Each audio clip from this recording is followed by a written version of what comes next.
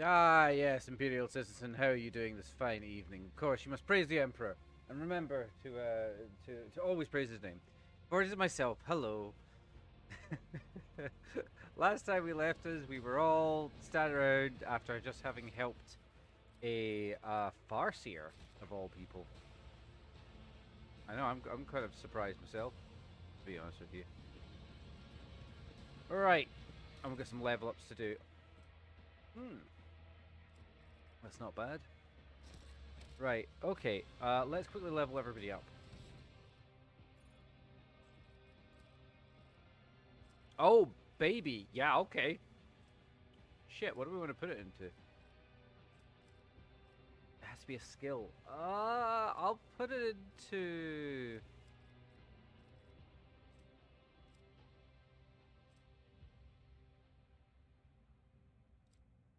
Do I have some sort of minus on me or something that's giving me all this minus? Because nothing's popping up. I'm not getting any minuses. Why is it minus 5? I don't understand. I do not understand. We will go for tech use. Oh, Christ. Spare magazine.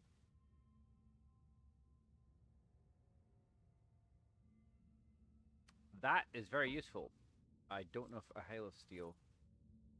+1 stacking dodge bonus against ranged attack for each shot they made. Ah! Yes. That is extremely useful. Alright, into Exemplar. Um, let's give your Karus. Let's make it a little bit tougher. Um, sure. Sure, why the fuck not?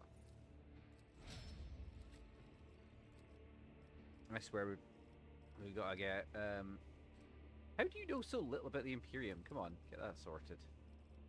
Ah, Litany of Hate, literally Litany of Purification. All enemies in the area of effect of War of Him or Furious Recital gain 1 stack of Disturbed. Enemies that are adjacent to the devotee gain +2 stacks of Disturbed as well. Instead, also all demons in the area of effect suffer damage equal to the momentum restored. Hell yes, I'm gonna this one. I already have it. Ha! Yes, we're taking the Litany of Purification. That is far too funny for me not to use. I'm really sorry I forgot to fix that, Hanuman. I'm sorry, Pascal. Don't hate me. Um, let's make your Karus a bit higher because you're gonna need it. Fires of the Forge, Distance of the Forge, Steel of the Forge, Pinnacle of Weaponry. Nope. I can't fix him now. It's fucked. It is what it is. I can't fix it at this point. I'm just trying to think if there's anything I can do here that would really help him. Hmm.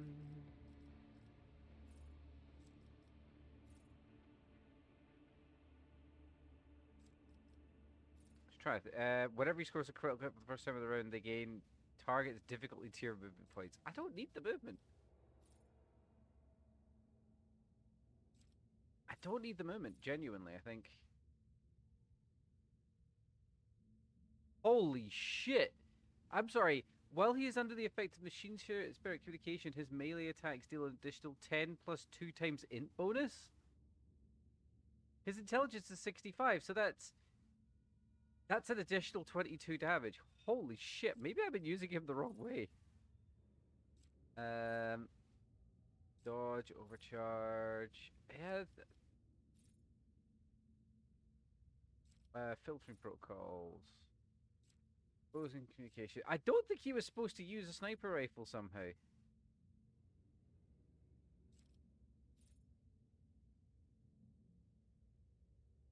There we go. Pascal gains 3 times int bonus. Int is 65, so that's 6. So that's 18, 18 to ballistic skill and um, 8.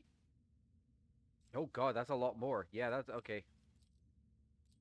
Whoa! Okay, so his ballistic skill jumped up to 88. I think he's okay. I think he's fine. Medicare, I think. Yes, no. What else we got here that we could really do here? Athletics would be funny, just so it's over 100. But we feel like what we might want to do is actually have. I think we might want to make him more medical, actually, just because it's useful. Better to die for the Emperor. Why? It's so fucking strong. Do not falter. All allies affected by brace for impact do not suffer the effect of melee superiority. In melee combat, targets surrounded, but nah, bollocks to that. Unflinching. Words of endurance. No. Undying resolve. Taunting opportunity. Taunting defense. Selfless resilience. Initially imprudent. These names are great. Protective ward. On your feet. I need force distraction, which I don't have. Covering bulwark. That could be useful. Perfect timing. All allies get off me. Any ranged weapon. Stronger together. All allies, excluding Xenos in the current party, gain 5 to the same as was chosen for humanity's finest. What? I don't know humanity's finest. No heresy. 10% crit chance and armor penetration. Yeah, I don't need him. He's not a knowledge monkey. There we go. Minus 200 to warp and the Xenos lore. Hello, big fluffy man. So what do we give the fluffy man? I don't know. I feel like we should probably boost his Carews because 80 doesn't seem high enough for a Space Marine, considering that Abelard's is over 100.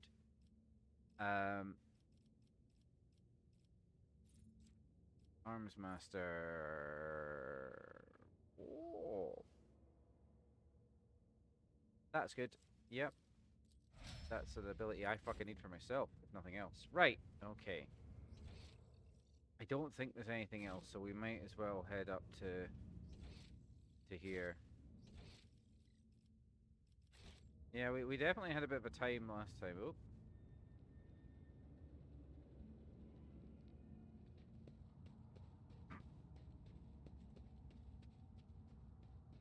Jesus Christ.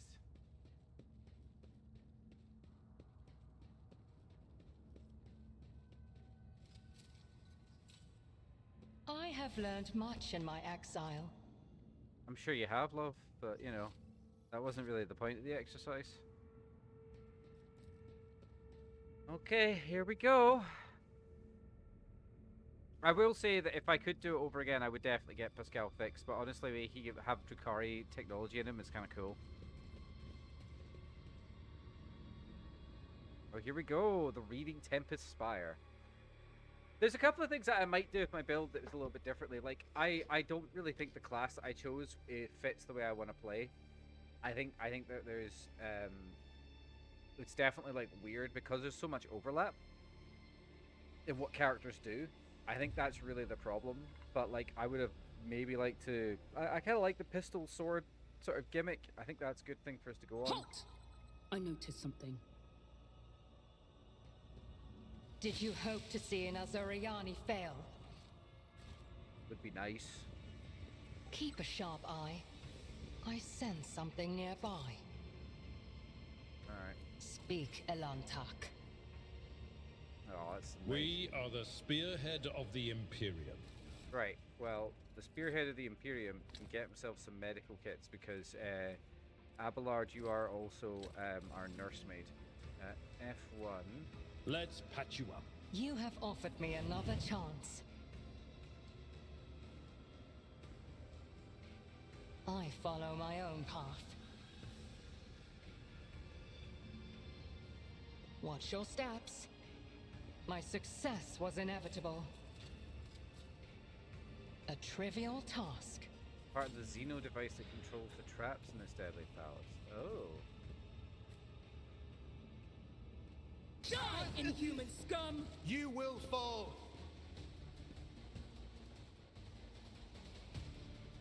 Abelard, I think you know what to do, son. Oh my god, he's too chunky. He's literally too chunky for this.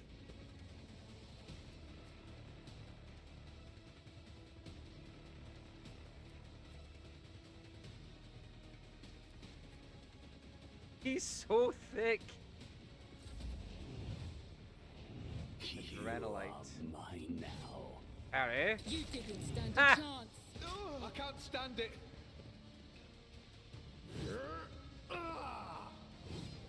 Dodge. Opposing Oh me wow. was your biggest mistake. I just blasted him in the face. Okay.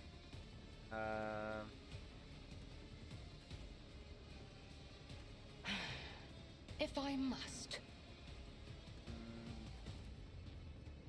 I am not your Xenos pet monkey. I hear you moving. No more. You ever feel like that's maybe a bit excessive there, your vet?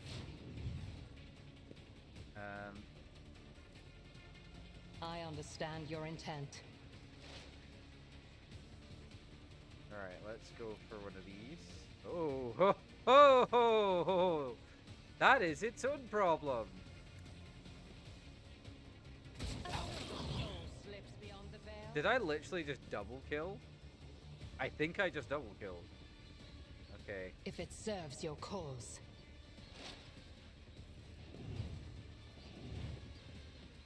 Painbringer. Oh, I don't like the sound of that. Parry!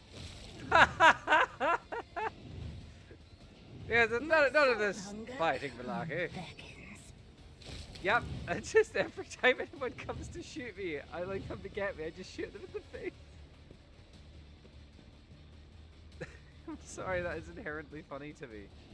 I'll make you howl. No, you would, buddy. Abelard, could just solve this problem if you would, please. It will be done. I took care of this one. I'd rather not. That's not the Seneschal's job. Okay, fine. We'll here we rule go. the stars themselves. Follow my lead. And slash. And move here. And slash. I will do my duty. Target well struck. Oh, you survived It for will be more done. than one attack. Your skill is lacking. Victory is imminent. There we go, much better. Now we will wander all the way. Holy shit, Abelard could move this fucking fast? Tried and tested tactics are the best ones. Abelard, I need to know your routine, buddy, because, like, your routine must be fucking At your hella. beck and call. Yeah, please attack this man in melee. Watch how well that goes for you. He has so many movement points. He is so fast. No, you're not getting any more turns. Bow to me. Brace yourself, Abelard. Inflict the pain. My artifice is unsurpassed. Ah, this way. Okay. So how about I just move here Our foes reek of cowardice. and then just Daka? Cubs play. Yeah, that works for me. Can I charge up to there? Wolves reign. I will cut wounds What out of the your bones. fuck? He is so ludicrously powerful. I challenge you, damn get. What's this one?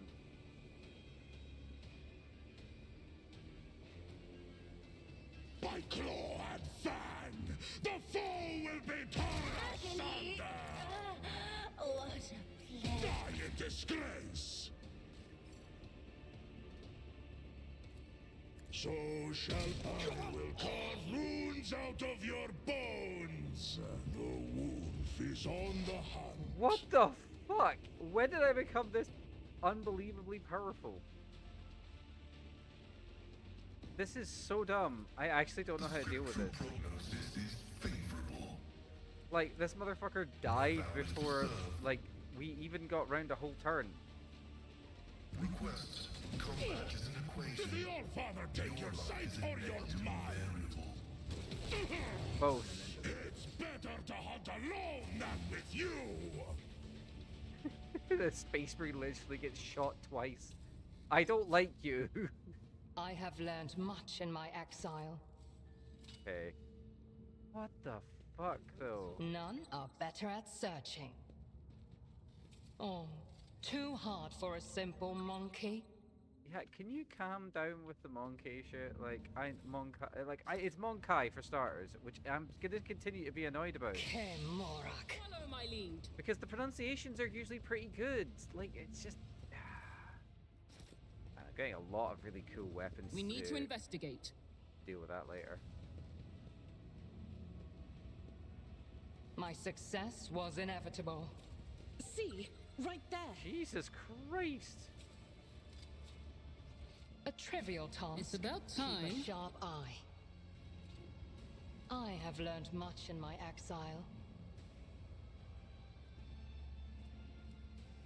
Look no further. F1. This wound will make a fine scar. I must. Thank you. Oh, you I'll could, lay you claim can to try the not to be stars. too pissed off about us Plus helping for you. my sharp senses. My success was inevitable. Watch your steps. You left the Novice Imperialis to serve the rogue trader. Do you ever regret it, Seneschal? No, I do not regret it in the least. Serving in the Imperial Navy is a fine thing to do. But it was only under Lady Theodora that I truly felt the significance of what I was doing. Nearby. Oh.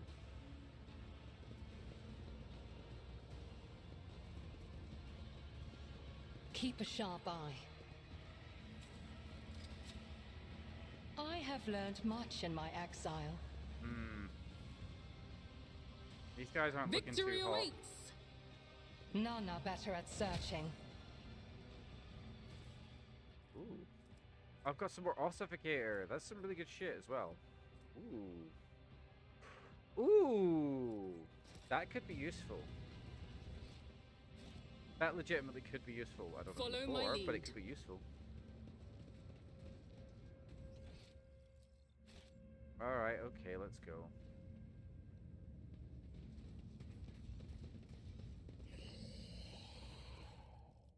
Okay.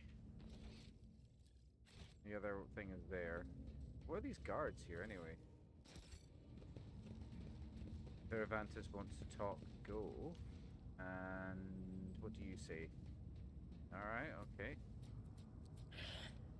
There he is. The homunculus looks up from the control panel and gazes at you with disdain from the other side of his impenetrable force screen. You survived, specimen.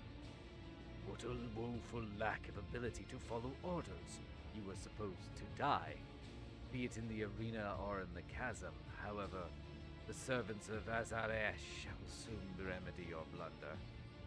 Hello, Francis. I have not missed you either. Specimen, as you might have noticed. Homunculus's limbs simultaneously gesture with a massive construct supporting the force field around him. This version of the stifler boasts the energy that bleeds in from beyond the veil, and any physical attempt to intrude upon its range. Your attempts at conversing is pointless. Simply continue on your way to your demise and do not disturb me. Ulfar's voice turns quiet and insinuating. A smile plays on his lips. Yes, you are safe for now. But as soon as you step out from behind this field, you will know in what shadowy corner will catch you, eh? Any step outside could mean your death. Then again, you will not come out. You might sit there for a day or two, a month, a year, forever, sitting and trembling. A small, frail inhuman trapped in a prison of his own toys and fear. Which of us is in a cage now? Devantis' face stiffens with a mask of contempt. But his working limbs begin to twitch nervously and his chest heaves with a mechanical creak as if he's suddenly running out of air. I'm going to examine the construct. The stifler is enormous and resembles the devices that you've seen before.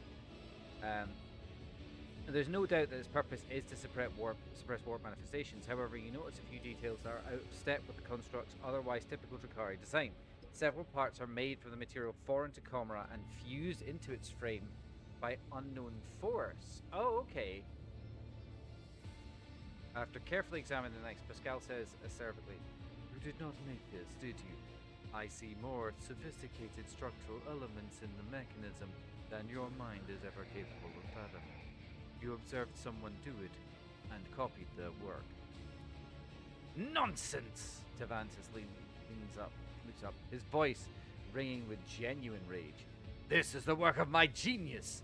The initial data was just a resource transformed into a masterpiece by the brilliance of my mind!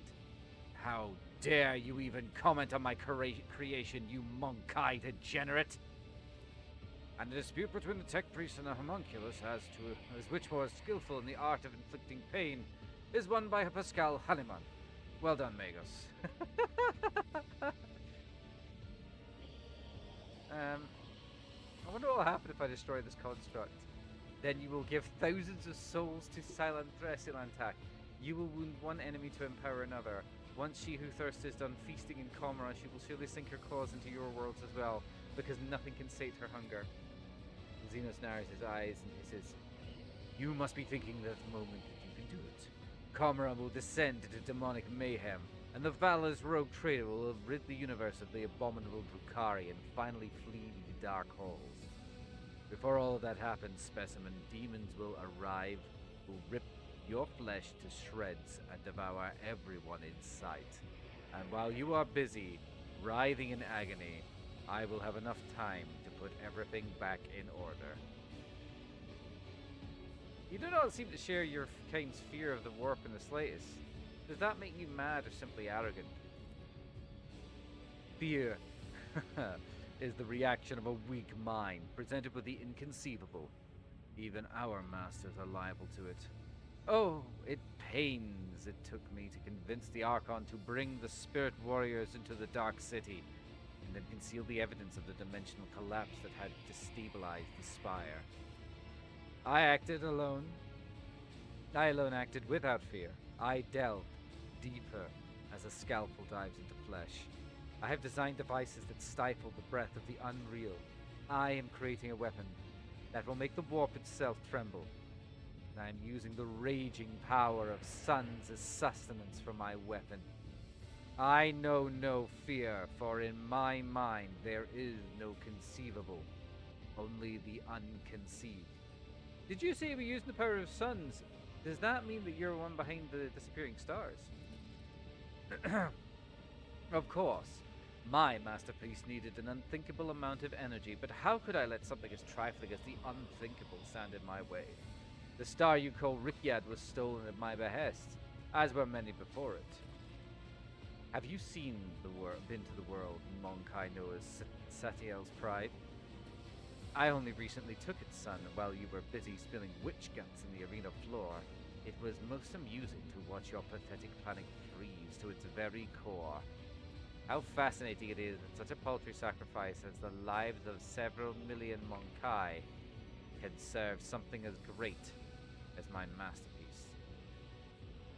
I see, I have other questions to ask. So while I'm here, you didn't happen to have any special equipment reserves left? No, Monkai. No more handouts. So why are you hiding behind the force field, Cervantes? Are you afraid of me? You think highly of yourself, Specimen, but make no mistake. That will not make me deem you a worthy opponent. Well, I guess until our next meeting, Cervantes, because I can't blow this up without punching a hole in the universe that would be bad for everything. But I now know who's responsible for the disappearing suns. So until our next meeting, Cervantes, it will be your last. Farewell, Monkai. There's not a huge amount I can do here. If I blow this up, it's going to cause more demonic problems than anything else. So, like, I guess that's us done? Bit of a weird anticlimax, but I can't really do anything to him. He's inside a force field that if I blow up, rips a hole in the warp. That's bad. I would want to kill him, but he's put himself in a situation where I can't. Like, there's nothing for me to do. So we'll see what else we have to do. I'm not sure. I was hoping your vet will, like, start some shit.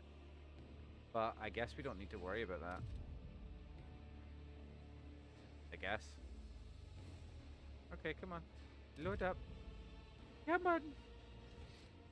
Yep, just... I guess we have to leave. But now we know who's doing it, so that's something.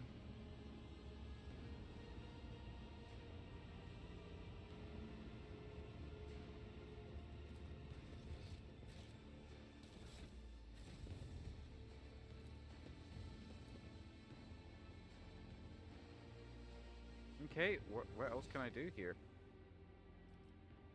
Is there anything left for me to do? No? Okay, I guess... A new challenge for me. I have to figure out what the fuck else I'm supposed to do. I wanted to close the gate, but I don't really know how that's possible. Okay.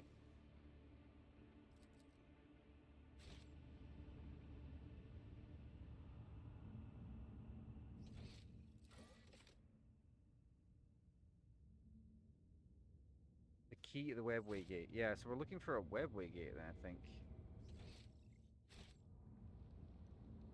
That's not key to a webway gate. Oh, we found the key to the webway gate, rather. We need to find the webway gate.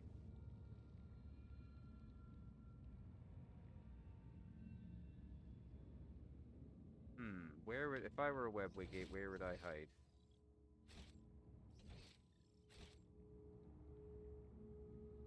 No.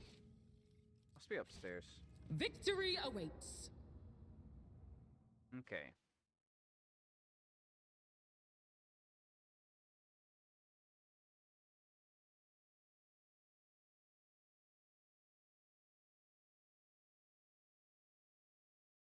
I suppose if we can just if we can get into the webway wherever it is, then that'll be a lot easier.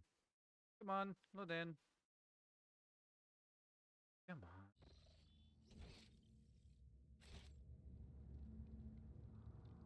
See if this leads to anything.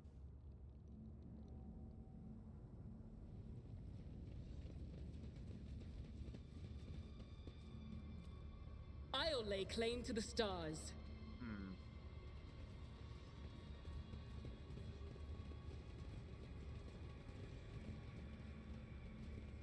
Trying to find if there's like anything else I can None activate. Or... shall stand in my way. Come on, nothing on the outside that I can do They here. say a little bit of humility never hurt anyone.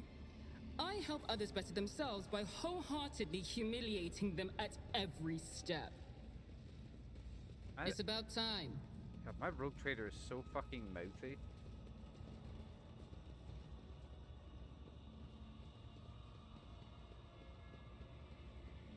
A new challenge for me.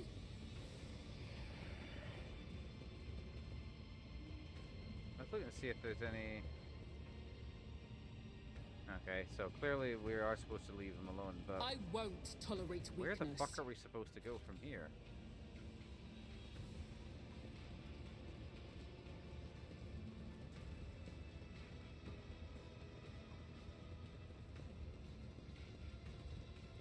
Activate the platform. There we go.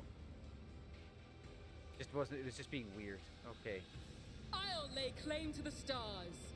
Just being weird. Alright.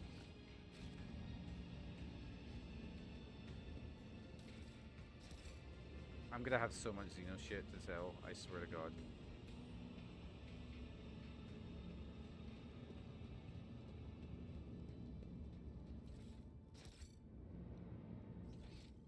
Follow my lead.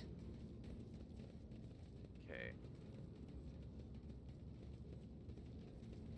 Trying to see if there's anything else that's lootable, legally acquirable. Victory awaits. Yeah, nothing appears to be over there. That's a webway gate. Some incubi. Oh, look who it is.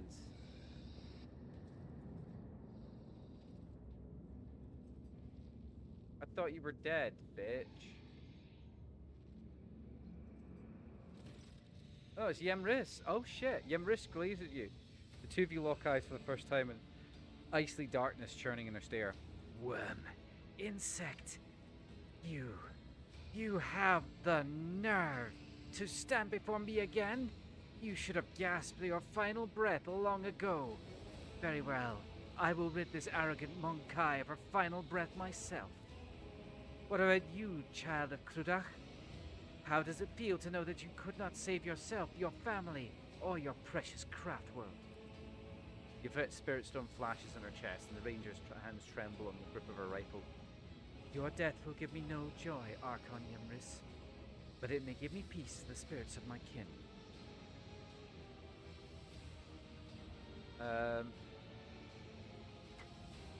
Let's see. What you did to the... What you did... what did you need the Farseers for? Why take such a risk? So be it.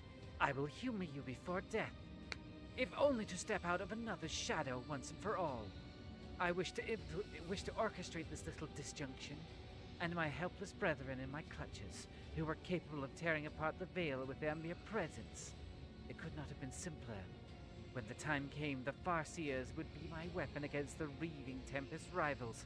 Under coat of the Cataclysm, my blades would behead all those who stood in the way of my ascent. This is eerily familiar of how Vect once solved a problem. He set demons on Commorragh, and then while that was going on, had a whole bunch of assassins kill all these, like, all of his rivals.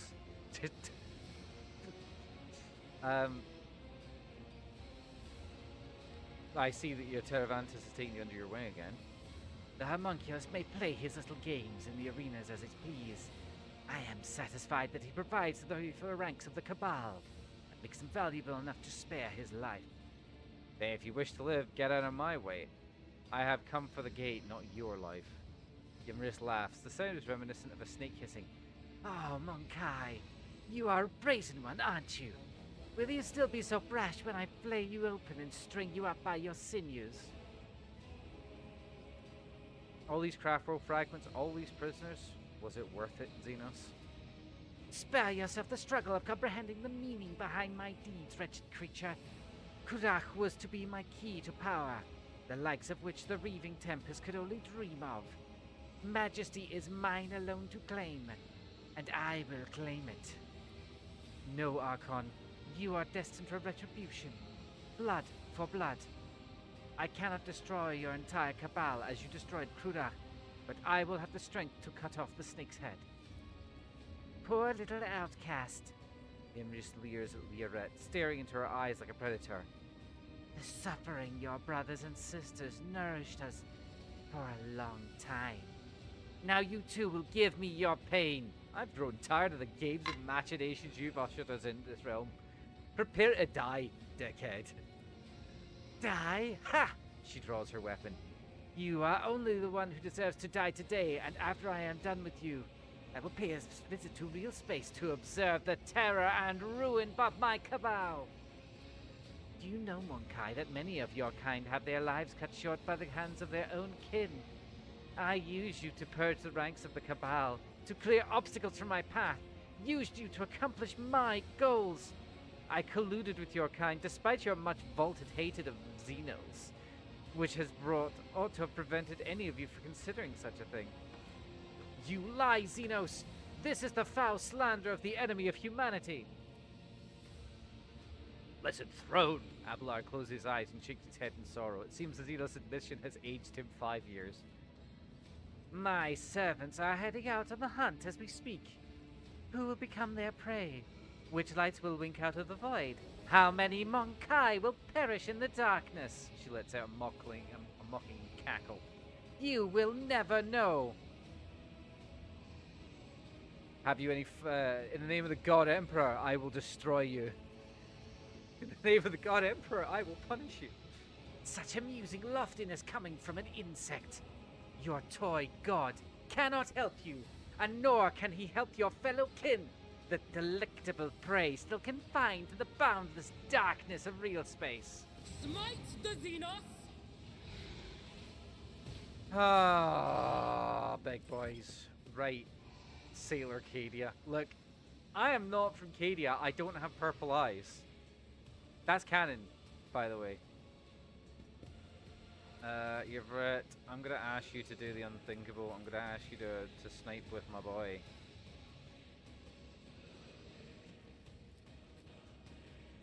He's just so fucking chonky. He is just that fucking massive. I love the bit. Hang on. We'll put you here actually and put me right at the front. No fucks to be given. Oh shit, she's fast. You my Caramite hide is strong. Ceramite, spelled with a C, not a K. Right.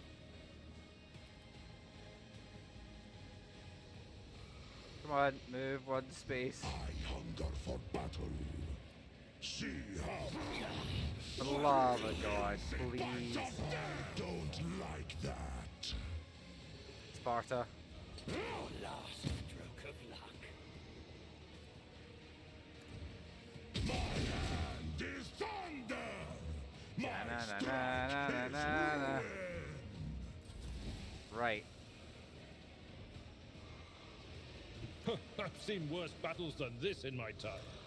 Grey hair, sure hand. What? Why can't you attack? Someone else can do this. Fine. Indeed. Okay. The fuck? I will do my duty. Okay.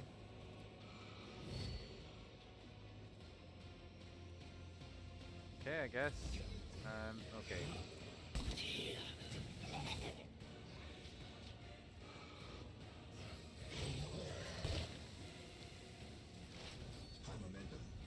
Yes, if you would please. Hang on.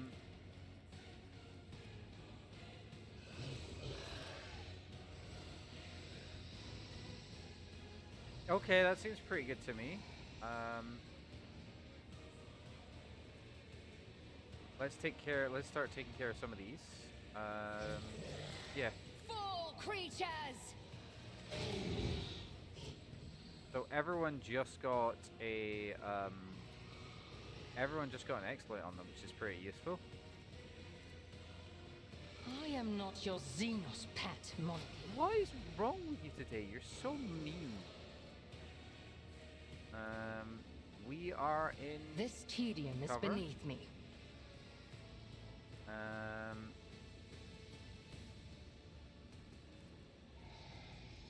I hate the fact that like I will not. oh, I have to do it with this guy. This. No. I want to do it the side down there. Let's just. If I must. Okay, and then we'll try an attack like this. I understand your intent. Miss? Fuck you doing missing? If it serves your cause. Okay, I may have buffed it quite a bit. This tedium is beneath me. Right, okay. You will pay for this in blood. Parry stab. Ow. Let them tremble. Parry. I Parry? bring Parry. agony. It's nothing. Argenta.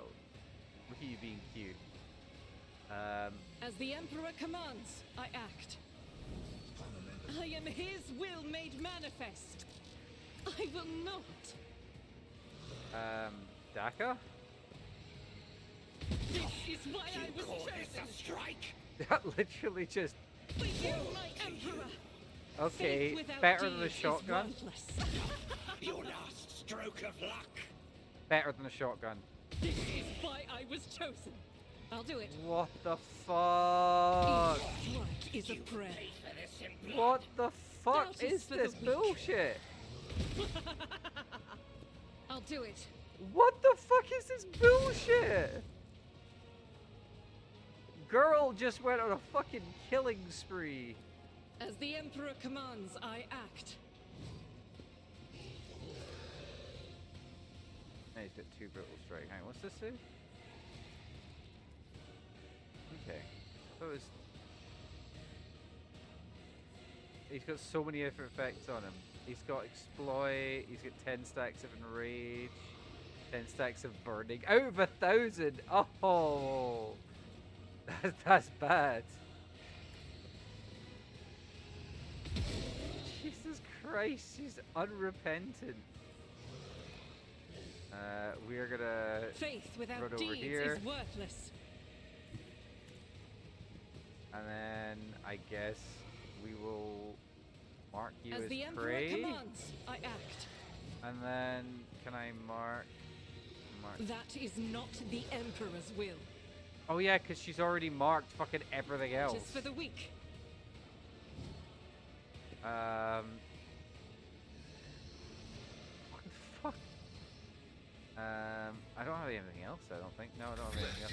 Weak, yet iron knows no pain. Flesh is weak. Yeah, iron knows no pain. God damn, that's so fucking cool. Right, well you're getting taken care of by your Rhett, so that shouldn't be a problem. Holy shit, you have 12 movement points? Motherfucker can walk. He's got such long range.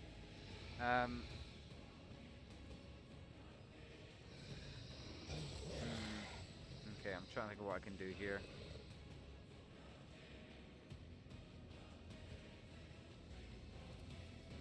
The Omnissiah knows all, comprehends all.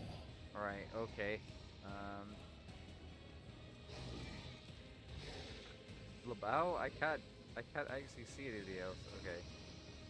Let's try this. Binary override. Oh, this one, isn't it? Yeah, it's this one. Kabam! Spiritual prognosis is favorable. I venerate you, machine spirits. Are you... Is he actually?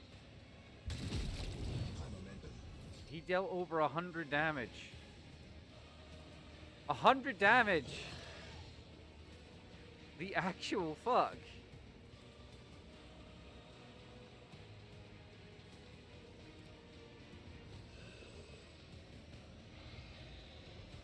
What? Why can't I do that one?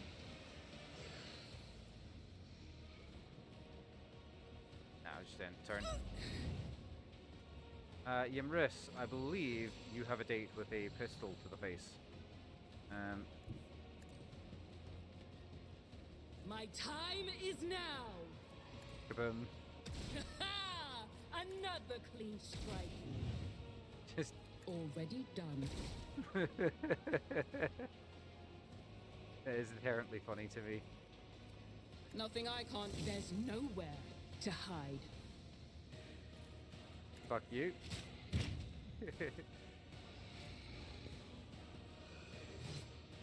Target well struck. I'm on the Abelard. It was still my fucking go, and she got a free, All too easy. she got a free fucking slap. The fuck? Nothing I can't do.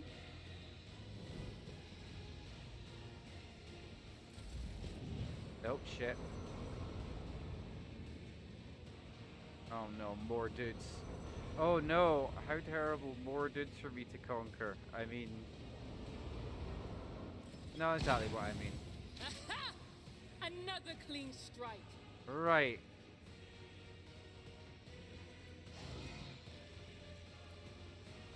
Hang on. Actually, can I just charge that? Oh, it's because of the fucking spaces. I can't actually move out of there. Right, okay.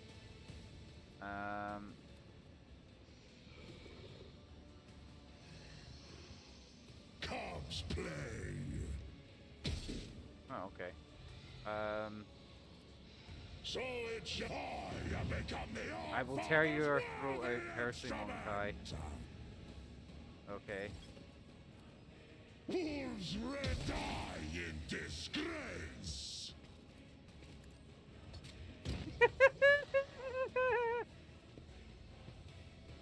No, that's inherently fucking funny to me. I'm sorry, that is inherently The fucking funny. fame-hungry come. I've suffered worse. A tactically sound approach. I'm gonna let me deal with it. At your beck and call. Ah, an exemplary strike. I'm not interested. What? It will be done. Vic, one fewer target. Alright, okay, I guess. I will do my duty. Commorragh. Fortune favors the swift. 104 damage. Are you fucking joking? Like, Hear you moving, no more. oh boy. Okay. If I must, I deal death Double with my kill. hands.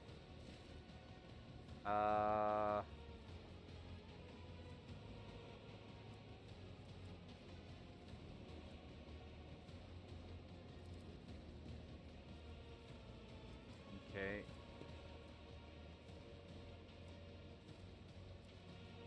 Nope. I can just do this. So I'm actually gonna mark this I guy. am not your Xenos pet monkey. If he's even alive next turn. Reading damage to all. Quick, quick! Yeah! Right. Let's start off by killing some problems. I'll do it. Eradicated. Because it doesn't matter about the range now. What's for the rest of the thing?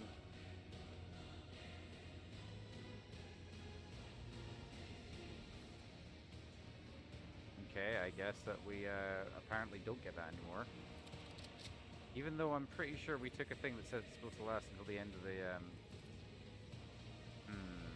okay. As the Emperor commands, I act. This is why I was chosen. Right.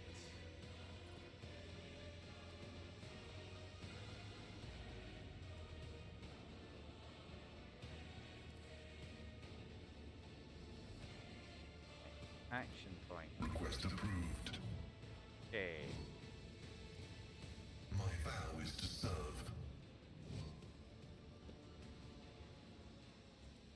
Right, who else can I see here?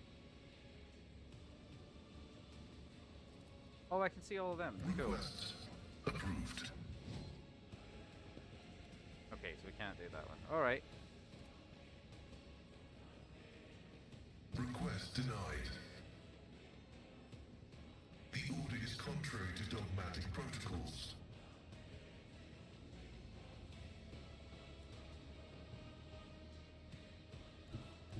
Heavy is the tread of his faithful.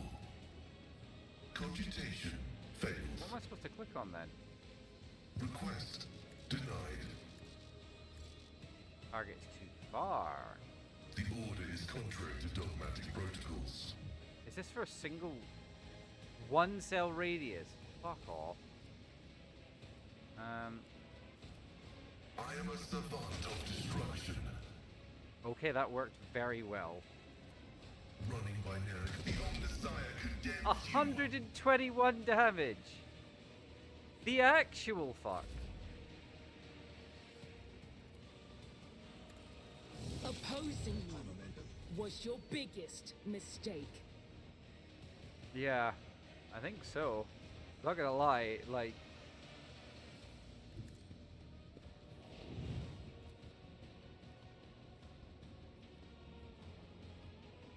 Not a problem for me. You didn't stand a chance. Yeah, you got absolutely gubbed, mate.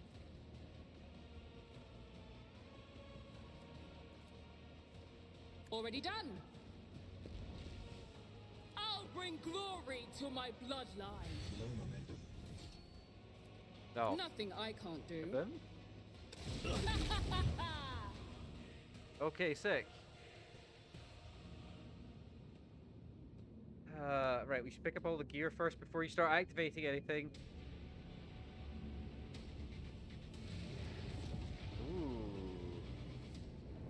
Right, let's get all the gear first. What? Did they not leave anything behind? I was gonna say. Ooh, shadowy field. They're gonna combat wherever the wheels. Oh, that's so good. Yes, we'll be taking that.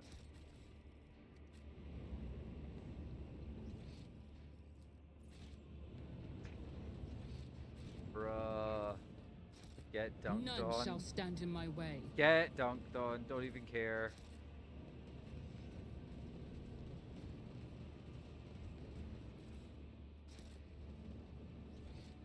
Alright, okay. Let's level everyone up, and then we'll I go through the won't portal. We tolerate have no idea where weakness. we're going, by the way. We could have ended up anywhere. Ballistics. Yeah, ballistic skill. I could up my weapon skill. But I would like to up my weapon skill.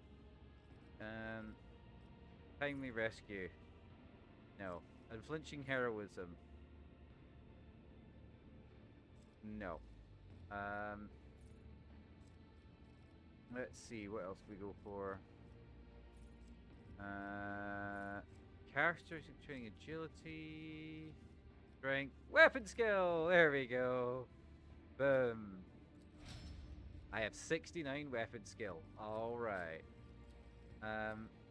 Ballistic skill puts you to 100. We'll go for I don't know. We've trained ballistic and weapon skill. Okay, combat master. No melee series. Dueling mastery. 15 bullets parry. I gave her las weapon expert? What the fuck is wrong with me? Overpower. Heavy weapon proficiency. I kind of want to give her heavy weapon proficiency now.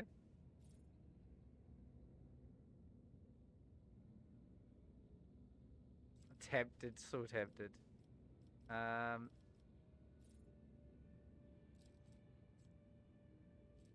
Okay. Yeah, you know what? That sounds like a good idea. Let's just go for that one. Argenta, what should we get for you, darling? Ballistic skill is no longer needed. As long as you are using a bolt weapon, it is no longer needed because of that stupid item. So we're going to increase your weapon skill. Which sounds weird, but it makes sense when you're like, oh, you realize she auto hits on all single targets. Melee, flame, and melt attacks against demons and psychers gain additional damage. And armor penetration. Such attacks against Xenos deal additional 4 damage. Yeah, you know what? That's pretty good. Boom. Damage dealer. Here we go. Okay. Let's up your ballistic skill, buddy.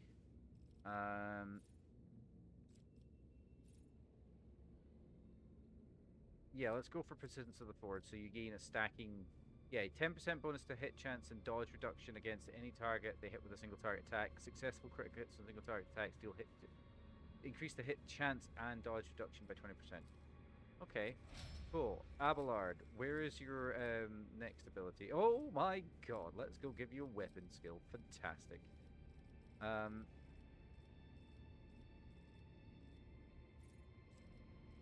I give him Drakari weapon proficiency? Must feature... He needs to have lower Xenos. Okay, well let's give him lower Xenos. I kind of want to make him awesome. He has power armor proficiency. Lower Xenos. There we go. And next level we can give him Drakari weapon proficiency. Let's increase your ballistic skill. There we go. Can I give you weapon proficiency in Drakari weapons? No. No, I cannot. Can I give you proficiency in Eldari weapons?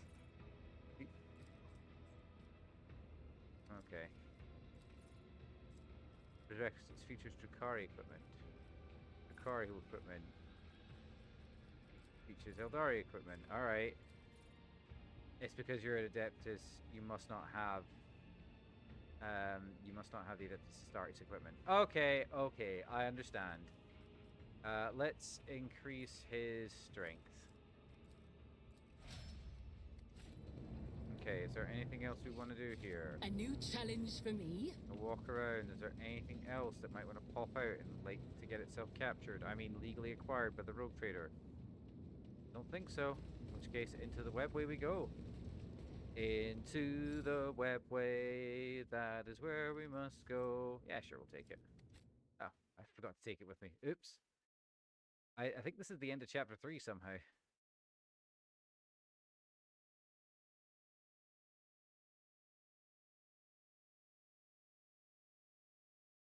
Come on. There we are. Where do we reappear? With the physical horrors of Commorragh behind them, a long and arduous journey possible only with the help of a Xenos guide lay ahead for the rogue trader and her party. From one strange destination to the next, through unknowable environments, the mere sight of which could drive one to madness.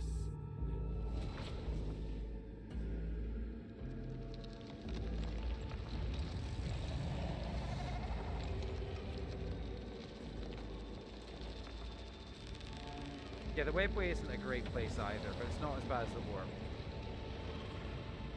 Where do we reappear? That's the question I want to know. Despite the challenges, they managed to escape the labyrinthian webway and find their way back home.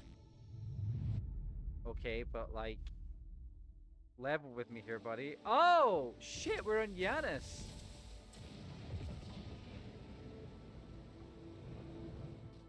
We're in Yanis. Old man, a pearly shaved commoner with orange overalls eyes you with suspicion. He's clutching an autogun and looks all careless, reload away from falling apart. The old man narrows his eyes and inquires, "Oi, who are you lot? You're not bandits, are you?"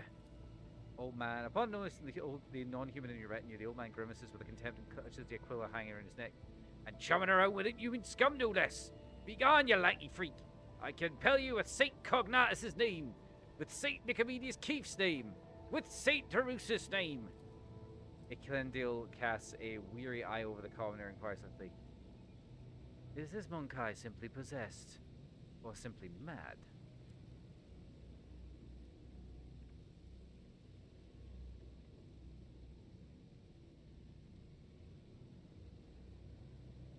"I am the mistress of this planet, Isle of Valentius, and I require something of you." "A blessed throne, you're joshing me! A ladyship, in these here backwoods! What an honour! What an old honour this is!" The man drops to his knees and tries his best to hide his travesty of a firearm, pretending like he wasn't pointing it at your chest a moment ago. "I'm just low-born, humble man. I've only seen your lustrous visage in the holy icons in the temples of the capital." "I need a shuttle and means of contacting Astropath Acquire so I can summon my void ship here." "In a jiffy, your ladyship. Please be welcome on our flying ferry. It's right over yonder in the bush. It's also where our expedition's Vox Wizard is staying." "Will your captain offer protection? I do not wish to be changing one prison for another." "Will that there chatty mug be flying to the capital with your ladyship? He's got an awful big mouth. Looks like trouble." "Kill the Farseer. This one he's no more used to be." "Yes, the Xenos is coming with me as my guest." "Oh, this won't end well with the guests like those. Better grab them by the floppers into the pyre. Burn them right quick." Oh my god, he literally just advocated for throwing the Eldar into a fucking fire. Meanwhile, the Farseer is like, "I have had way too much to deal with for this shit." I hope the audio balance is good for everyone, by the way. I've still been tweaking it and trying to get it right. But yes, we head back to the capital by the looks of things, and then onto the void ship bridge thereafter.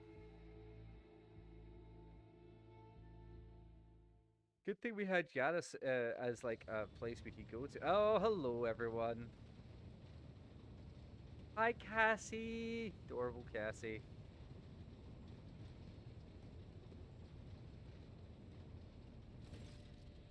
Oh, well, the high-ranking officers beam with genuine happiness. Danrock steps forward and solemnly says, "Welcome to the bridge, Lord Captain. Like the rest of the crew, we are overjoyed by our return, and thank the Emperor for it."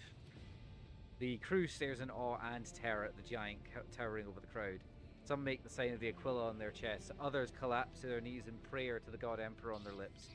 This wave of pious shock doesn't seem to decompose Old Fire in the slightest. He just chuckles into his beard and glances around curiously. Henrix von Calix approaches you. He's not looking his best. It seems he has not slept in quite a while. Oh no, his mummy issues. "Lord Captain, allow me to express how glad I am that you have rejoined us alive and unharmed." He stops, then his facade of sang-froid cracks as he gives you another look that's full of turmoil. I would prefer to meet with you in person after the briefing. I have questions. Cherie, in light of my eyes, I am overjoyed to see you among us once more. Truly the Exalted One is merciful for showing you the way back home. I hope all the Ashmags who left us to languish without our Lord Captain have already become food for the demons of the warp. Jai twirls a lock of her hair around her finger and sends a fire gaze your way, which will immediately hide beneath her lowered ashes. I do hope we will get a chance to have more of a conversation in private very soon. For now, however, I dare not steal any more of the rogue trader's precious time. First off, how do you know about my induction? Oh, bloody hell. Where was my ship all this time?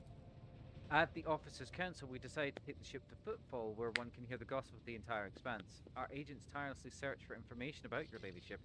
We had even heard a whisper of where you were imprisoned. We would have immediately launched a rescue expedition. While you were away, Lord Captain, we took every effort to find you. That resulted in a number of modifications to the ship that have significantly upgraded it. Thanks to the favorable deal you made with the High Factotum, the ship is now equipped with the state-of-the-art auger systems and directions finders from Kiavagama. Shit, yeah!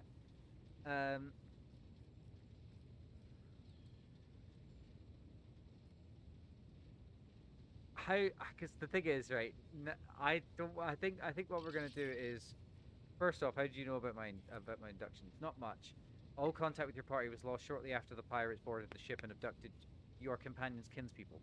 We immediately sent shuttle and boarding parties to your aid, but we couldn't find anyone save the crew, who had all either been butchered or driven insane. Henry's gaze focused on Yolette, his eyes burned with undisguised hatred at a promise. Yolette's expression is inscrutable, but her eyes have turned to you and only you. Since your ladyship's body was never recovered, we hope to get her you were still alive. Alas, even our most alert organ operators never spotted anything suspicious, and thus our ignominious failure to put you in dire peril. Henrik's gaze, tense and almost desperate, is focused on you, but he says nothing, for now at least. Dare we inquire what happened to your ladyship?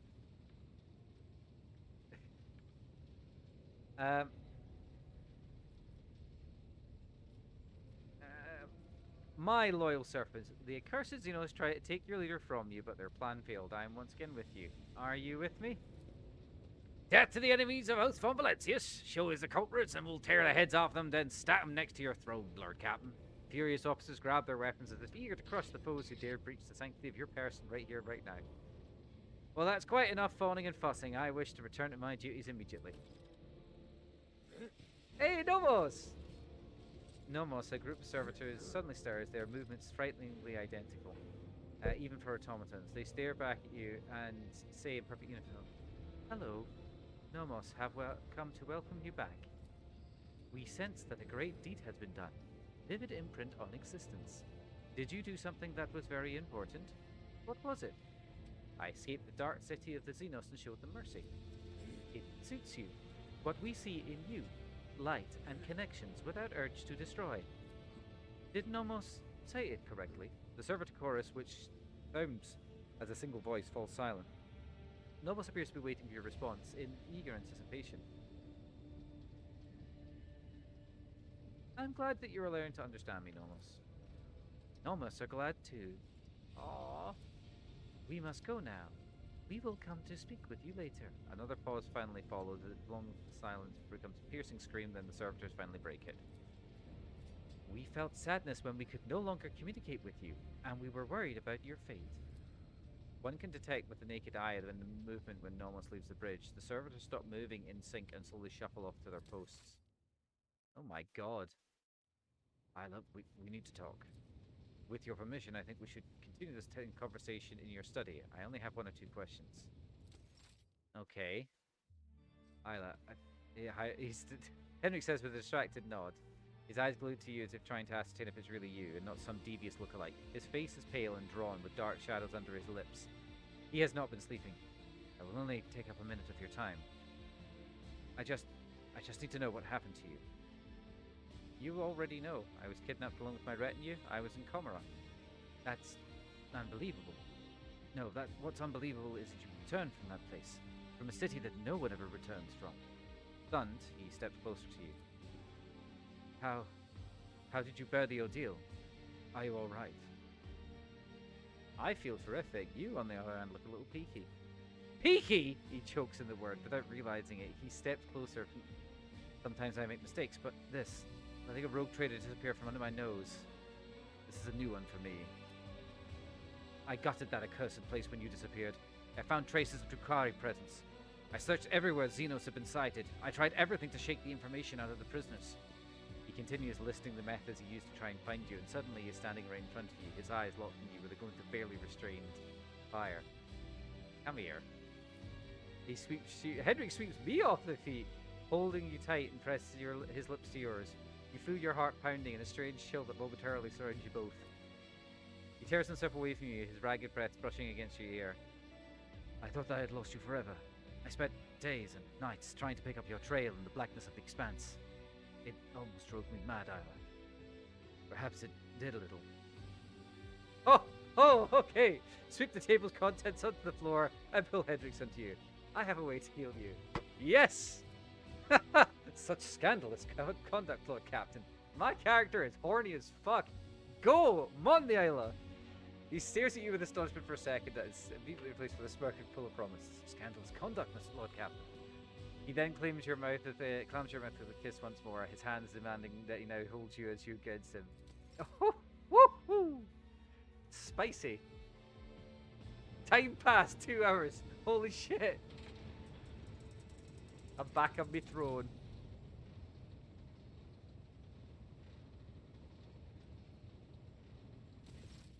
Your Ladyship, I must report highly compromising information about the member of your retinue, namely Mistress Ye Hitari, who turns out is nothing of the sort but a commoner, a fugitive from the law, and a deserter from the Imperial Guard, and I have solid evidence to prove it.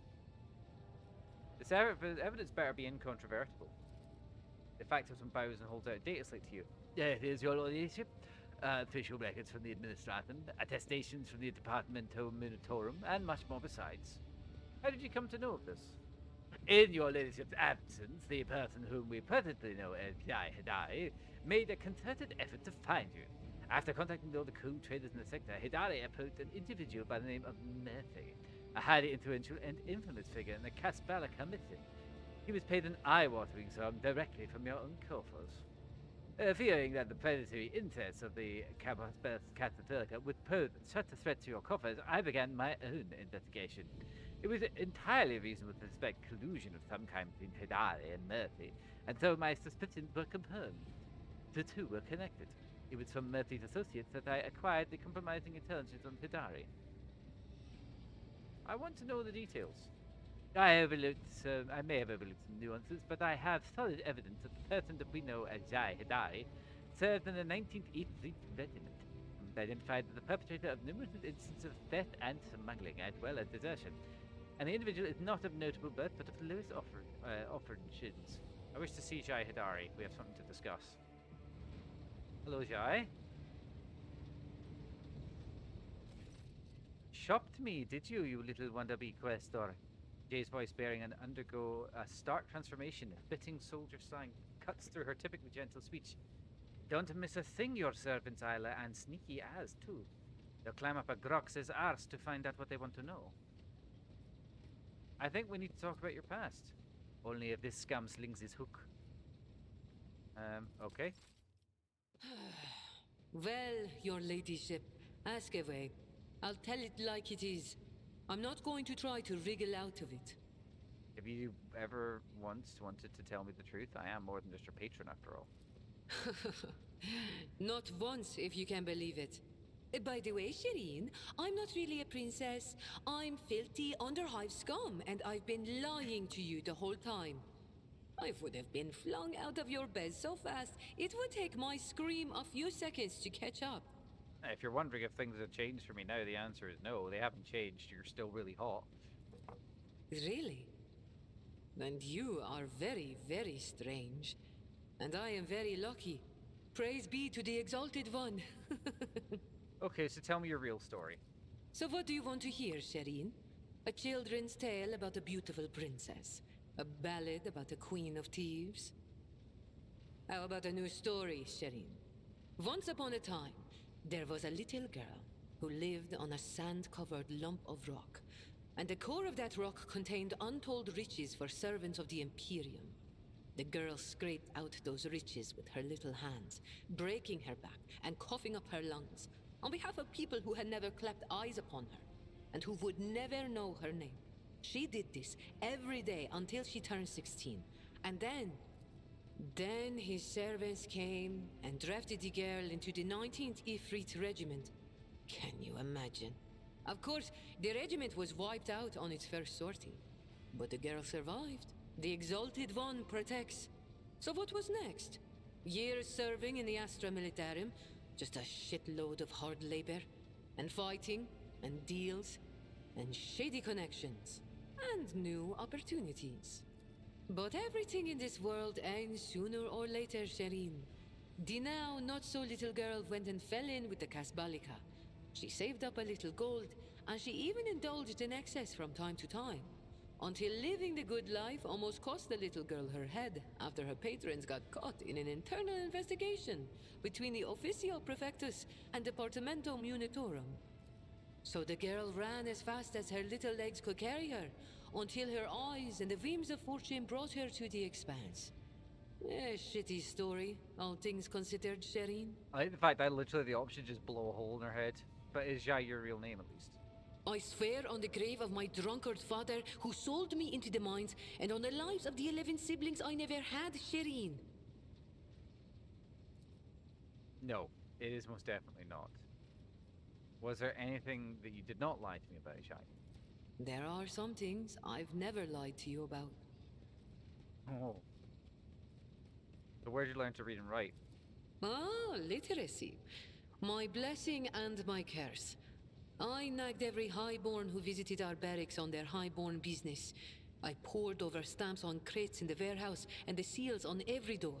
Watched the commanders do paperwork and volunteered to help. That's how I learned, one step at a time. And then literacy became my ticket to a comfortable life. So what, you used to be in the guard? Corporal Haydari reporting for duty, ma'am. I've had enough of the Astra Militarum shit to last a lifetime, Shireen. And my body's collected enough souvenirs from run-ins with Xenos and heretics to last 2 lifetimes.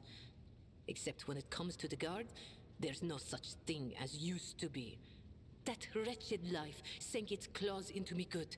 But that also means I remember what it's like to be a small, shaking, insignificant pawn.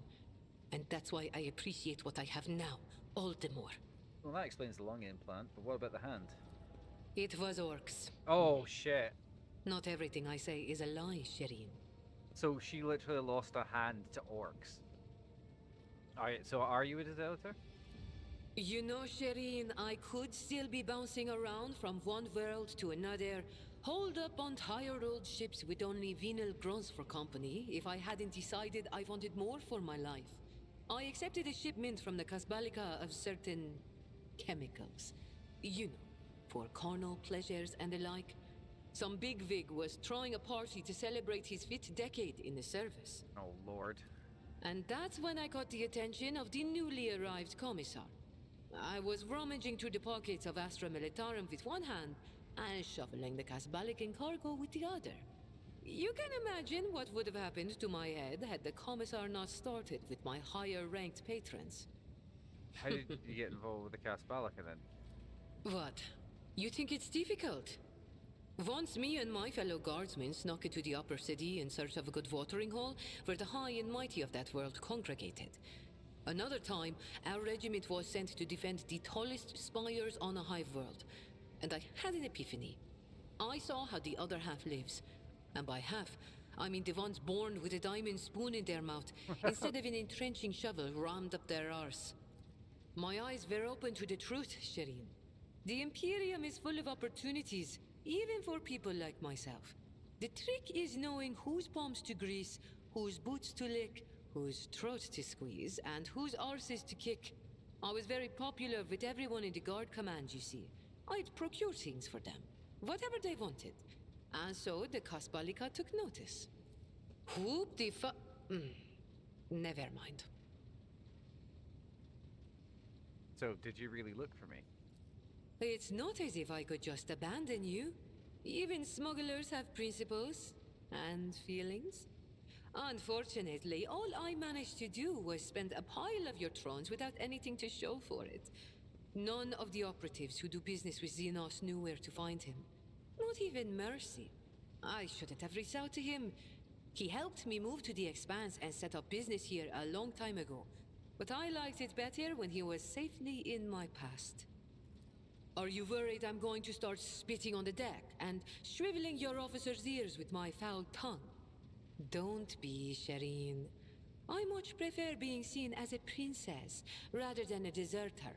I'll continue to play the part in front of the others, but you wanted to talk frankly, so I've dropped the act. I think we'll have everything covered. Return to your duties. Sir, yes, sir. Your ladyship, Shireen. I'll be here, all primed and ready to go. Jay's lips curve into a faint smile that the seal of silence that's shackled them for years has been finally broken. Now then, Lord Captain, shall we get to business? I have a number of items to go over. The Expanse is in flames. Your ship squadrons of smaller, despicable Drukhai raid our system. The cult of the Final Dawn has emerged in full force, wreaking havoc everywhere. We've heard rumors of the fall of Santiel's pride, House Cordo's world, an outrageous sacrilege given how abundant and expensive Prometheum is there. Strife has broken out between House Winterscale and House Corda. Chaos reigns everywhere. Only esteemed Lord Inquisitor was trying to fight it, concentrating all available forces at footfall to tighten them into a fist, smashing into rampaging heretics and Xenos vermin. What kind of Xenos are attacking the Expanse? Drukhai, your ladyship. Their squadrons, both large and small, are invading the Expanse, unleashing carnage on planets, taking captives by the thousands, and attacking ships. It is as if something had poked their nest, if you will, and now they are lashing out. So Xavier Calcazar has led the defense. Exactly. The esteemed Lord Inquisitor Calcazar declared himself commandant of the Coriolis Expanse and issued orders for requisition troops. He made footfall his base of operations, as it was the most logistically convenient point. From here, his fleet strikes throughout the Expanse, destroying the course of the cult of the Final Dawn and the dominant Drukhari. He may be all that currently stands in the way of the Expanse being turned to ashes. When the heretics laid siege to Euphrates II, a hallowed fort of Cognis's fleet, the Lord Command Inquisitor set an enormous fort. Now they had the exploiter squadrons recalled from the front lines and stand together against the heretics in the battle for the sacred planet. It fares the words of my dynasty. The heretics' malicious acts make it difficult to maintain astropathic contact with colonies. The cult of the Final Dawn strikes are everywhere. Their sleeper agents are everywhere and active on every planet. On Vabos 6, a mutiny was crushed after newly arrived prisoners succumbed to blasphemous propaganda. Other worlds did not stand firm in the onslaught of the enemy's humanity and do not succumb to their pernicious influence. What's this problem between Incendi and Caligos? When the esteemed Lord Inquisitor called upon the rogue traders to join his forces, her ladyship Incendia Corda heeded the summons, while his ladyship Caligos Winterscale ignored it. Rumor has it that the refusal was defiant in manner and served as the pretext for Lady Corda to declare war on House Winterscale. Winterscale ships are being hunted and his world occupied under the pretense of compelling him to submit to the Imperial Creed. Surprisingly, for all of his love of fighting, Winterscale is in no hurry to defend his domain. According to the intercepted astropathic messages, he and his retinue are apparently on Quetzaltema hunting down a Xenos fleet. They'll die by all appearances. Is there anything else I should know? There have been other minor developments. If you so wish, I shall bring you up to speed on bridge, but I would not take any time away from this occasion. Thank you. Report received.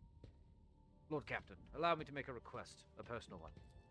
While you were away, Zachary Weiss received an astropathic message from Dargodas. It concerns my family. The Viserians have been accused of betraying House von Valencius. What is that possible? I cannot comprehend it. The Viserians have served the rogue trader dynasty loyally for generations. This is hard to admit, but I'm simply crushed by the news. The accusations were leveled by or on behalf of the Drivestones, the Governor family. Under normal circumstances, an investigation would not have required your involvement. My entire family would have been... but being of noble stock, the Viserians are entitled to an ancient custom to petition for a rogue trader's personal protection once a generation. Your personal protection, Lord Captain. Do not deny its dishonor, I implore you.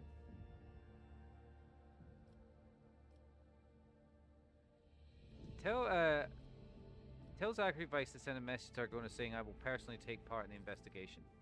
Will do, Lord Captain. Yeah, we're not having the Viserion. Oh, hello, Jai. Exalted one, bless the house of Von Valencius for your largesse of spirit, Shireen, and thank you for deigning to speak with me.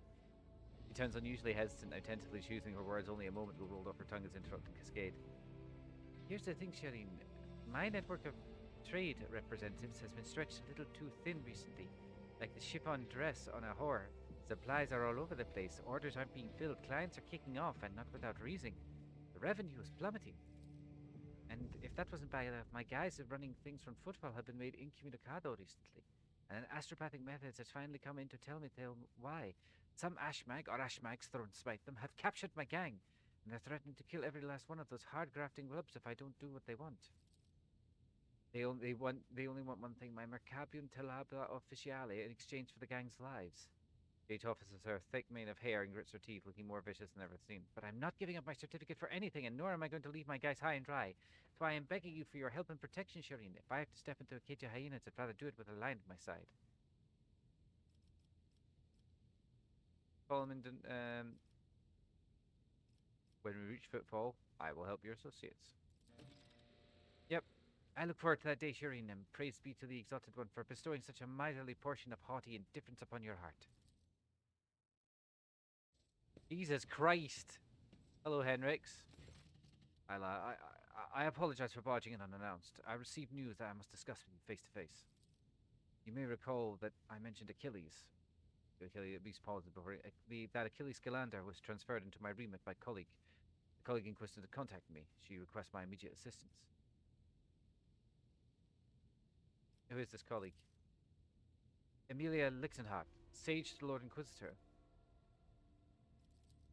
Amelia's message is incomplete and distorted. It's impossible to make every sense of the word. The only thing we know is for certain is the Acolyte of the Inquisition is asking me to go immediately to Phaton 4, a remote planet. In her message, it seems to be requesting either military support or help with an evacuation. Whatever specifically the request, Emelina would not make it if it weren't absolutely necessary.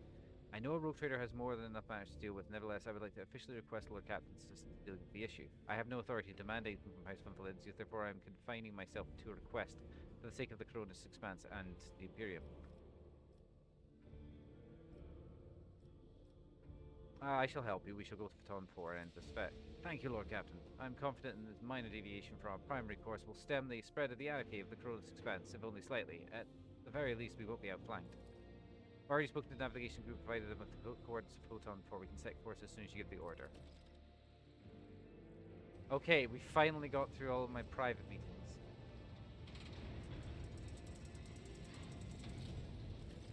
Enough, Xenos. Justice will be done, one way or another. Slither all you like, heretic spawn, but you will never leave this ship unscathed. The bridge is enveloped in an unusual silence. The officers on duty are huddling in the corners, looking curiously at what will transpire in the center.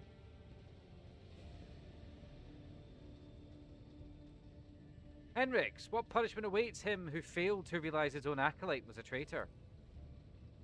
Upon hearing your words, the interrogator stiffens and grits his teeth in anger. Achilles died after receiving due punishment, even if it was not at the hands of the Inquisition. I will hear no more about it. Catching a sight of you, the crew members dash about their posts, leaving only senior officers in the middle of the bridge. For how long are you going to tolerate this filth on your ship, Isla? This foul traitor has already dragged you into the darkness once, and who almost left your protectorate without its sovereign. Rogue trader, has the Eldari's heresy clouded your judgment? Treachery always means death, either for the traitor or the one betrayed. You almost died in Commorragh. Your retinue. You know what became of them. Is it not high time that justice was done? Those present nod wordlessly but do not interfere. Now is a fine spectacle. The inhuman gets what she deserves. Let us all watch and laugh. Yorette does not react to the curses being slung at her. What an interpretable expression. She watched for the crew before her. Oh my god, there's 3 execution options. Why can't I just have Rob and slap her?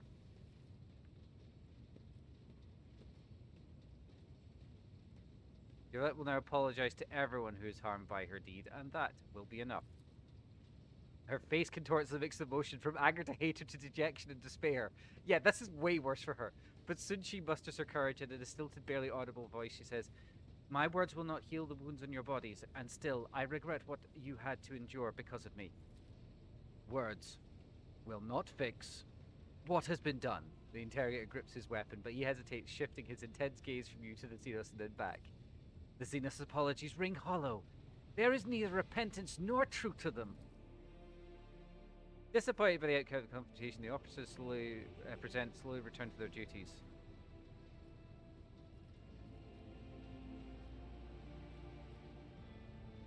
Are you alright? Yolette shrugs. Your Monkai have had it worse. I will live, and the wounds of my soul will eventually heal. They will live too, but their souls will forever bleed painful memories. They will forgive you. Not all of them and not right away, but they will. Stop it. You cannot believe that, Ilantach. I do not need words of comfort. The words of these Monkai do not touch my soul. Only your thoughts matter. Yours and mine. It is time to get back to work. Until we meet again, Ilantach, may darkness scatter into a myriad of new stars before you. I'm gonna go speak to her and see what she says now, because, like, I love the fact that everyone's like, kill her. And I'm like, nope. Not gonna do it. He was misled. I don't think that's... The Dark City released us from its thorny embrace. The wounds of the body will heal. But what about the wounds of the soul? Commorragh fell, and its demise shattered the fragile lives of countless children of Assyrian. Scattered across this part of the galaxy, hounded by the monkey, pursued by the Dark Cousins, imprisoned by the servants of She Who Thirsts. Hatred is strangling me like a snake, and fear is coursing through my body like a burning poison. For the path I chose is leading me down the roads of failure. I can neither hold back my grief nor rein in my anger. And yet, I am powerless to stray from my path.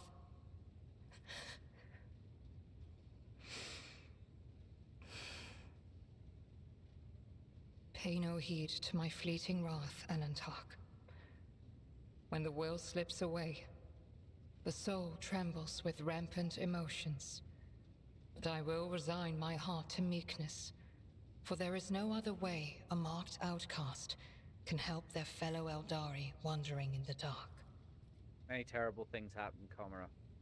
Are you alright? I found myself in the Dark City after following the twisted roads of truth and lies.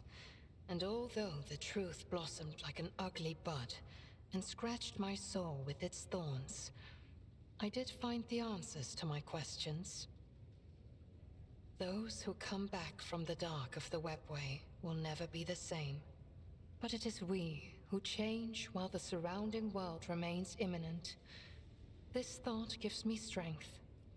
What happened to your seer buddy? As soon as Eklendil gathers his strength, he will depart the Lilithon through the webway gate. Do not ask where his path takes him.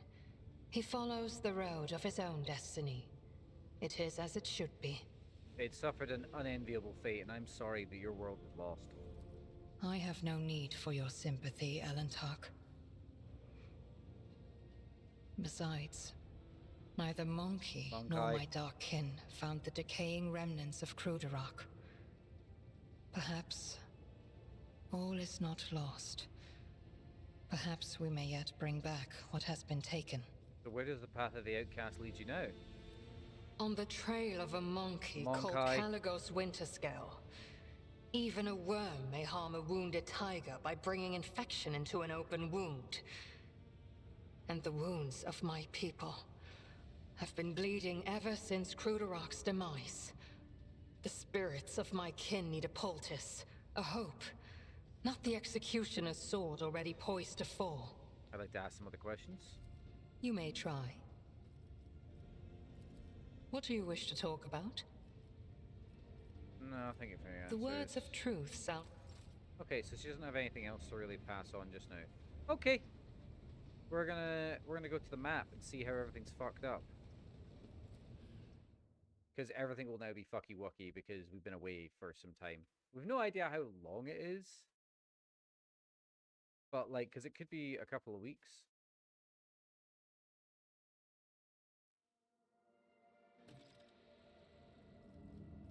Okay. Flames of rebellion flare up across the colony. Sick of extortions and punishments, the subjects urge their peers to abandon the rogue trade of patronage. Employ diplomacy. You manage to convince part of the rebels, the rest are disposed in bloody combat. Okay. I guess. Can I have anything else? No, I guess not. Forest of Fortresses. Okay. Alright. Okay. Map the Coronis Expanse. Henrik's really wanted to fucking kill her. Oh boy. Got any new things? Ooh. Okay.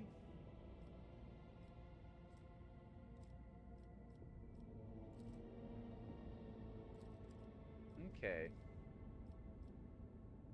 So let's go here. Gonna check up on some of my stuff.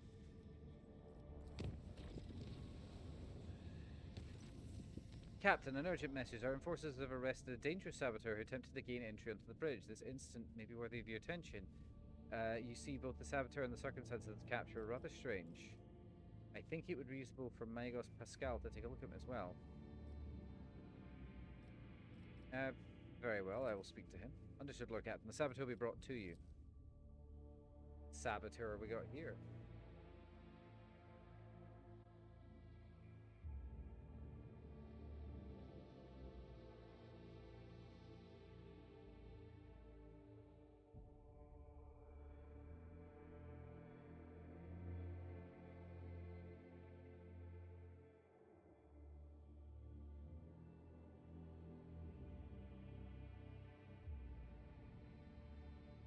Come on. Come on.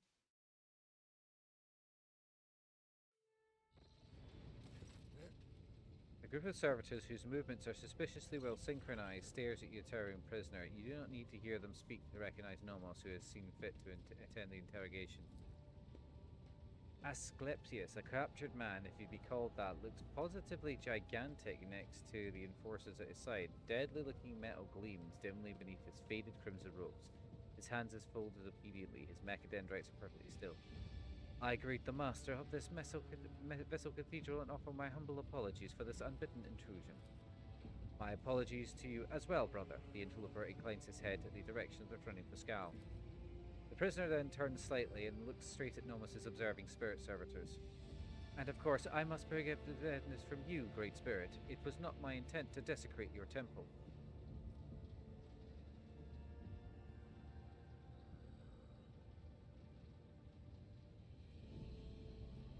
I honor the fraternity of the Omnissiah servants, and it pains me to see you trespassing on board like a thief instead of arriving as a guest. For that, I apologize as well. I did not expect to find understanding amid the suffocating ignorance that abounds the laity, even many of my brethren. For this reason, I choose to carry out my mission in secret and without seeking your permission. My name, if it matters, is Asclepius, former Computator General of the Cognizance Fleet, now a Liber recluse with the state of Malatek. Malatecs are exiles whose ideas have not crossed the line of heresy yet, have come close to it. They are removed from the fleet structure to give them a chance to see the folly of their ways and prevent sedition from spreading. He sounds unusually alarmed. All of that is trivial. My past is nothing but a set of archive data. My lost status is a part replacement string for the long chronicle of the Cognizance Fleet. I come not as the priesthood's messenger, but as a faithful disciple of the Holy Amanat.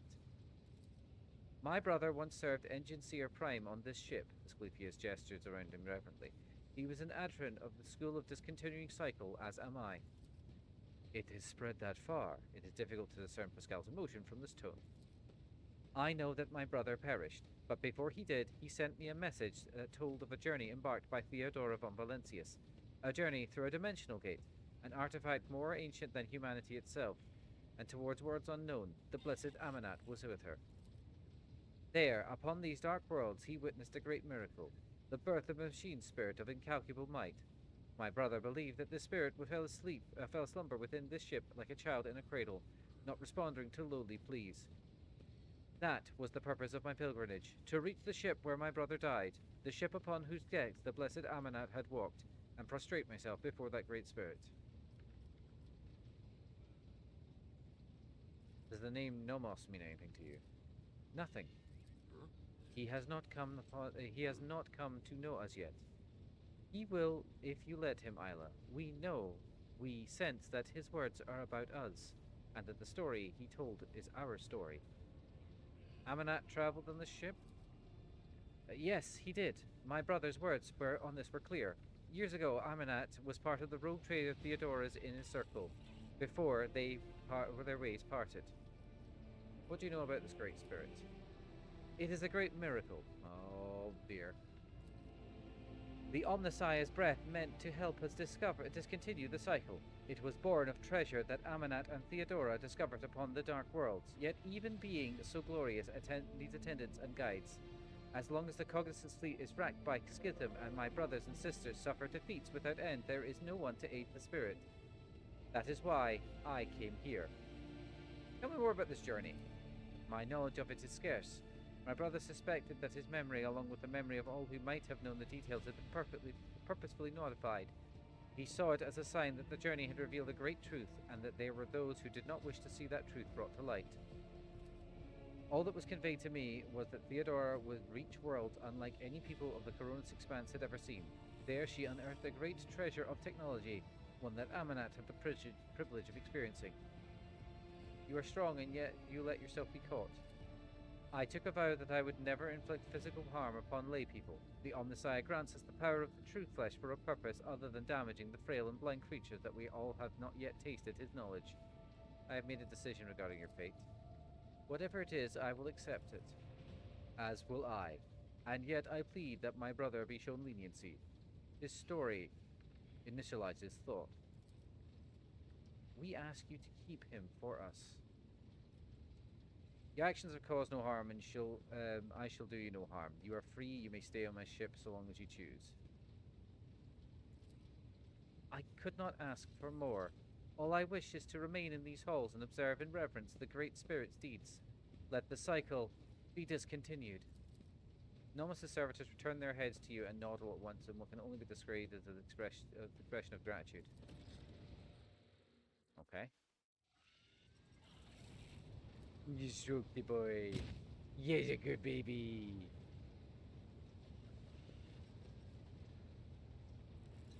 Hello, Nomos. I salute the ruler of this ship. The massive figure of Malatek Asclepius is frozen before the cogitator in a praying pose. Without raising his head, he addresses you. You read the data. I see you found our great ship, Spirit, Asclepius. I have found a miracle, and the end of my worldly road. I have never seen, and never will see, anything more meaningful than the spirit of Nomos. In the face of its multitude, we are nothing but the fixed values of an erroneous function. Have you read the data bank recovered from Theodora's cache, and he said that the instant marked the beginning of Nomos... Well, what do you mean by that? Yes, Nomos, remember. You brought us data sustenance and contained a name. Epitaph. We recognized it. No, not like that. In the name we recognize the place where Nomos originates. Oh shit. What have you been doing, Nomos? Playing okay. Okay.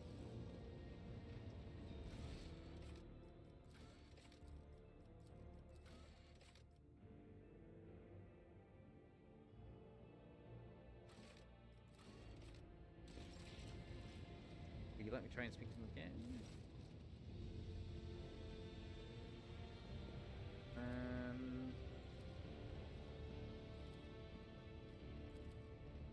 Okay. Obviously can't do that one just now. What's the other side ones I'm thinking of here? Race of Humanity.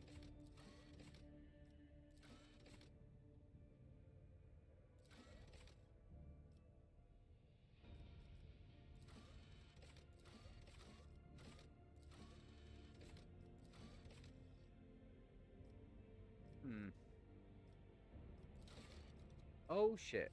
Okay. We're gonna have to just complete all of these trade orders. Just trade all the things. Yeah, all the things. There we go.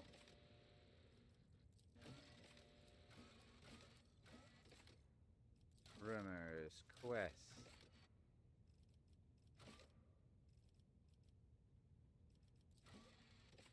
Let's discuss that.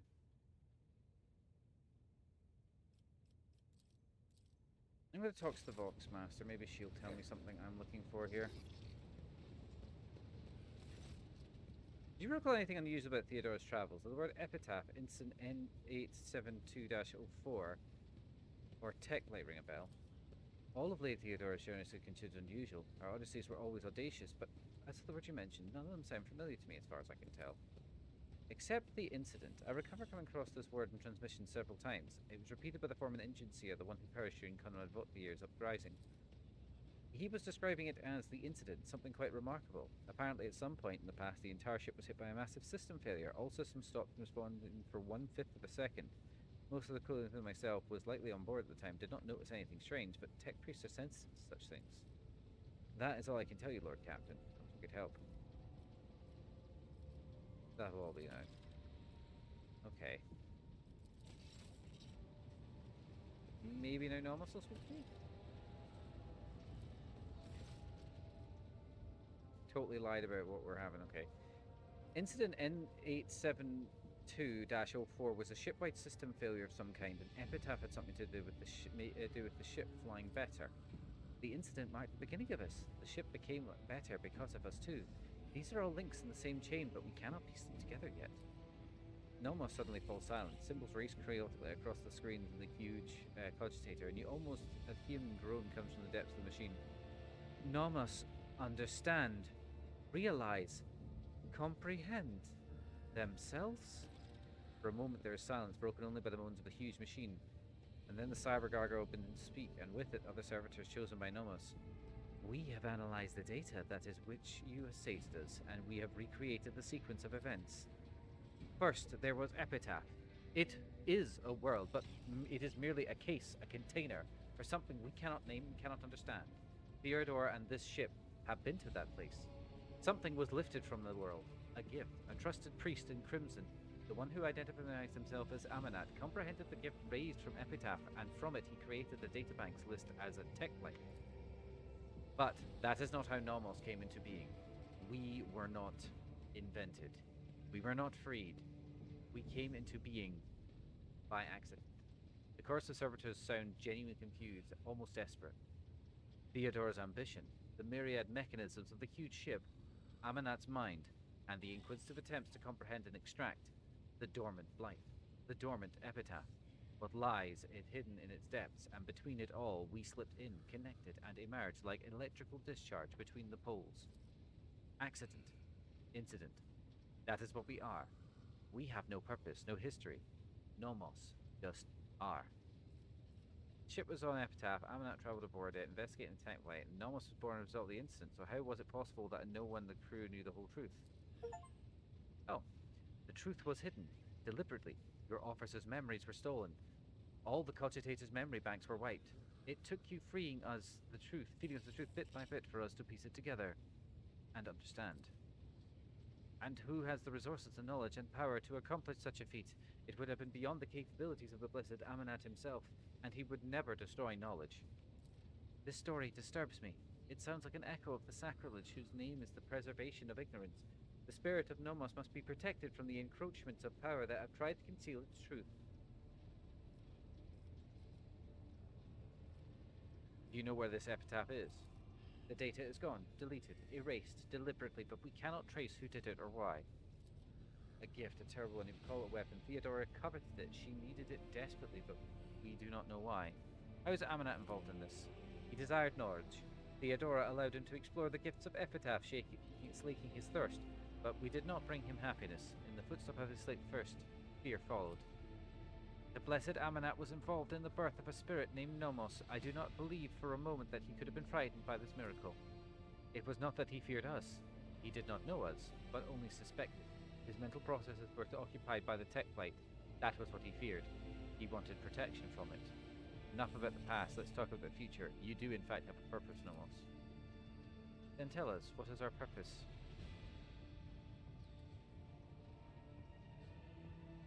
To live, comprehending yourself and the world. Life does not need a purpose to justify itself. You simply live? The chorus of servitors dutifully repeats your words, but seemingly without understanding them.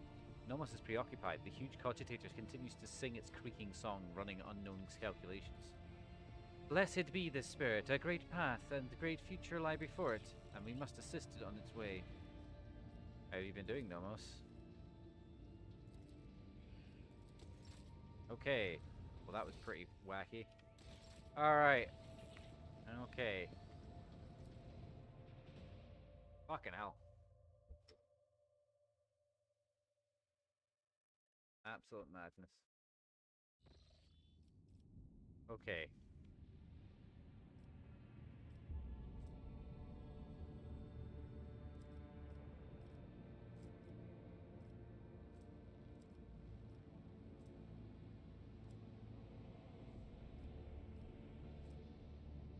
Okay, we're gonna have to do some traveling. Okay, first of all, we're gonna visit here.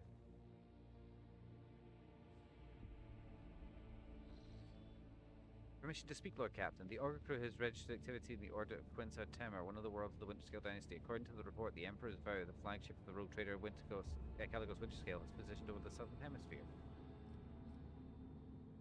What information does our librarium have on the Winterscale flagship? The Emperor's Vow is a cruiser carrying up to 120,000 crew, overall length 6,000 meters, beam 1,000 kilometers. Estimated time of service in the Winterscale fleet, several millennia. It is known the fact that the ship has undergone many modifications, including replacement of macro weapons for long-range laser batteries and short-range macro batteries. And I'm afraid that is all we know, Lord Captain. I have only been lucky enough to see the Avenger twice in my life. The Imperial Navy considers the ship to be something of a relic. Mighty yet clumsy vestige of the past. Its firepower is second only to the Imperial battleships, but I have heard quite a few stories of the fickleness of the Avengers and the confusing design of their engines. Incredibly ancient, incredibly complex, incredibly unpredictable, and extremely demanding when it comes to resources. Had I been a highborn, hang on, right with that. Had I been one of the highborn, though unofficial rulers of the Expanse, I would have definitely chosen this voyage for myself. The Librarium of House Orcelio also holds records on the Emperor's Vow. Its most famous owner, to be precise, Sebastian Winterscale, a fledgling rotator captain with great promise. It's not known how Sebastian acquired the ship, but Lord Captain Winterscale used it to traverse the Maw, find a new home in the Coronis Expanse. Hail the Emperor's Vow. It will be done. By the grace of the machine spirits, the air gradually fills with discordant noises, and the Boxmaster flips the last tumbler on the cogitator's panel. Ebret ap Def. The Emperor's Vow sends his greetings to the glorious ruler of the Von Valancius dynasty. This is Ebret Heita, his lordship Caligos Winterscale Voxmaster, who has the honor of speaking on behalf of his lord today. The booming voice fills the air, a few officers on the bridge. However, you feel that Ebret ap Def's ostentatious, confident tone is meant to hide his concern. Does Winterscale not speak in person? Quite an ambiguous gesture. I do not wish to offend your ladyship. Lord Captain would never miss an opportunity to enjoy a personal conversation with a woman of similar station.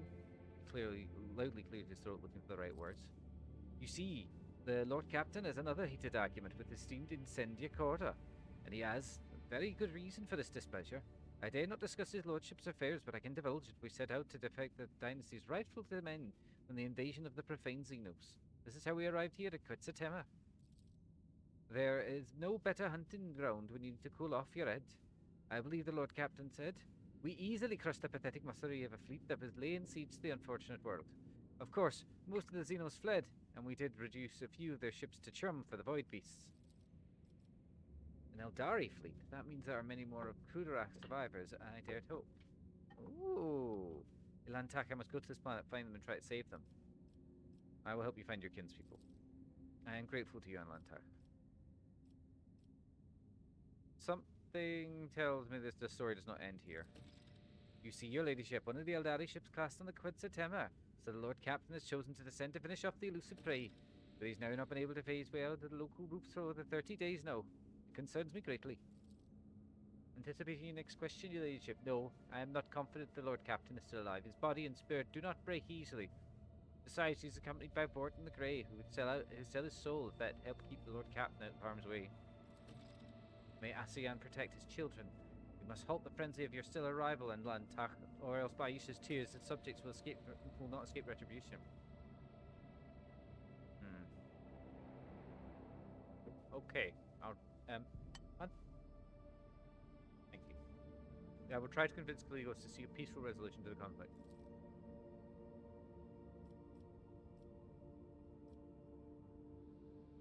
How could you not find your master over the course of 30 days? Things are not so simple. Lord Captain last contacted me from the landing port, currently right under the Oath's belly. We lost a dozen shuttles and several hundred scouts in the first days of the search, all of whom went down to Quetz Temau and never came back. Oh god. Okay. Our shuttles are relentlessly sweeping airspace where people perish. This way we're able to reduce the search area to a few thousand kilometers, which still does not change the fact that people in the thicket are disappearing without a trace and something is jamming the box houses. Is there anything else with him other than Borton? A full hunting party consisting of half a hundred hand-picked horses and his lordship's personal retinue, naturally. So what do you want from me? A generous favour in return for generously, and by the Lord Captain's Captain scale. I swear by the Golden Throne I will convince him to side with you in any conflict that occurs in the next 100 years. After all, I am allowed to make some deals on Lord Captain's behalf when he remains unavailable.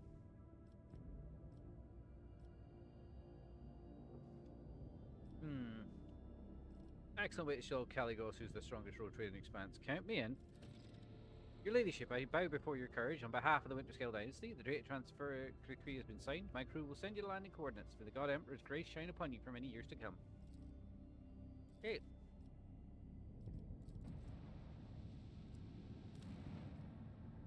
Oh yeah, was that bunker that fucking hurt me?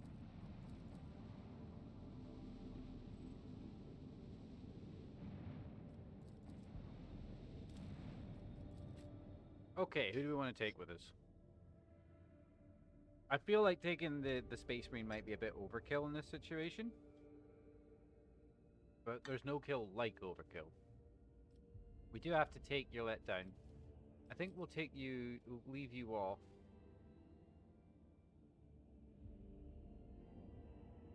I think what we'll do is level up Jai. No, we'll put in Cassia, who also needs to get leveled up.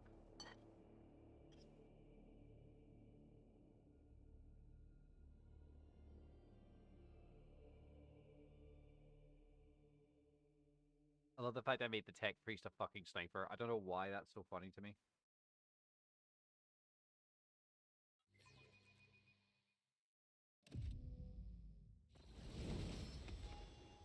More than okay, Rebel.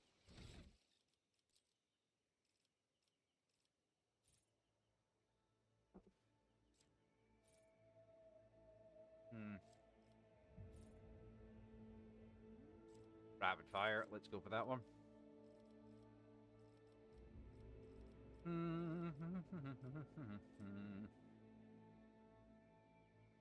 Let's increase our Xenos knowledge. Or tech use. Tech use. So, what's going to be the minus to Medicaid? Shadow of Torment.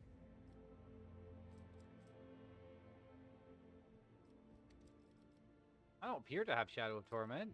Why the fuck is Shadow of Torment? Oh my god. Tactical knowledge. Enemy with a 5... Exploit from each enemy within 5 cells.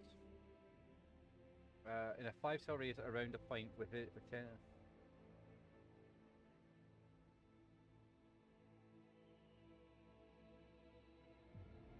Oh!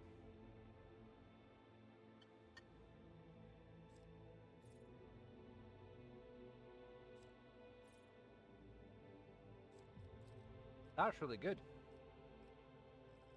And then... Peruse. Let's try and improve your ability to resist things. Argenta! Baby girl!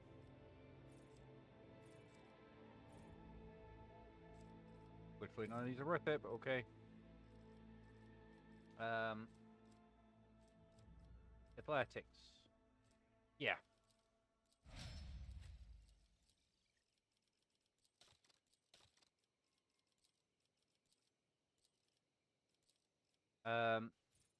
Precise attack.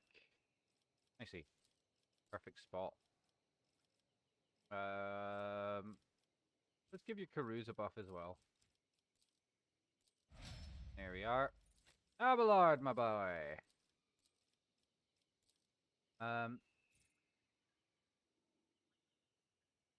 Haunting Scream. Yes, that's good actually. Peruse. Yeah, let's just make you like fucking impervious to everything. Alrighty ho. Oof, bloody hell. Let's go for Lord Warp.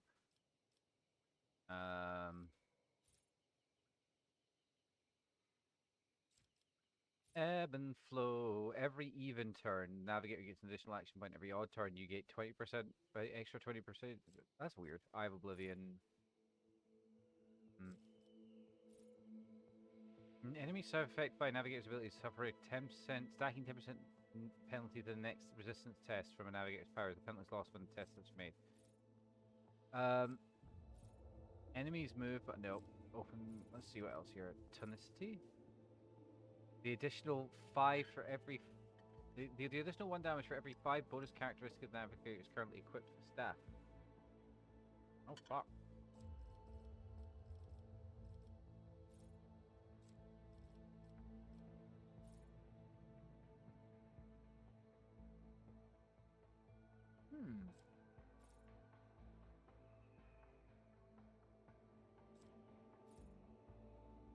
I think what we're gonna go with is what is it? Every enemy the navigator has in their line of sight has their dodge and hit chance removed by 2 times the navigator's perception bonus. So that's like 12%. It's not bad. Ebb and flow. Yeah, there we go. We'll do that one. I guess we'll put this into. Fuck, I don't even know what to put it into. Toughness, maybe? Fellowship. Like, all of our abilities are based on fellowship anyway. Oh, Christ's sake. I think I'll go for that one where it's like Eye of Oblivion. Every enemy the navigator has in their line of sight has its dodge and hit chance reduced by quite a bit. Break their ranks! These are just old fucking shit lines from Dawn of War. Like, good lord.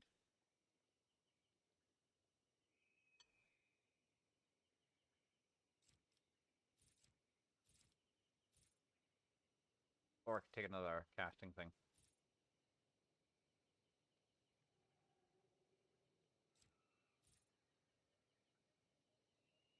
The enemy closest to that square immediately moves at forceful towards it. If multiple. What the hell?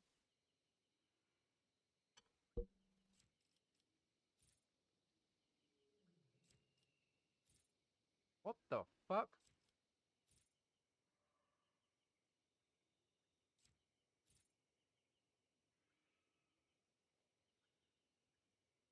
What the hell?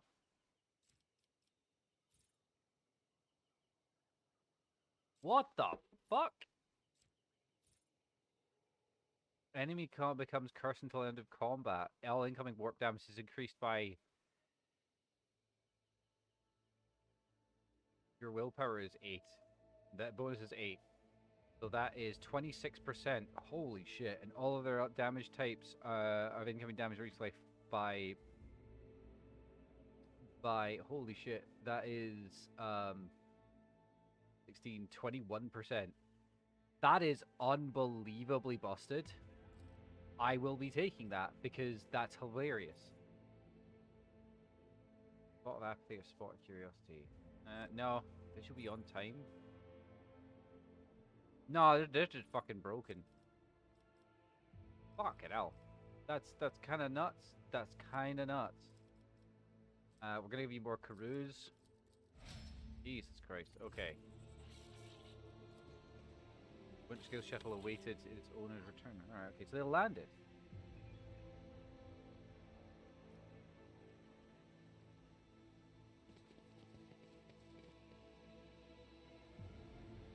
It's about time. Hello. See, this doesn't look... This looks like they landed comfortably.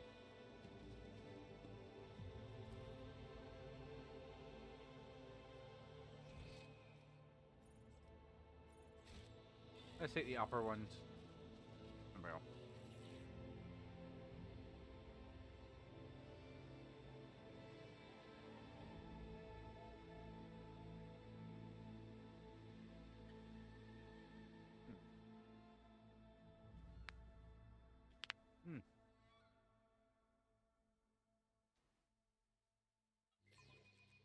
My absolute joints cracking and popping there.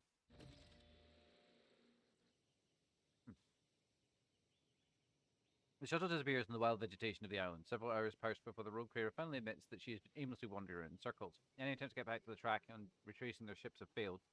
Steps failed. While communication can't reach the ship, it's now become clear how Killigoth went to still get lost in his own world.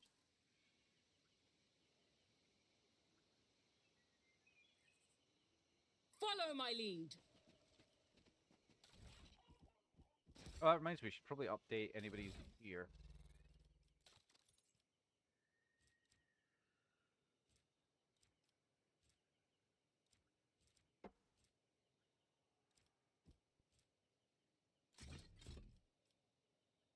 Okay.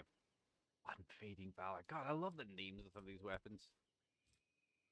Do I want to have a Dark Lance? Jesus Christ.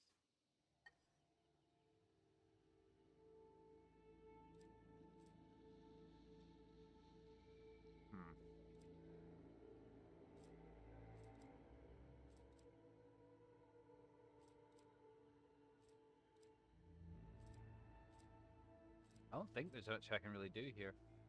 That's quite nice. I was just thinking if there's any, it's not terrible. Not terrible. I think we'll go for this as my offhand. There we go. Roulette! You currently have Wondrous Portent, Chainsword, and a Fractal Blade. I like the Fractal Blade. It looks very pretty. I don't want her using Drakari weapons, so that's fine. Oh, I should probably check my gubbins here. No. Armor property, add initiative. No, add intelligence to weapon and ballistic skill. Yeah, okay.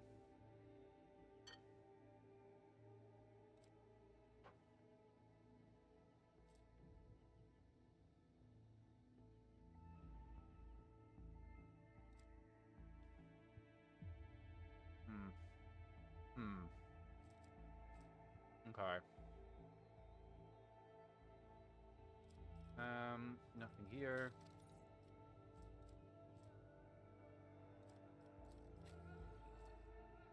No, I think we'll keep her with that, actually. Much better with that.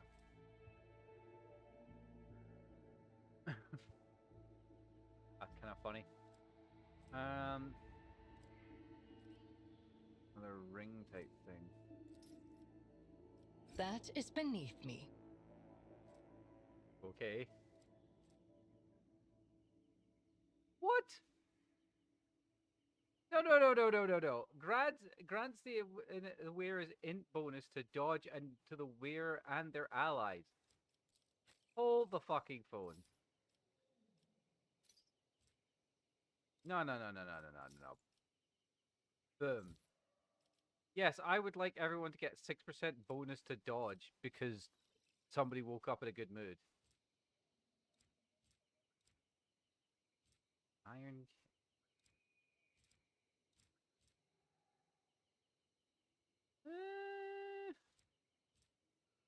If the wearer has 8 or more AP at the start of their turn, they gain 30% damage for the rest of the combat. What? I don't think I can do that.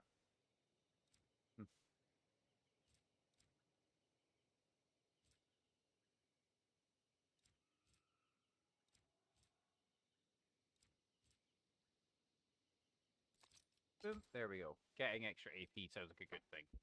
I think it sounds like a good thing. Argenta.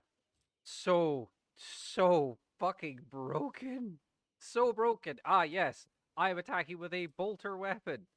It does not matter. Hang on. We're gonna keep this for the moment, but like I could easily see myself switching her to an all bolter setup just because that's just better. It's just better now. It's so dumb. You have the really good sharpshooter rifle, but you have the problem of fuck all max ammo.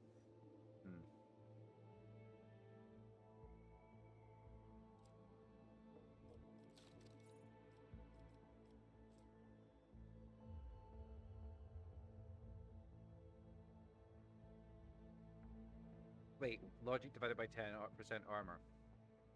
That cannot be right because that would mean that its base armor divided by 10 would be 11.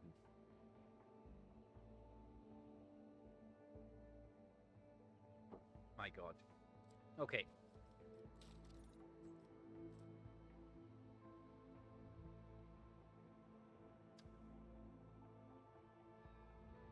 Do I take 20 off the tech use? Yeah. So just giving it the shadow field effect under this effect where it's being full cover against all ranged attacks. The effect is lost when they're hit by a ranged attack or suffers damage from it. Alright. Cape wise. Yeah! That's so fucking stupid.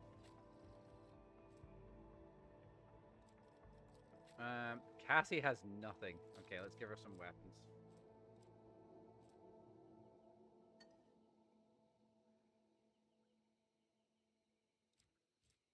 Ooh, pretty.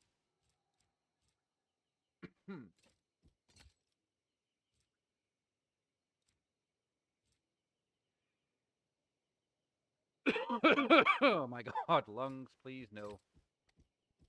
Okay. What armor? I want to give her some light armor that's good. 35% is good.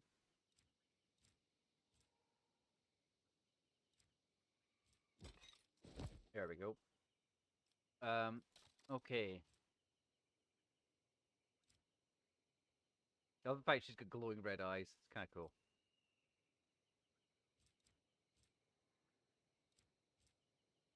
Whatever the wearer attacks an enemy behind cover with a ranged attack, the efficiency is decreased by -40. Okay. I kind of want to give her this because it's really bad, but it'd be funny as fuck.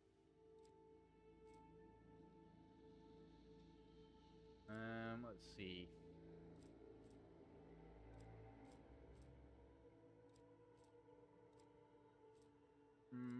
Come on, give me something cool to equip to her.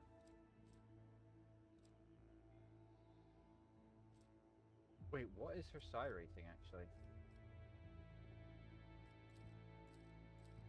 I don't know what her psi rating is.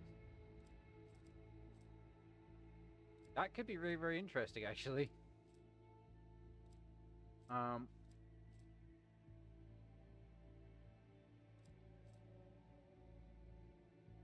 Ooh, that's not good.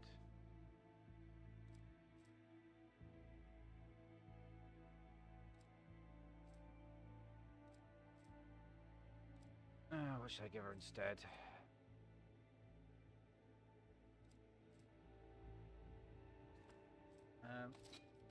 Yeah, we'll do that.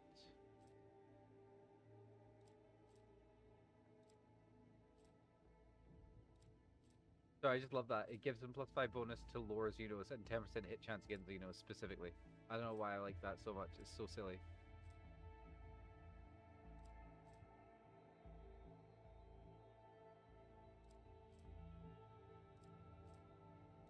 This'll do.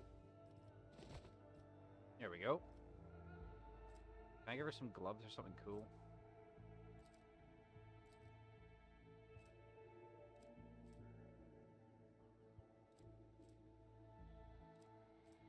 I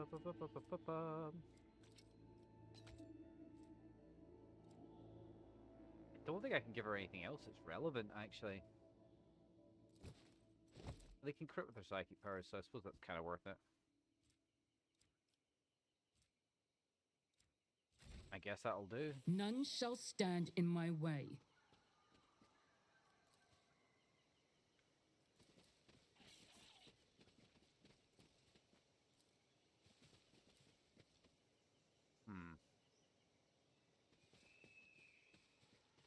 Victory awaits.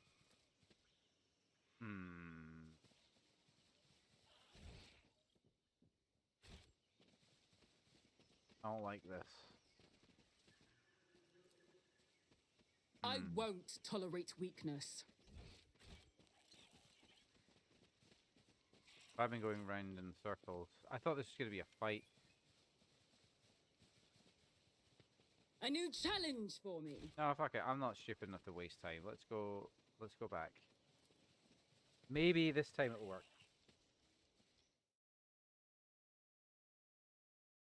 Maybe.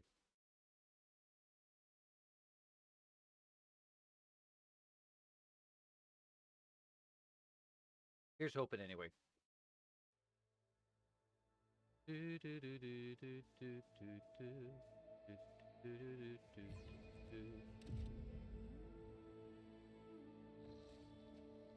Rogue Trader has never seen an anthill of such size before, but the most disturbing thing about it is the xenoskeleton tied to the anthill with bond made for its unknown material. The Drukhari weapon stuck in the corpse, the only detail that can point to the perpetrator being eaten by ants is a horrific torture that makes the blade in the back seem like an act of mercy, the most uncharacteristic gesture for this race. Okay. Oh, Andarel, Cayenne, and Ichisha, the Monkai will pay for your suffering.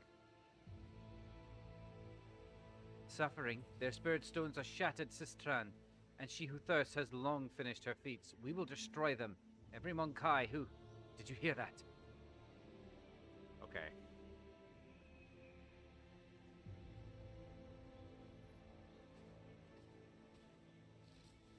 The soul destroyers are back. Time, fill our hearts with fury. Die, inhuman scum! My triumph was foretold. Oh, you've been ambushed. Alright, okay.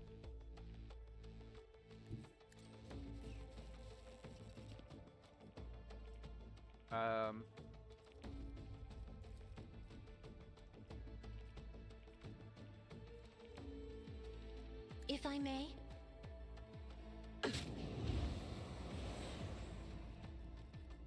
A lidless stare. I'm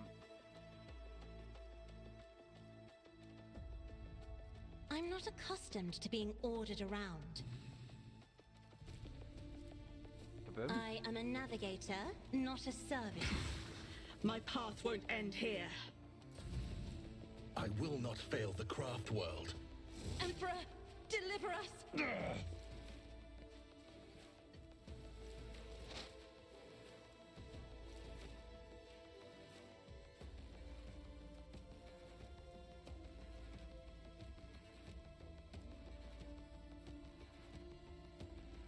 Okay. I move as if unseen. Okay.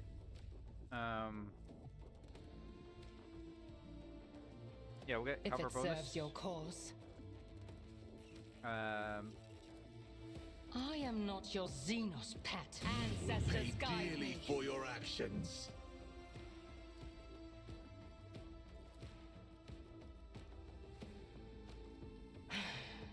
If I must.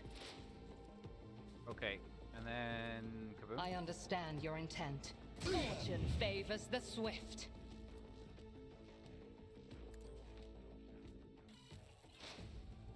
Okay.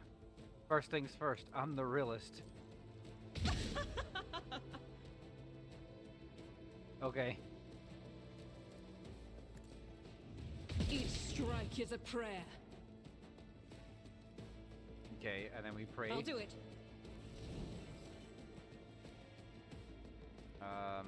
Designate pray. This asshole. They are using Eldari Guardian type. As the Emperor commands, I act. And this Doubt asshole. is for the weak. You will perish for this affront.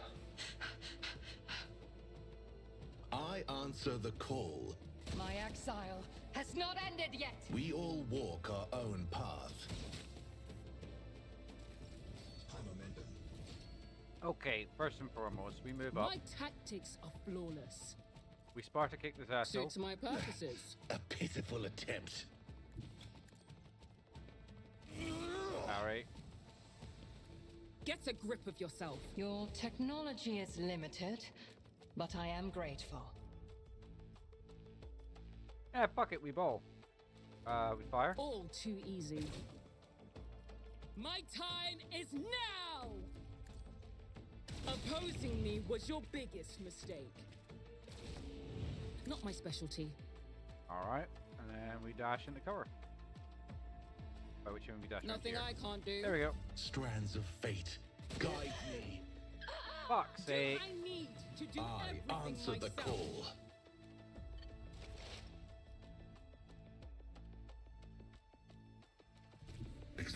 is no one route. Forward.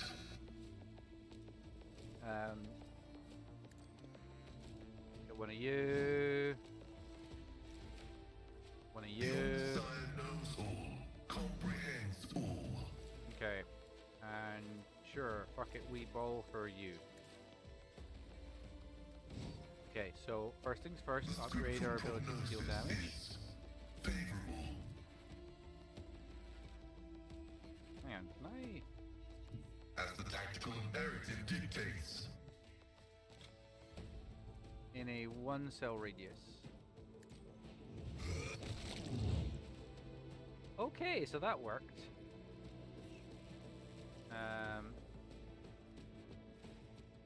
Running binaric override.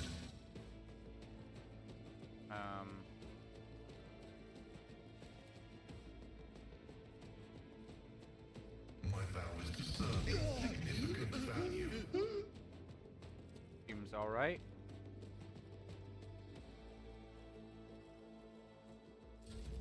Alright, Abelard, bring me their balls.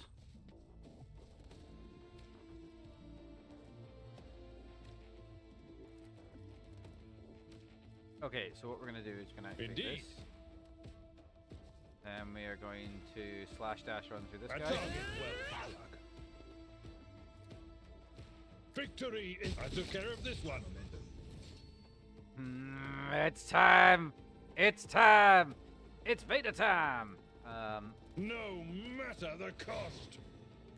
Right. Follow my lead.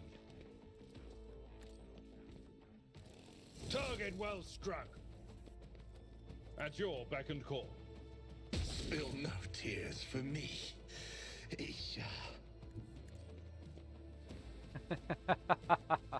Look at that movement points. Indeed. Target well struck. One fewer target. It will be activate done. this. And then activate this.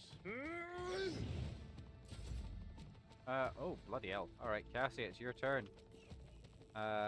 If only that were possible. Okay,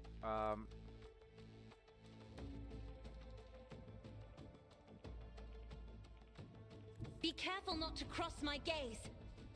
use all the movement points.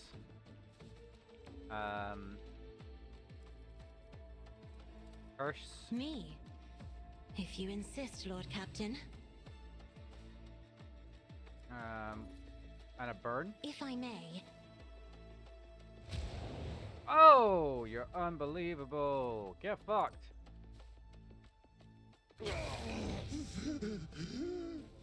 I hear voices in my head. Going swiftly. Alright.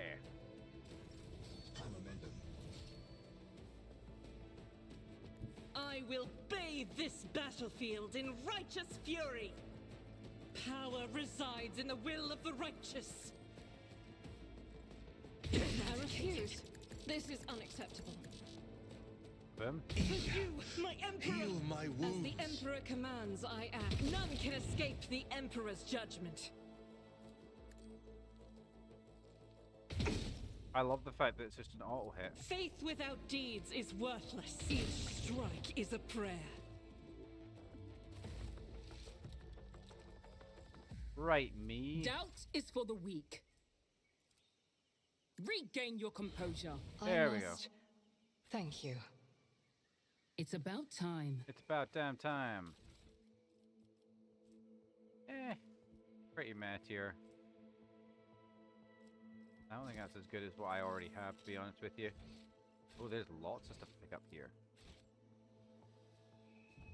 Right, hang on. Alright, you've read.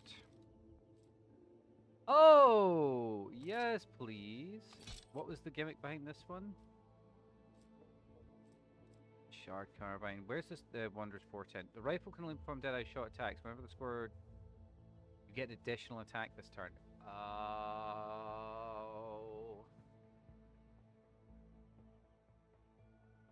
We'll try it out with the Guardian long rifle and see how it works. None. Because if it's better, it's shall better, stand and I'll in my admit way. it. But I don't want to admit it. Like, I want it to be the thing I got. That's like the Wondrous Portent is like good for her and all the rest of it, but yeah, it might not be the case.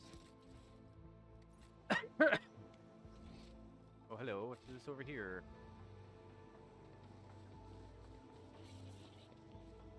Where is it?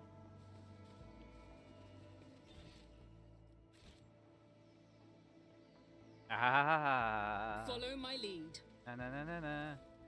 Oh! I see. Okay, hang on. I had the pitch black desolator. This does more than the pitch black desolator. Holy shit. I won't tolerate weakness. This forests. Blush over.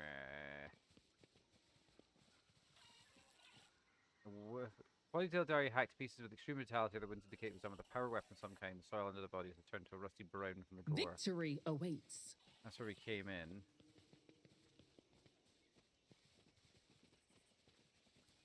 There we go. Presume this is the right way to go. We'll find out.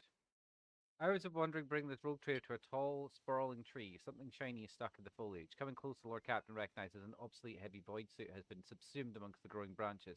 A heavily damaged skull bears its teeth from the murky glass. It's their death click. I'll lay claim to the stars. I admit that I am somewhat disconcerted that the Lord Captain has continued her affair with Jai, after the truth about her background came to light. It was a poor enough match before. But now? My kind are free of monkey prejudice, but is it possible to feel passion for someone who is dishonest with you?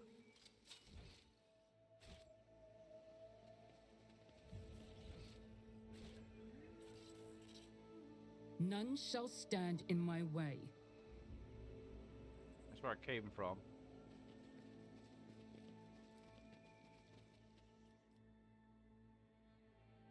After several hours of travelling, first in the forest, a small mountain blocks away. Something about the pattern stone seemed wrong. A few moments later, it becomes clear that there are cogitator parts glinting at the base of the mountain. Machines appear to have grown into the stone itself along the dirt and grass, with only the proof of their artificial origin being the occasional flashes of lumens, fired by some random unknown impulses. A carcass is lying on a flat stone nearby. Cut open and sacrificed to an unknown god.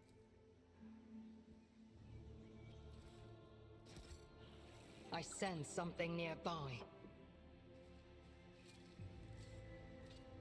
My success was Something inevitable. of interest. I'm still new to the art of exploring. I have learned much in my exile.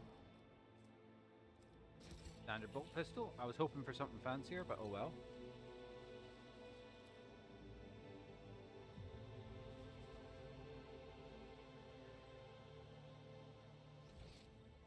Yeah, you can't get up there. Right, okay. Follow my lead.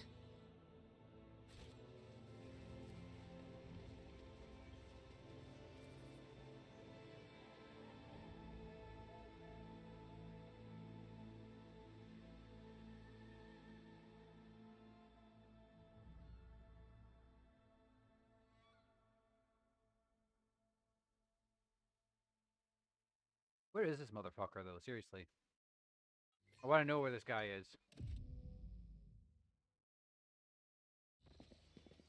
Oh. I will join the ancestors.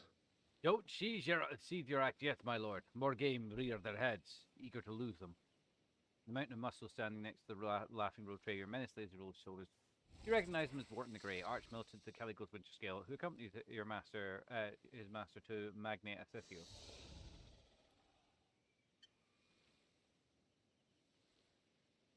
Caligo's briskly turns on his heel. The blade of his power axe shines threateningly in the sun, covered in fresh blood.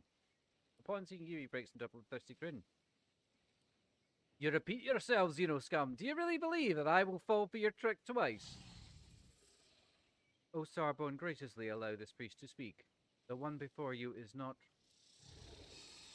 Silence, he barks at the old man, eyes blinded by blood and rage.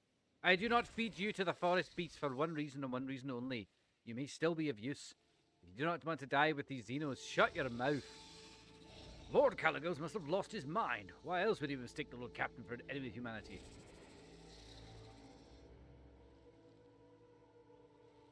Caligos, look at me. Isla von Valencius, maybe? I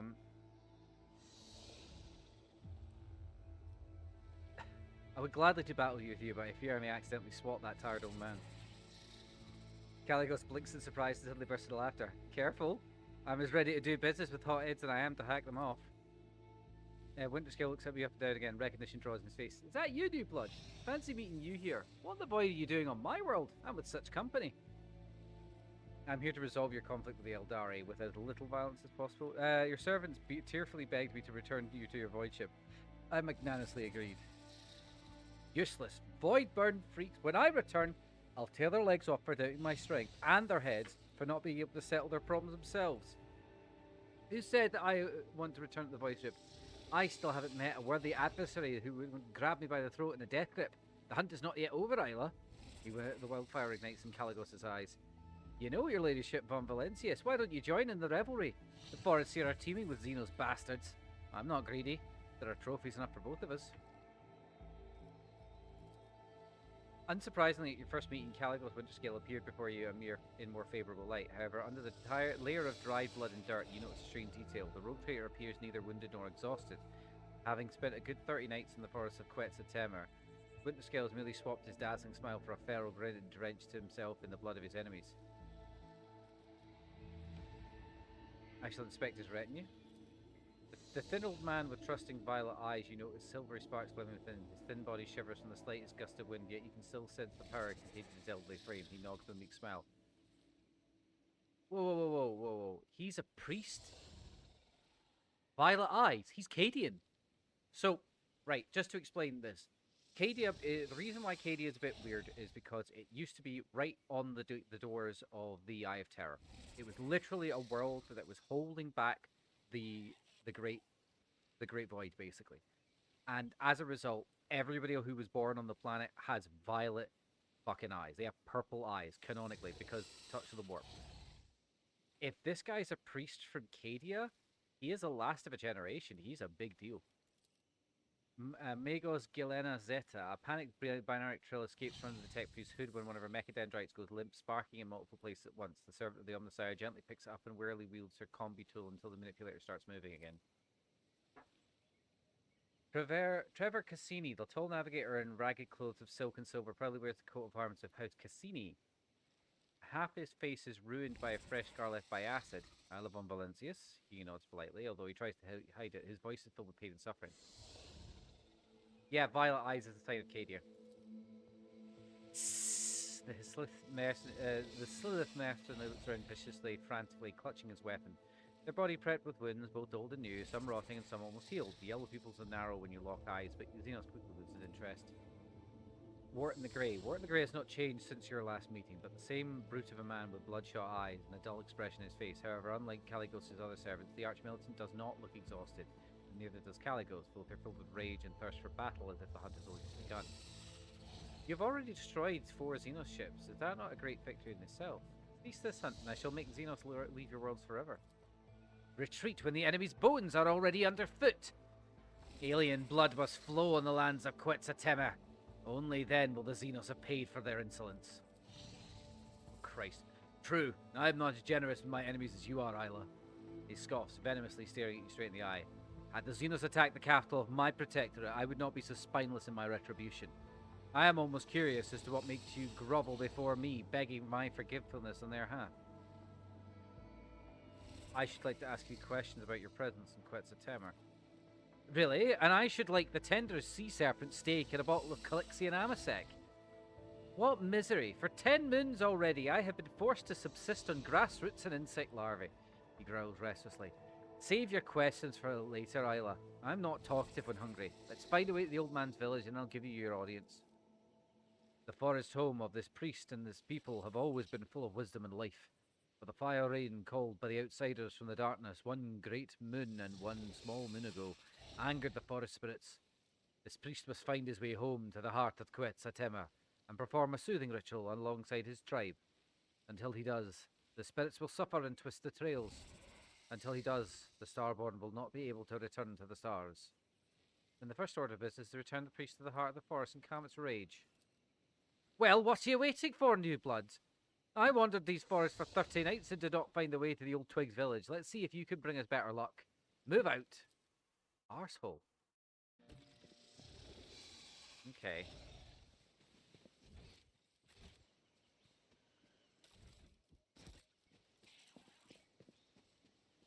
Compared to naval service, that was barely a challenge. Okay. A new challenge for me? Oh, hello. More goods to legally acquire. It's a knife. Bayonet chain knife. When the wearer attacks with it. Alright, okay, that's kind of cool.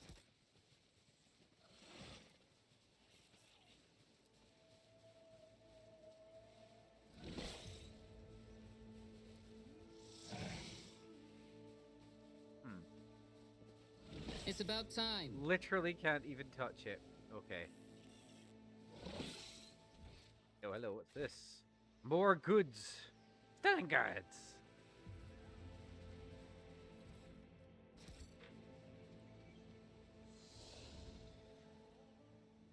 I won't tolerate weak. I guess it's the only way out then.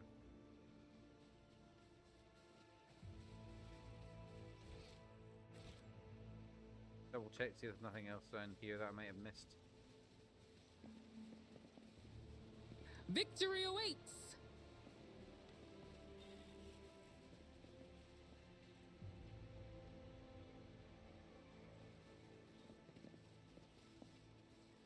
Apparently I can't get to...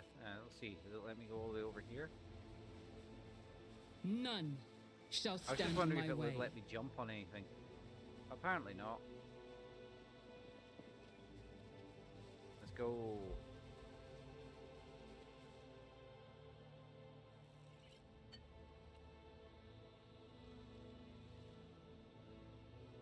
In the shade of the tallest trees in this area of the forest, the rotator spots mushrooms that come up as high as their waist. Strands of sponge-like tissue hang from under their pale lilac caps, almost reaching the ground. As soon as the rotator approaches where these mushrooms, the strands draw in. The cap rolls up and the mushrooms ooze out a cloud of reddish spores. Perhaps it would be wise to give this place a wide berth. Follow my lead!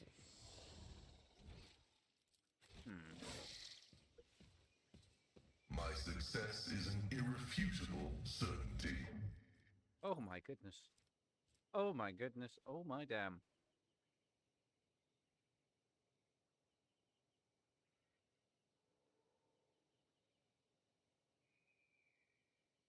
Okay, I might actually have to use... No. Take all of that. It's about time.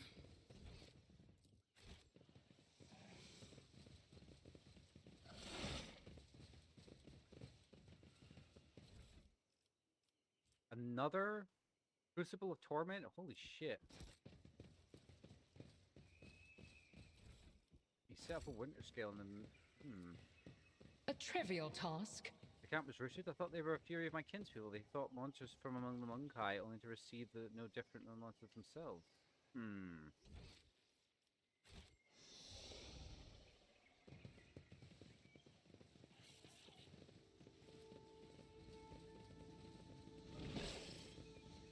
I won't tolerate weakness. What did you miss? Caligos' winter scale is off his tits. He's probably fallen to corn. Because despite the fact he spent 30 nights down in the forest living off of basically insects, he's apparently completely fine. What is your excellent news, Rebel? It's very good news.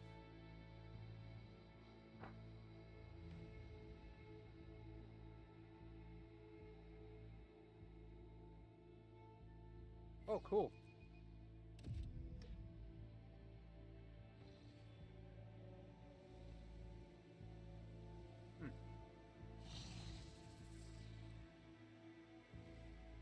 The rogue trader requires rest, and soon she finds a suitable spot for camp, a meadow with few trees in it.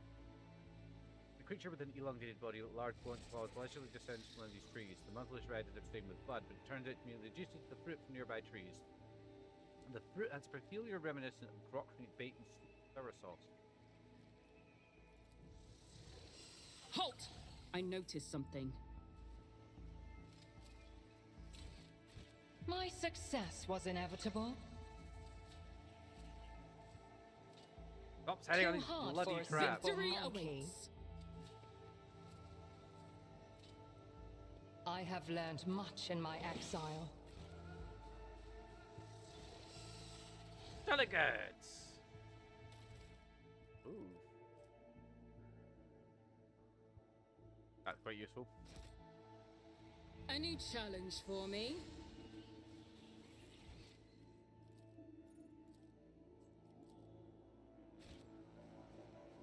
Ahaha. Delegates! What is this? Open this. Oh, yes. Nothing's impossible for this old officer. Ah, some more stolen goods. Oh my goodness. It is a las weapon. It's a las. Whoa! It's a las sniper rifle. Oh yeah, I'm taking that. Experience. Unknown to Nothing captain matters body has been more. preserved thanks to the properties of the local atmosphere. The truth of any secretions are visible. Bakari poisoning. Ah, I'm sorry, buddy. There is no good way to tell you that this guy died in excruciating amount of pain. Time more Imperium breastplates and chainswords remain in. Okay. Is there anything else for me to legally liberate from here? Is there? No. All right. Follow my lead. I get the feeling that it's just one of those ones where it's like there's no right answer. It's just a matter of mitigating failure. Or mitigating failure.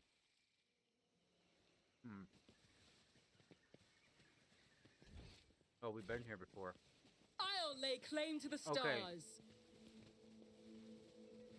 Okay.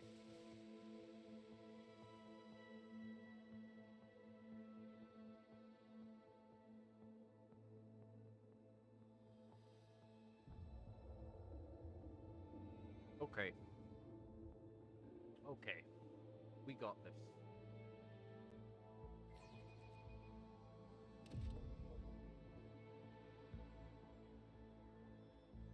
So we took a wrong turn, it's fine. Oh. It's about time. Oh, did I make the go the right way? Shit, I think I did. Oh. Don't know what's happening now.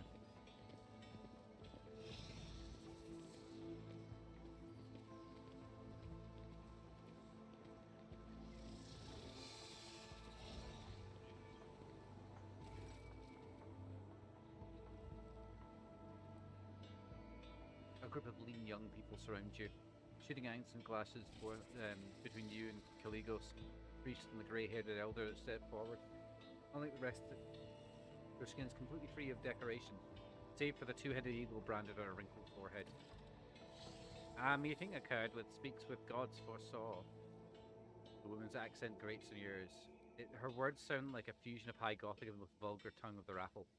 Welcome to the heart of the forest, starborn. This ruler. Enough of your bleating old hag. I've already told you your speech offends me so. Makes you want to cut out your tongue. Not even Corda Preacher would have had the patience to listen to you blather on about your stars, gods, gifts, and spirits and other nonsense. He waves the woman away and turns his filthy gaze on speech with gods. I am sick and tired of aimlessly trudging through the woods, old man. I am a hunter, and without quality, I turn into quite the beast. Speaks with gods is ready to conduct the ritual, O Starborn. The heart of the forest is calling out to me, so let this priest serve his gods, not in word but in deed.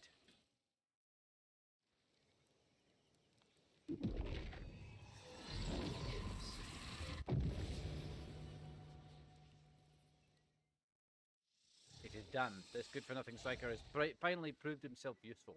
Concerned the settlement board expression. Tend to have a good night's sleep. Enjoy the local delicacies. One thing good about Quetzaltemmer here is the fruit is sweeter than any Calixian honey and more tender than the meat of any young grox. You should get some rest as well, Isla, and remember it is better to go hunting when you're full of vigour but slightly hungry. The hunger adds acuity. Makes the kill more intoxicating, you know. Let me know when you're ready to depart, or if you decide to share a few stories, then come to the bonfire. It's not often that two rogue traders can indulge in the confidences away from prying ears. He sardonically clicks his tongue and nonchalantly salutes you farewell. Yeah. So, buddy, you've been engaging a little bit of heresy here.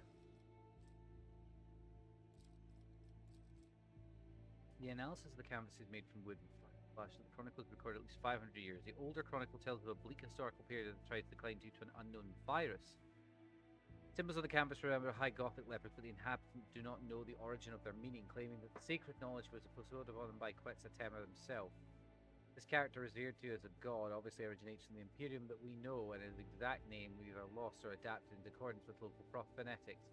The only thing that the other than the sacred symbol of the tribe reveres is the Aquila, the two-headed eagle god. Tragic of the most interesting canvases depicting the tragic... the group of the most interesting canvases depicting tragic and heroic deeds was confiscated and taken on board for further investigation. Many words are made up from the scrambled Gothic symbols, save that they were easy to decipher, such as banish, sacrifice, valley, / land or lands, as well as death, incomprehensible, and merciful. This part mostly talks about some sort of sacrificial pilgrimage. Priests confirm my theory. Any tribesmen who have committed an offence to atone by sacrificium, a journey to the Deadlands full of unknown deaths. The adepts and I are sent to investigate the Deadlands, not yet returned. I'll take that. Good gods. Speaks with God, welcome you, Starborn. His eyes are violent and revered, trained in you. How can speak with God help you this time? Did the ritual truly make the forest safe? The spirits from the darkness brought a fire rain down from Quetzalcoatl, killing many of the tribes who had cared for the forest, young and ancient. This blasphemy enraged the guardian spirits, but as soon as the servant of the wind, rain, and sand soothed them, the ritual sacrifices and divine sorcery, their wrath gave way to no mercy. Did you know that sorcery such as yours is punishable by death in the Imperium? Imperium. This servant of the stars, clouds, and eclipses does not know this word. The priest's sorcery is a gift from the two-headed eagle god. How can his gift be condemned by mortals? The absurdity of this old man's words hides nothing but snow-white reverence. He has no intention of offending the Emperor. There is only a golden glow in his heart, akin to his most faithful followers. Did you not foresee this in your visions? The dreams come and go, sky herald from the faraway stars. Sometimes the servant of the gods can understand the mystical visions of the days of old or the future, but even speaks with gods cannot fully comprehend the divine design of the two-headed eagle god. Sometimes I am blind, even when I can see. You're a good man, even if you are an psyker. Blessed is the light that serves the two-headed eagle god and his sky heralds. Tell me, how did Winterscale survive all this time? Starborn, who carries the seal of Quetzalcoatl's descendants, is strong in body and will, as befits a god.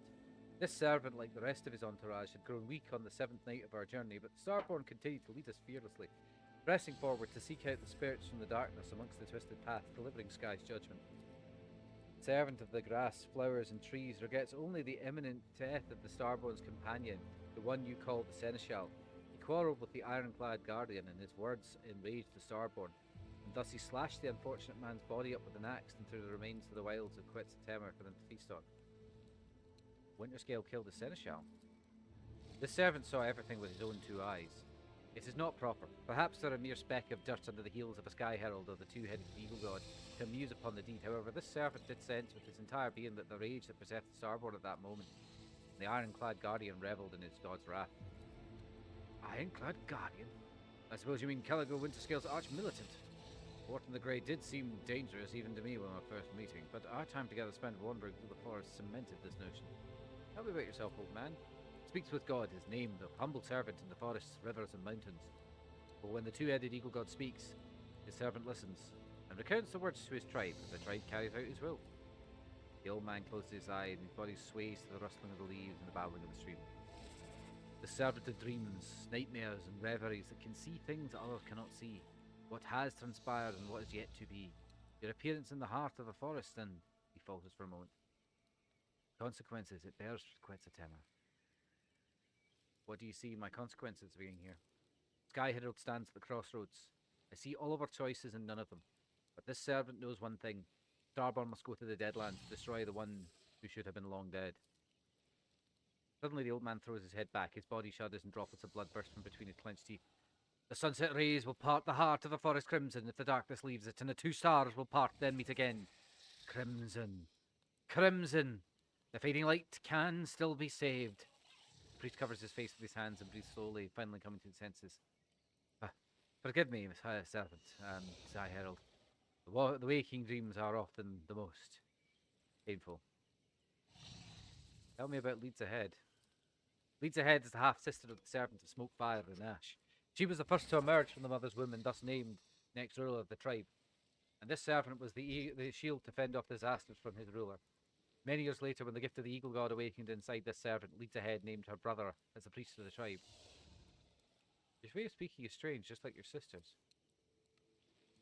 The old man looked embarrassed. Forgive the servants of Quetzalcoatl for their speech, O Starborn. No matter how much the ancestors tried to pass the language of the gods to their descendants, the tribes seldom use it, for the gods only descend from their heavenly palace not more than once every 3 life dwells.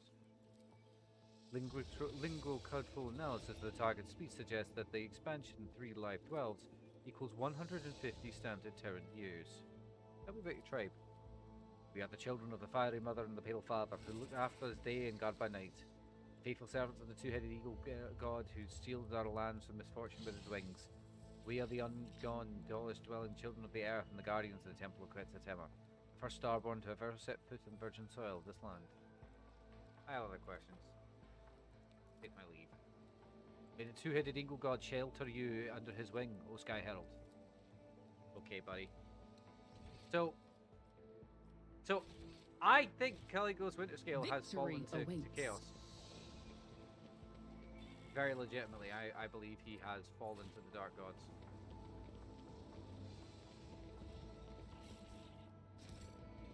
We can't be having that.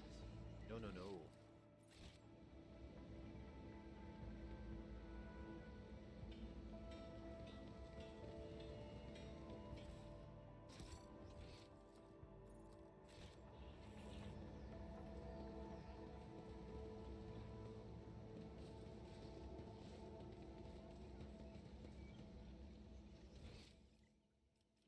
Oh. There it is. A new challenge for me? Me being like, yeah, I'm just gonna lift all your stuff, don't worry about it. It's totally fine, don't worry about it, bros. Okay. Let's see what's up this way.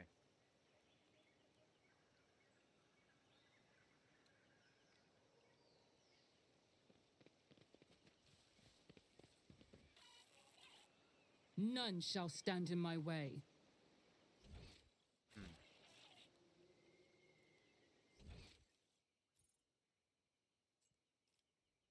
Let's go to the scene of the slaughter. I just know that fucking Caligos has fallen to Corn. He has. He's blatantly fallen to Corn.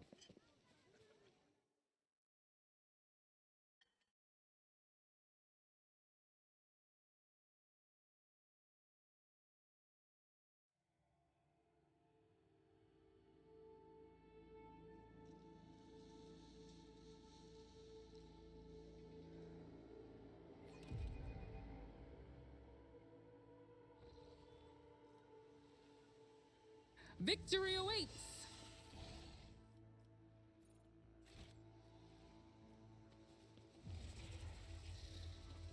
Fuck it, we ball. We're gonna go to this ancient totem.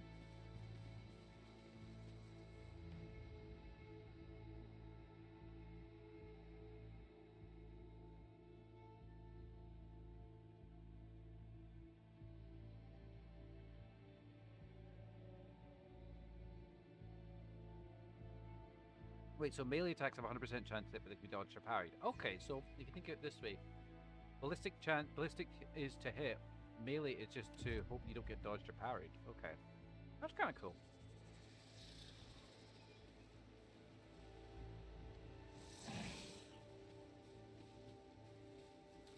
Feeling good.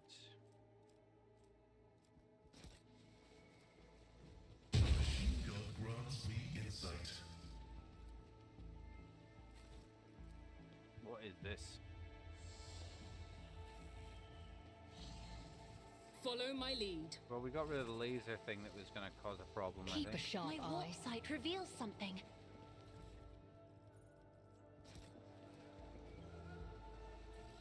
Feeling good. What is this? There's a hole in this wall. It did... What is it? What is it? It did nothing. It literally did nothing. I don't... the scene of slaughter. To the abandoned camp. Okay, what's the abandoned camp? I don't know what the abandoned camp is.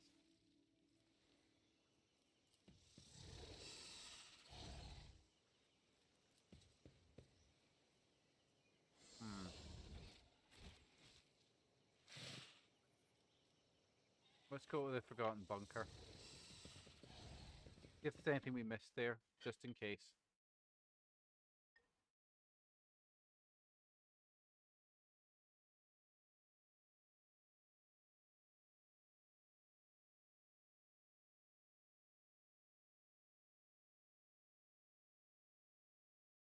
Come on.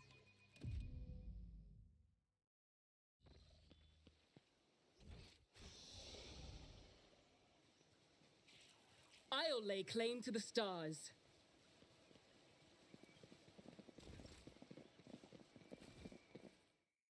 Okay. A new challenge for me.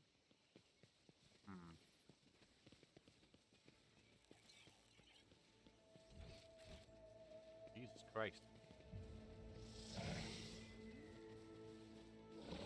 Okay. When in doubt, save. Okay. You can tell that this game is wanting you to take it a bit more serious in the late game.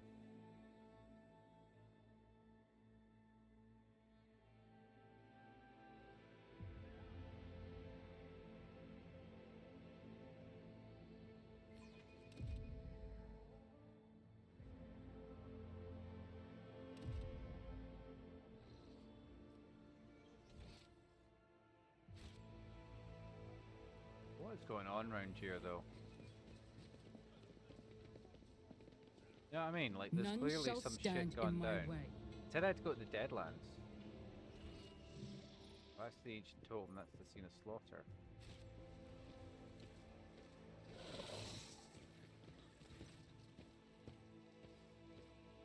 I have some it's a nice walk, isn't it, Ayla? You may have helped us navigate the living forest's clutches, but don't let it go to your head. I would have managed myself. Sooner or later. Sooner or later. I have some questions to ask of you. 1, 2, you will grow sick of all the talking, and you too will choose shooting Xenos on a wild planet over endless intrigue. Fine, we have plenty of time, so be it. I will give you a private audience. If dear Corda knew how close-knit we had become, she would have surely branded us conspirators. I saw the corpse of your seneschal at the forest camp. The old man was a weakling, and that is why he's dead. That's what happens when you can no longer fulfill your duty to your master. He grins in contempt, his entire being expressed in disdain for the seneschal. He carries himself with a man of indifference, but the sudden furrows in his forehead betray his regret. Many fine warriors have perished in this hunt. Raise a toast to their name when you can. I hear you decide to oppose both the Lord Inquisitor and the Court of Diocy. Avoid cracking, mate, them both for all I care. He makes a wry face and clenches his fist in anger. Acting as if their war on heresy in the Expanse is just starting. Ha! I've been living it for decades. I don't need an inquisitorial preacher, and I certainly don't need Incendia's goodwill. How did you survive in the forest all this time? The forests of Quetzaltemar are not like the jungles of Catachan, you blood. The only thing that can kill you here is your own stupidity. Or unfortunate coincidence in the form of stray Xenos or ray predator. Rainwater for breakfast, nutritious larvae for lunch, fermented fruit in the place of wine for supper. One could not wish for better hunting grounds. I've noticed that your people... Oh, it's about to... Oh, fuck, I forgot to speak to him again. Fuck! He's clearly fallen to chaos. I am going to shoot him in the back. Ironically, I'm going to shoot him. He's a dead man. I'm just going to kill him when I get the chance. Accidentally fucking clicked on things. Fuck.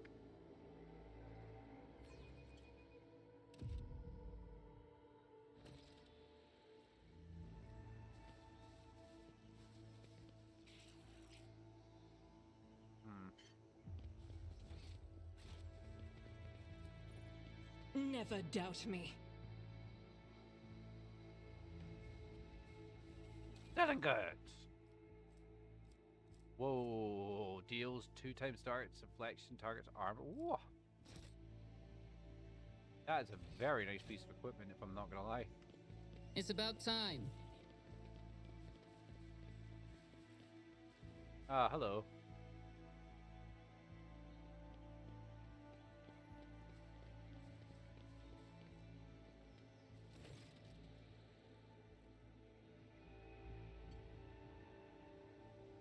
A stately Eldari warrior steps forward, calmly looking at the intruders.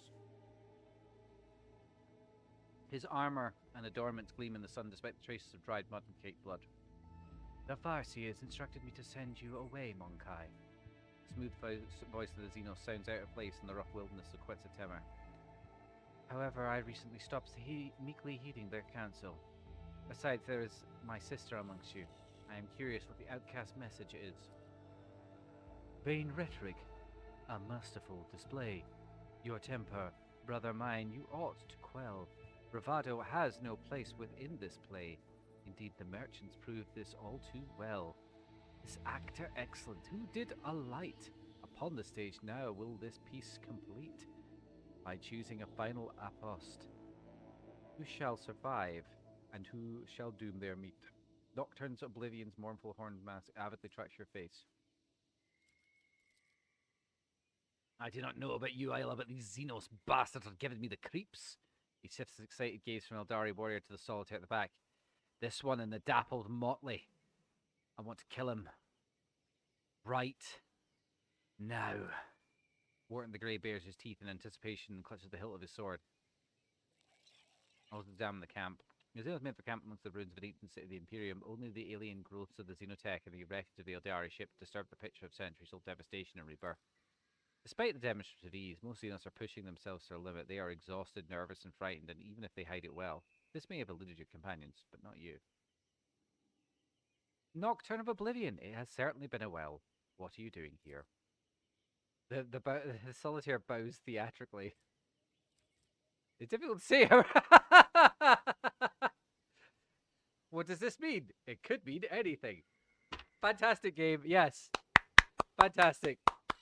Tell me absolutely fucking nothing. I love it. With embers glowing cupped in my two hands, I bear them through the deluge to the hearth. The Harlequin's metaphor implies that he's been accompanying the surviving Eldari for a while now. It is not clear what hearth he is talking about, but he managed to find them a new home. I am here to resolve this conflict peacefully. A tapestry complex is peace and one, that many threads demand for warp and weft. For this design, three wills upon their together spun. Its greed will sate in hands of weaver deft. The gruesome scars of past distrust bewailed, with compact subtle gauze shall now be veiled. And I do not. A glorious chase must end in a glorious battle. And I like these Xenos. I'll put the horned one head above my hollow fireplace. As for the shiny one, I'll just chop his ugly mug into bits. Do you see? All Monkai are the same. Wild, foolish, avaricious, empty shells. There is nothing interesting about them. True enmity, unerring, blinds to kind. Youth fierce and ravenous with seething blood, and old whose refuge find in arrogance. But past revulsion's hood they cannot see, the single path that both of them unites. Will two fall into step and dance as one, the laugh of jest unending knows alone. I like the fact there's two different things. What if I say it is my predecessor who is to blame for Commorragh's demise? The gaze of the assembled Xenos turn to you. Their strings look like the point of the sword. What are you doing, Elantach? My people are not as lenient as I am. They will not understand and forgive. She backs away from you like a deranged psyker. You have just drawn a line between us, Isla. Forgive me, but I will stay on the other side. Oh no!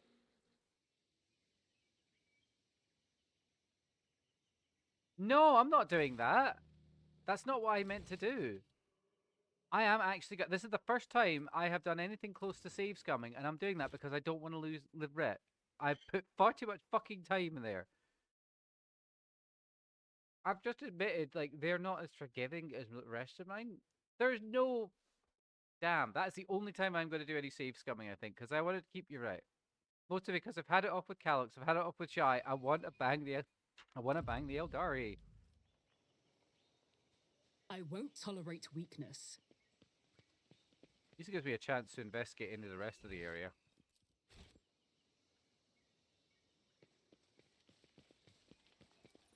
I better myself through my service. Thank you, please.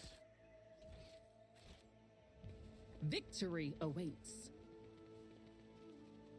Right, we've seen this before.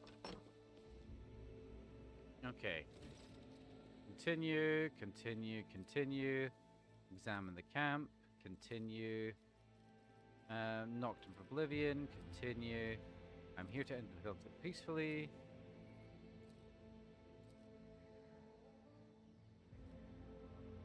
Your brothers and sisters are exhausted. You are trapped, and I am the only person who can change that. You may be discerning, Monkai, but only half of what you say is true. We did not attack this world, Monkai. The last of Commorragh's children assembled once more to scour the Master of Flesh Tevantis from the memories of the universe, the homunculus who abducted and tortured the Farseers from our craft world. We learned that he is hiding in this world, but something prevents our Farseers from discovering his lair, and so we are forced to act decisively.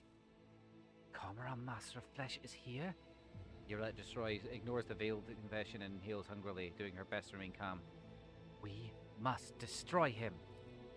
This is what we are here for, outcast. Stretch out your hand, grasp the spear of vengeance together with us, and plunge it into the dark heart of the Architect of Torment.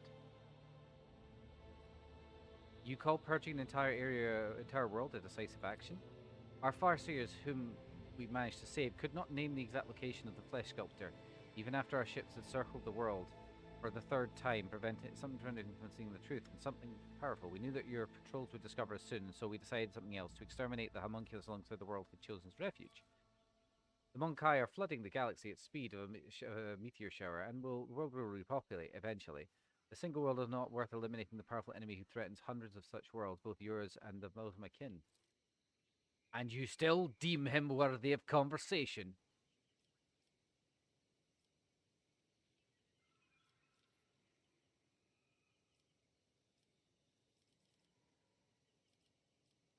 Address Yurette.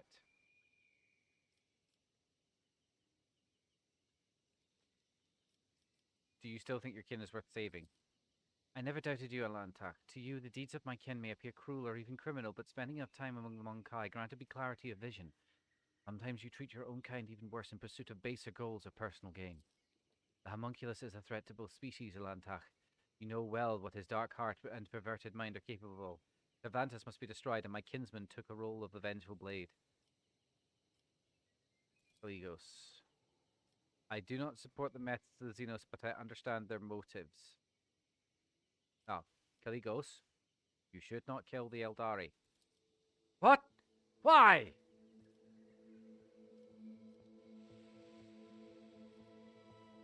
Look at yourself, Kaligos. You are becoming a monster whose only desire is to kill. Stop tugging at my conscience, Isla. You sound like vile, like Incendia from my nightmares made flesh to ruin the mood. You no longer see the profit brought on the thrill of the hunt, and you and the Xenos can help one another. What is that I hear? Isla von Valencia herself, a rogue trader of the Imperium and loyal servant of the God Emperor, is goading me into betraying humanity.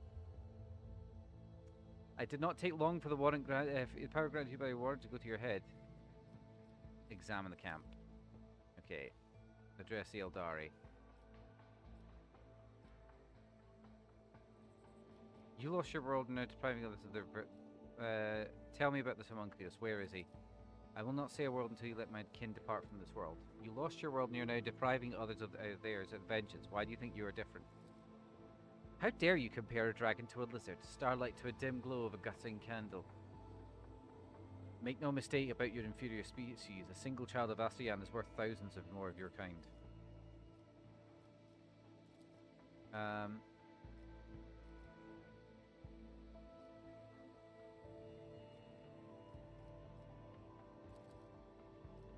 I do not support the methods Xenos, but could understand their motives. Perhaps they could pay you compensation? Even if I wanted to pay you off, we lost the wealth of Commorragh along with the craft work itself. Bargain with my life for the Monkai, I would rather go to the Eternal Night. This can be arranged, Xenos. The only compensation I accept is blood. I think I could strike a deal with the Xenos, not with you. A temporary alliance. So be it. Children of Anshian, fight with the fury of Kayla Menchakane. I knew you were rotten at the core. New blood. I am not surprised. The more trophies, the better. Blood for the road trader's throne. Fucking hell. Traitor, I'm going to bash your rotted brains out and wash myself in Von Valencia's blood. Skulls for the rogue trader's throne. Oh, blood god, accept the sacrifice. Skulls of the throne of skulls. Aye. Aye. Heresy. Oh, just killed that guy. Okay. Okay. I'll see you destroyed. Cease and repent! No, I'm taking on Winter Scale myself. This motherfucker's got to die.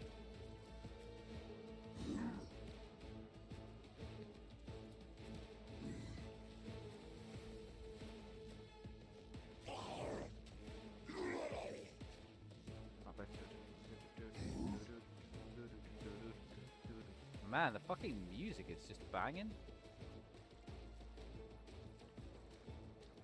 I think we're good. Okay.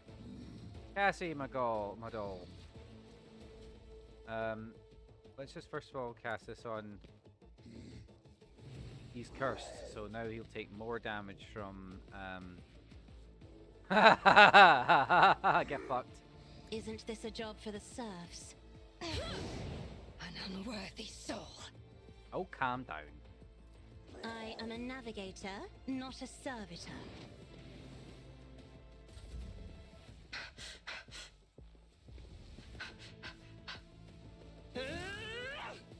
I can deal with Xenos, I can't deal with shapes my actions.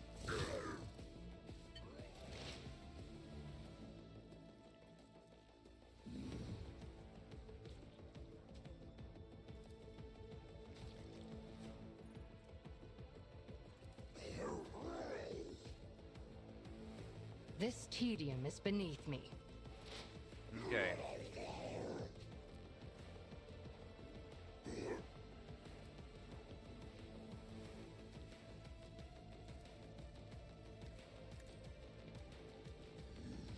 He has a lot of health. He has a lot of fucking health. No weakness is I just did hidden from my 150, sight. okay. If it serves your cause.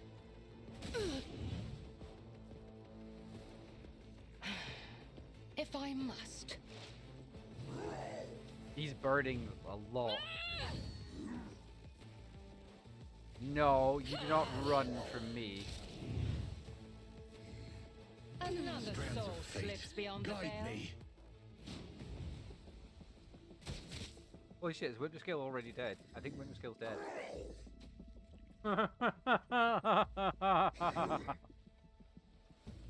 In thy light I stand, and thy light I crave. In the name of the God I'll Emperor do of it. mankind. Doubt is for the weak. I'll do it. As the Emperor commands. Holy shit. What the hell? Faith without deed. As the Emperor commands. I'll do it. This is why I was chosen. As the Emperor commands, none can escape the Emperor's judgment. What the fuck? Yeah, fuck it, we ball. Faith without deed. You That must be it now. Emperor. Yeah, I was gonna feel say that not. must be it there. If I move up, will it God let Emperor, me? move through me. Be the fire in my heart. Doubt is for the weak. Cool. As the Emperor commands, I act. Let's just run away I'll do it. and then switch weapons. I will not fail the craft world. Strands of fate, guide me.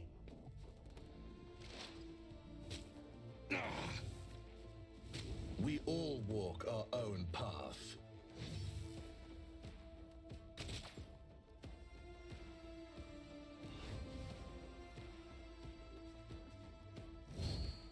Right, use the Abelard.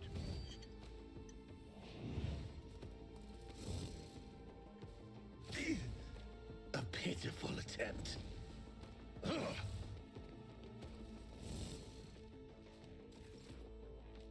Right, first of all, I'll bring glory to my bloodline. Suits my purpose. Watch and learn. Not a problem. Aha! Another clean strike. Nothing I can't do. Watch. Holy shit. Look at me gaining them stacks of versatility. Okay. All too easy. There's nowhere to hide. Not. Yeah, I'm good. First of all, we mark him as prey. Then we do an offhand attack and we kill him. The Omnissiah condemns you. Yvette brushes a strand of fiery hair from her forehead and nods appreciatively. I know how difficult it is to go against the will of your kin, and yet I cannot hide my joy that we both lived through this moment and came up to tell the tale.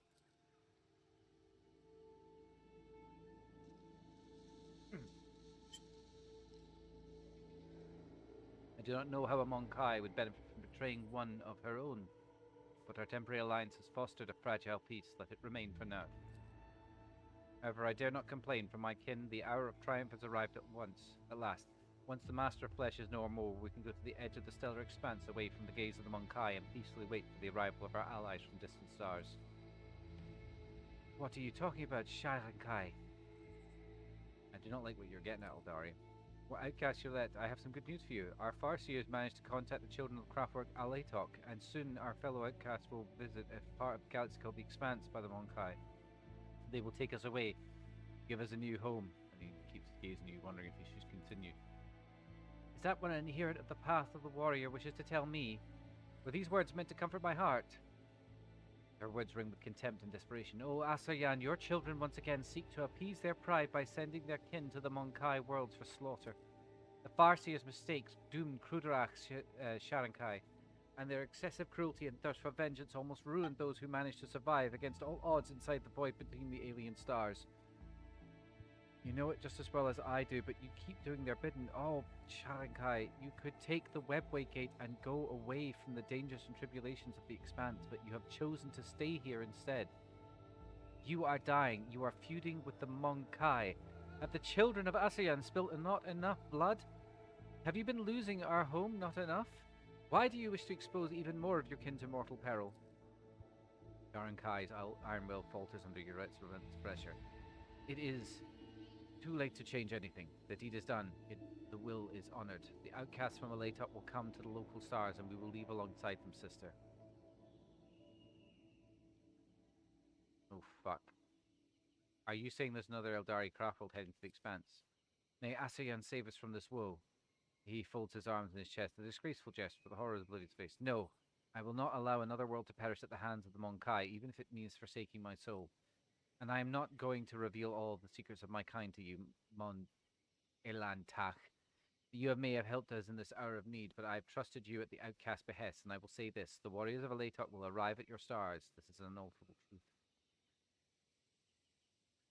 I did not sign up for yet another war between the Xenos and the Expanse, but call your kinsmen. Our Farseers paid an insurmountable price to contact the craft world located billions of stars away from here. Many of them perished to give the survivors an opportunity to be rescued, and I will not jeopardize the lives of those who yet remain. Fucking hell. Very well. Are you going to leave me and escape with the rest of the outcasts? Is that what worries you now, Elantach? I may leave the Expanse someday, but the only thing you should be concerned about right now is how to appease the wrath of my people. It will take the warriors of Aletok many years to discover the Webway Gate people bringing their strike force into the Expanse. Perhaps you will be too old by then, and on your deathbed you will hear tidings of the children of Asayan coming to exact their vengeance. For some reason, the words begin to faint smell of your lips. Worry not, Elantach. It is my turn to rescue you and your people. Rescue me? How? Not like a forgotten shadow, the solitaire steps into light and leans forward with interest, the spectator watching the accumulation of an exciting performance. During the exile, I met many companions who temporarily joined me on my endless travels. One such companion was a fellow outcast who had already completed many paths. It was he who told me about the Ritual of Unity, an exciting opportunity for one's spirit to reach out and touch the infinity circuit of the craft world familiar to the Farseers to perform it. Sharankai said that the Commorragh Farseers had already contacted Aletok. This means I can too. Has darkness of space driven you mad from the exile, sister? Sharankai recoils from Yura as if from a scorching flame. Not even the ones walking the path of the seer with all of their power risk joining souls with the ancestors inside the circuit. They are wise and know that the ritual is perilous for the soul. Your chances of success are simply negligible. You would die before you achieved anything, and even if you would not, ask yourself barely, why should the ancestors listen to a simple outcast? Like you said, Elatok is a world of my fellow outcasts. They are not going to hurt me on purpose, and this giving wings to my hope. Look me in the eye, Sharankai. Do you wish to end the suffering of our kinsmen? Well, I can see the reply in your heart. You must accept it and help me. Elatok is not a world of outcasts. No. Elatok is a world of absolute religious adherence. They are so they're so adherent to the paths of Asuryan that they literally drive everyone up the fucking wall, and that's why they have a lot of outcasts. They have a lot of rangers, like in the lore.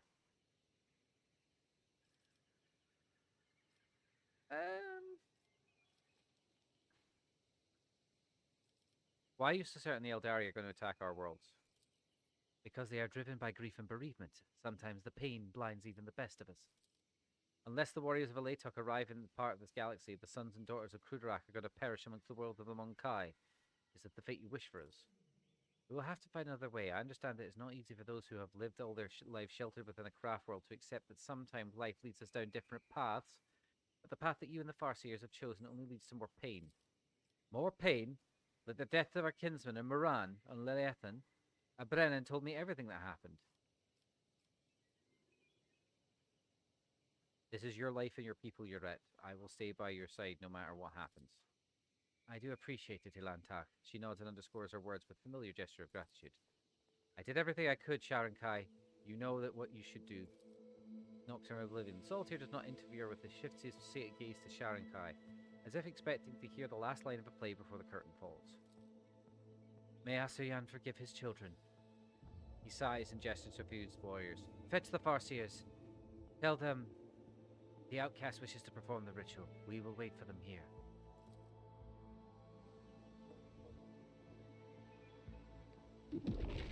Whoa. The strange energy that permeated the clearing where the paths of humans and Eldari happened to cross is gradually dissipating. All eyes turn to Yvette, the Eldari who managed to survive the deadly ritual and woke up looking thoughtful and enlightened. Have you survived? Asuryan showed you mercy, outcast. So did our ancestors from the Infinity Circuit. Tell me, sister, what was their answer?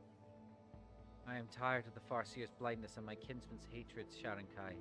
All the choices of our people led only to suffering and the loss of our loved ones. I no longer wish to be an accomplice to someone else's hatred and pay for the mistakes of the ones who were supposed to guide us towards the light but led us towards oblivion. He glares at the nearby Farseers. I convinced my kin to divert the river of their anger. The outcast cohorts will arrive in the expanse unseen and unheard, but not for the sake of war. They will find and take away those who remain, the last sons and daughters of Commorragh, and then they will leave the Monkai stars, without trace, forever. The angry Farseers try to object, but Sharankai gently interrupts them. Brothers and sisters would not dare ask you for more, Yvette. I understand your choice, even though my spirit cannot fully accept it. Are you alright? The Eldari sorcery look dangerous. I am fine, Ilantak. Thanks to you, I finally reached the end of my path. This path, and I am grateful that I had you to walk alongside it. What's happening now? After the Master of Flesh has been dealt with, Sharankai sighs tiredly, a faint shadow of smile gracing his face. We will all go home as possible. I rid you of Caligos and bring you back your lit. Do you think that acts for a reward? The gratitude of Asian is enough. Your kind is already a precious reward, Ilantak, accept. Okay. I would not mind cooperating in the future. Do not think this is possible, Monkai. Our temporary alliance will run its course as soon as the ships of my kin leave the expanse, and I hope to never come back here again. You hope to find the homunculus. The Farseers could not divine where the Master of Flesh makes his lair, for an unknown force is hiding him in the penetrating gaze of the Wise Ones. Alright.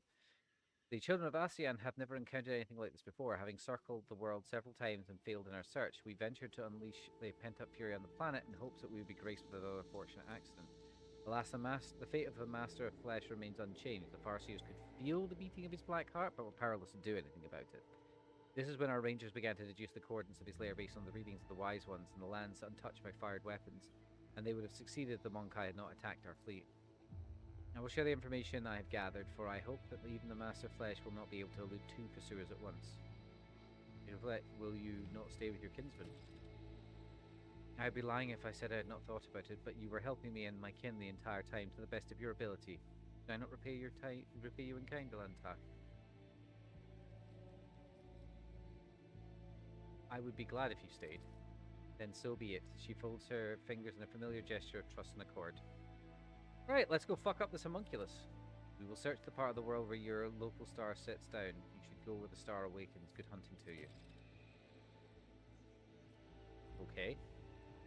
I'll lay claim to the stars. Level up time. Oh my god, I'm just leveling up constantly now.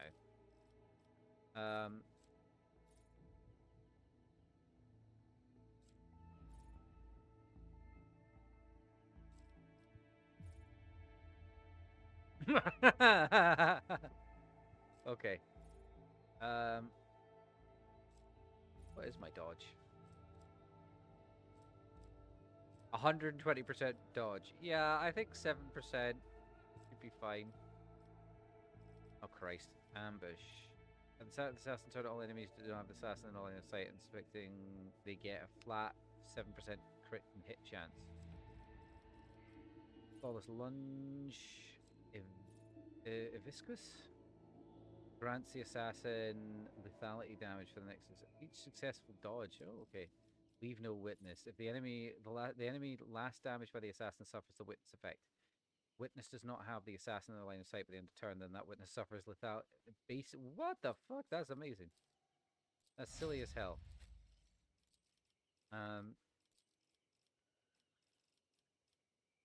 Every melee attack the character makes reduces the target's armor by 7% at the end of combat. The recalculation is applied before damage is calculated.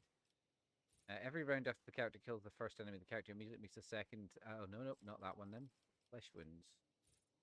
They restore 10% of their maximum wounds. If the character has less than 20% of their wounds left, they restore 20% of their max. Yeah, that's just a heal. That's just a free heal. Combat Addict. They gain +7 ballistic skill, perception, and willpower when combat. Out of combat, their intelligence, fellowship, and perception decreased by 7. Nope. Never stop believing. Love it. Accustomed to glory. Whenever you use a heroic that desperate measure, you gain +1. Archmilitant gains +1. No. Arms Master. Killing any of the melee attack makes all Archmilitant ranged attacks called. Yep. Does not stack. Don't care. Don't care. Do not fucking care. Okay.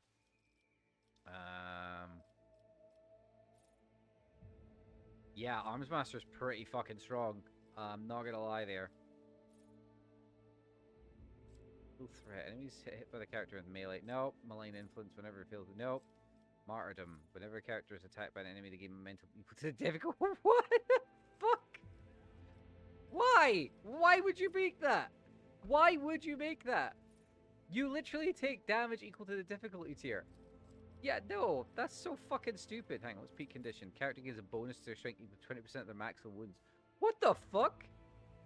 I need to put that on Abelard like this time round. I think what we're gonna go for is what's this? Extermination. Any damage the character deals is increased by 1 for every attack they have made this combat.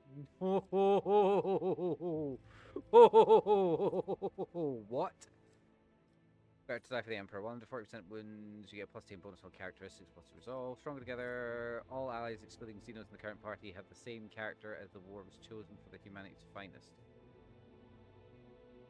Ready to serve. No heresy. Do my part. No.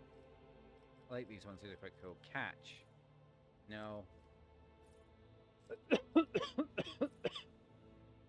No. Pounce. Oh no. Save the kill. We got him. What's this? Trail and shower. Hot in the trail. Don't have it. Fuck's sake. Guidance. First critical hit in a round grants their allies a stacking bonus to armor penetration till the end of combat. Once a character with this bonus reloads, the bonus is removed. Okay.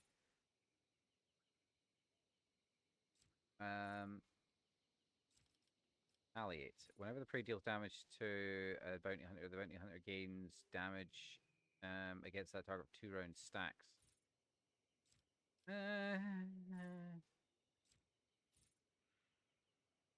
There's not a lot of good options here for what I'm going for here. Claim and maim. If claim the bounty kills an enemy, the bounty hunter's next attack will always be a critical. Yep, I'll do that. Hey, buddy. Let's get you some flesh wounds. That's a good idea. Fire's the forge.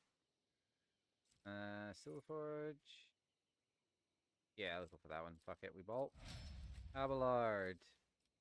We would also like to give you some really bullshit things. Extermination. What was it called? Flybearer? No. No at all? Character gains 2 plus int bonus divided by 2. My int bonus is 3.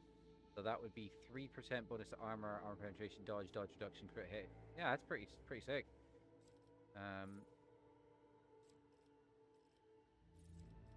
Why can't I?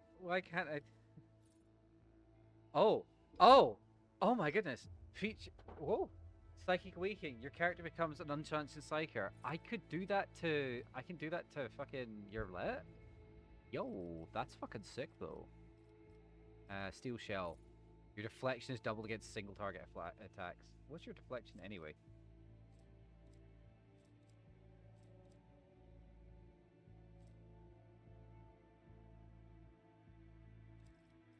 Okay. Let's have a look here. I think we're going to take Flesh Wounds though, because I would like him to heal every turn.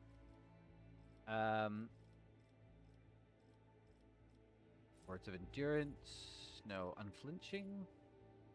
Whenever an attack made by an ally hits the Vanguard for the first time in a round, that attack deals no damage to the Vanguard. If it is a burst attack, then it applies to each successful hit on the burst. That's really useful. That's actually really useful. Yeah, let's take that. Unflinching. Boom. Cassie. What can we get you?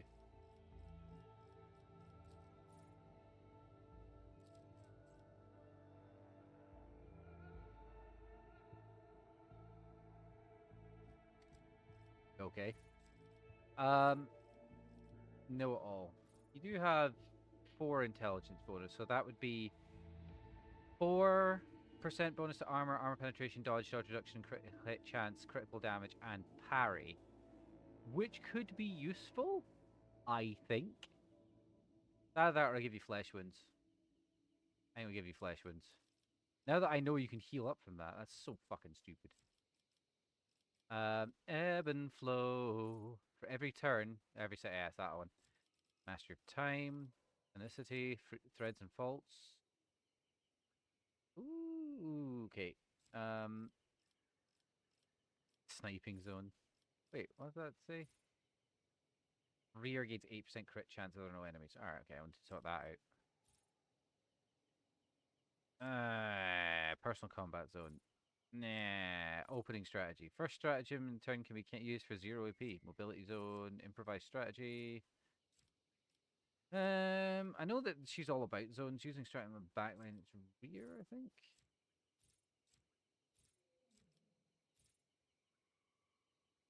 Yeah, let's go for that. Okay. A new challenge for me? Aha, blood drinker staff, aha. Okay. Ooh, that is better than what I have. That's nice. Plus 10 strength, what the fuck? I'll take all of that, thank you very much. Anything else here? Ooh, hello.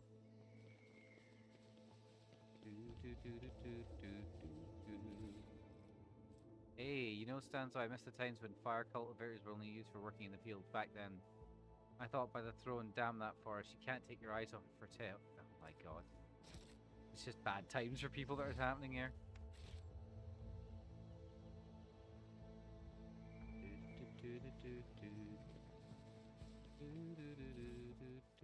Whoa! What is that beauty? Right, hang on. Hang the fuck on. It does less damage. But what's the gimmick on it? Info. When the weapon hits, the target must pass a toughness test with a -35 penalty if become blinded for a round. It's nice, but it's not nice enough. However, this looks very fucking nice. Not corrupted, is it? Doesn't look corrupted.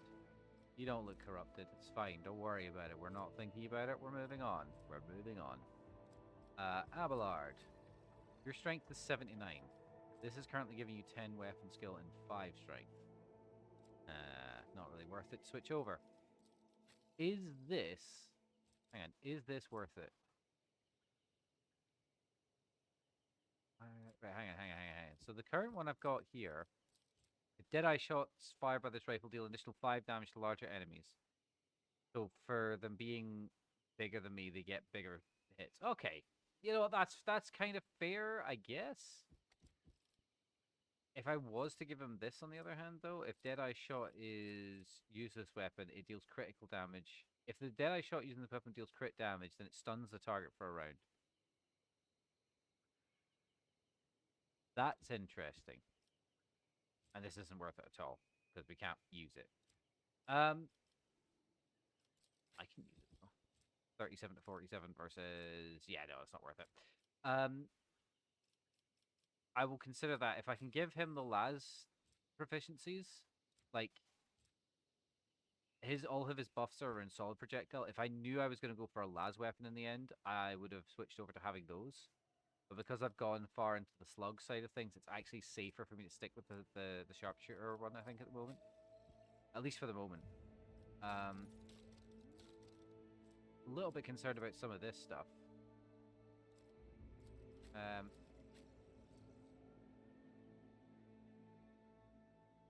Where's chances to suffer a critical hit are reduced by 20%. If your willpower is more than 70, you get 50% hour. Willpower is 30. Nah, bitch. Nah. Not having that one. It's not worth it. He is in Drukhari armor, which I think is kind of fucked up for her.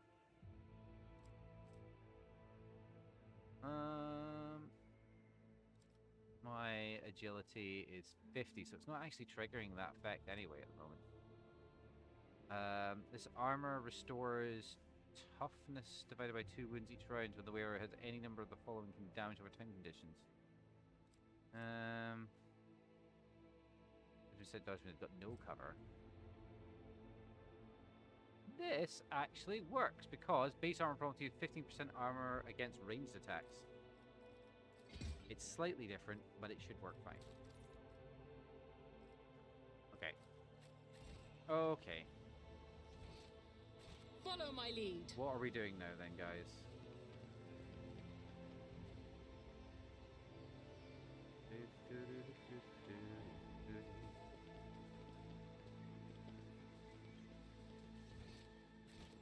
I won't tolerate weakness. Where am I going then, guys?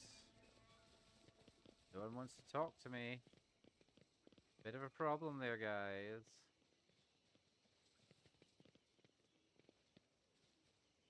Is there anything in here? Victory awaits. No. Okay. I'm always ready. How the fuck do we get out of here? What am I supposed to do?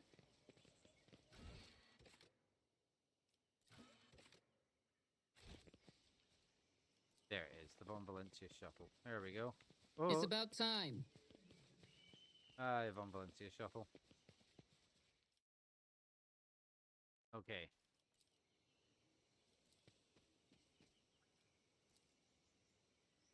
Okay.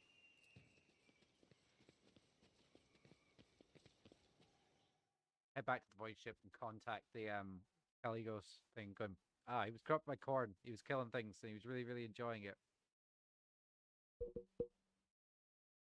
He was an arsehole. He was an arsehole that wasn't actually being the Lord Commander's, like the Lord Inquisitor's thing. That's the reason why it's most fucked up. Because, like, you can get away with a lot, but if an Inquisitor tells you to do something, you should probably do it.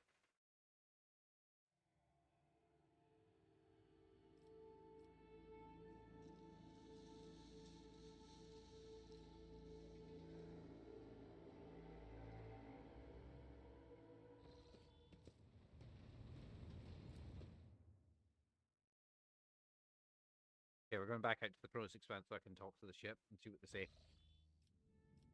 As soon as the expedition is regarded, Surta Ota hail to Emperor's vow.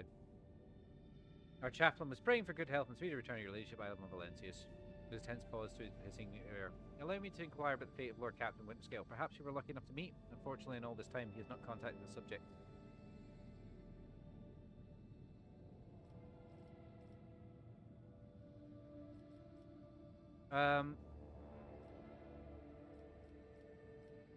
Lord Winterscale perished during the hunt.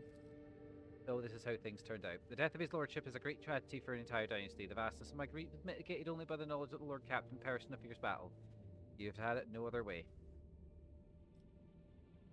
There are some Xenos left in this world. You will allow them to leave it unhindered. Consider it payment for my time and efforts.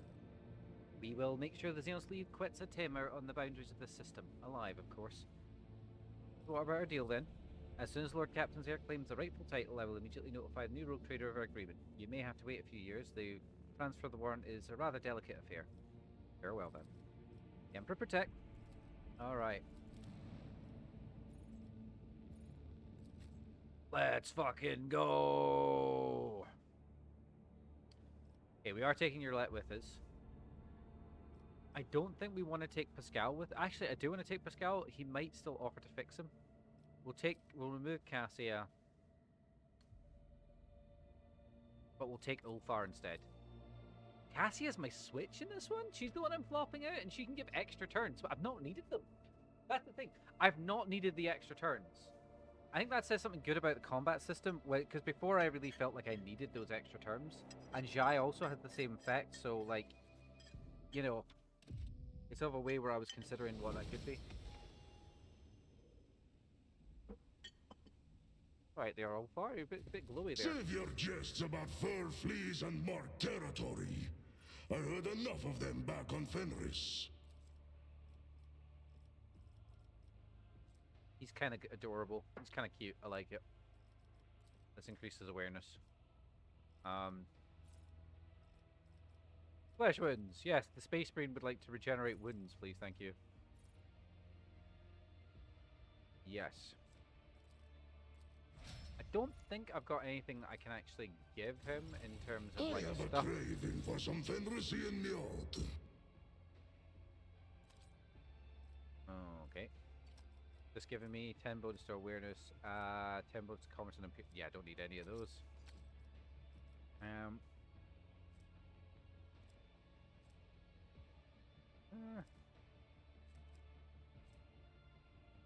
+5. Yeah, that works for me. Holy shit, his weapon skill's 100. Do I get Revelant Slaughter? I don't remember. Can't give him fuck all. That's really annoying. Don't dishonor the wolf with such tasks. I wish I could click on this and see what would be allowed to be equipped. That would make my life a lot easier. I don't think you get Revelant Slaughter. The visual settings of this character cannot be changed. Aye, understandable.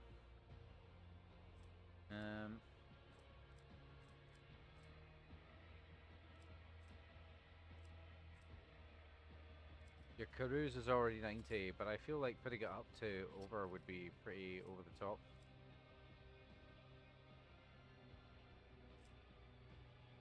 It's so weird. He's like this big beat stick, but he does like nothing. He's got like no effects that I can trigger onto him.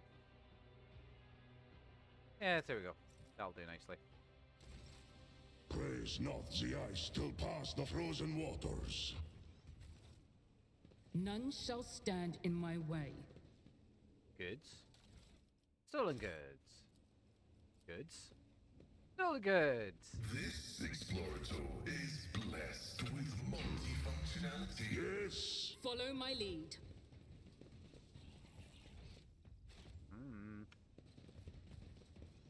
Stolen goods. You really believe your god is sitting somewhere on a throne of gold, watching over you? Not over me. The God Emperor cares for all his worthy daughters and sons. But a Xenos like you can hardly be expected to grasp the purity of human faith. I think they do, and that's probably why they don't do that anymore. They kind of find that cringe. I just love the fact we can see this dump dump dump from the Space Marine in the back. Oh, hello. I missed some loot. I'll lay claim to the stars. Now, what I was doing there. Bordering on heresy is what I was doing. Wargled or a trap? Watch your steps. I won't tolerate weakness. I sense something nearby.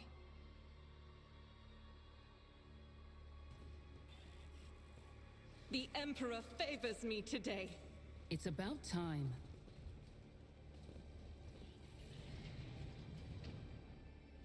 Keep a sharp eye. None shall stand in my way. State your intention. I need no Farseer to guide my future. Your seneschal is always there for you. I type. Whose innards? Join me in prayer. The songs of my... I'm restless. Never doubt me.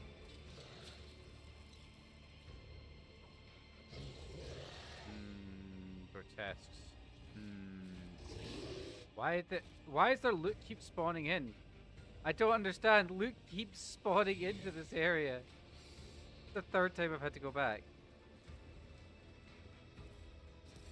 Okay. Victory awaits! Ooh. Ooh!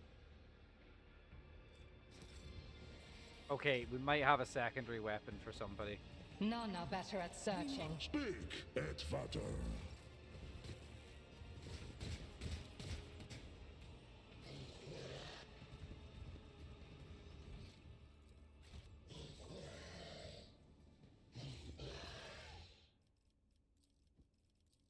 The notebook contains detailed observations, formula and diagrams, and it's thickly covered in a viscous greenish fluid. Most of the pages are glued together, but the contents remain turned into blurry stains. Experiment number 76. Outcome. Failure. Objects capable of maintaining minimal vital fall short of every quirium. Degree of sexual abnormalities and deformations are acceptable. Failure. Upon being removed from the soul, the subject's vital ceased in a excruciating manner following a brain hemorrhage and multiple internal bleeding. Experiment number 13. Outcome. Partial suck. Specimen capable of maintaining vital but who continue neurally mutilated by means of drilling through the elbow, knee, and hip joints. Experiment number 21. Outcome. The last X subjects confirm minimum requirements of their capabilities are limited, but they incapably are no capacity for original organs. Huh. A new challenge for me. Agitators are in deep sleep. Okay then, guys. I guess we're gonna have to do this. I won't tolerate weakness.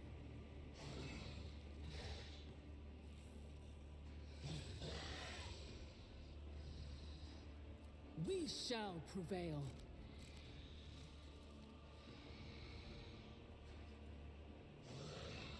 Control A.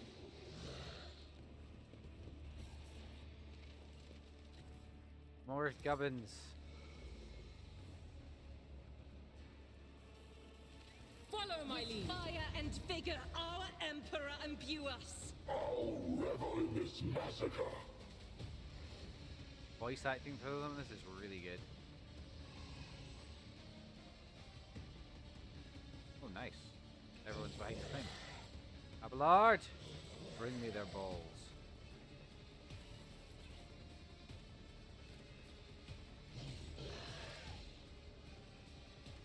Yeah, it's everybody.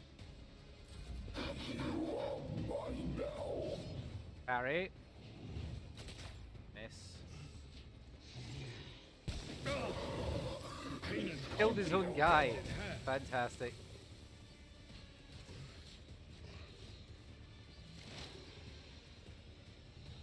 Okay. I am not your Xenos pet monkey. This tedium is beneath me.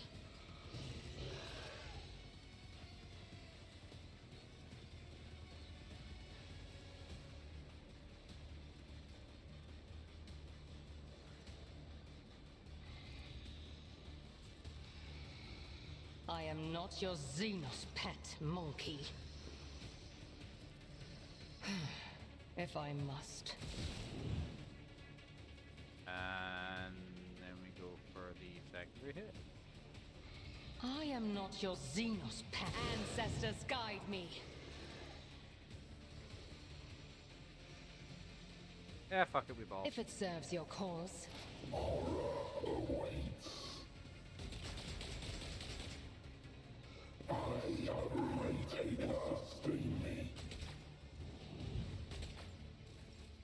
Okay.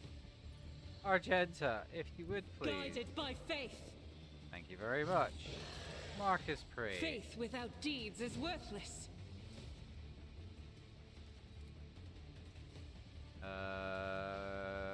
Marcus Prey. Doubt is for the weak.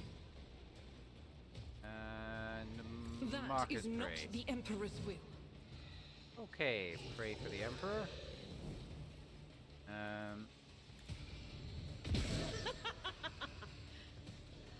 I like her laughter. She's so adorable. Considering I will always hit with this. I'll do it. Each strike is a prayer. I refuse. Pain and suffering. Right.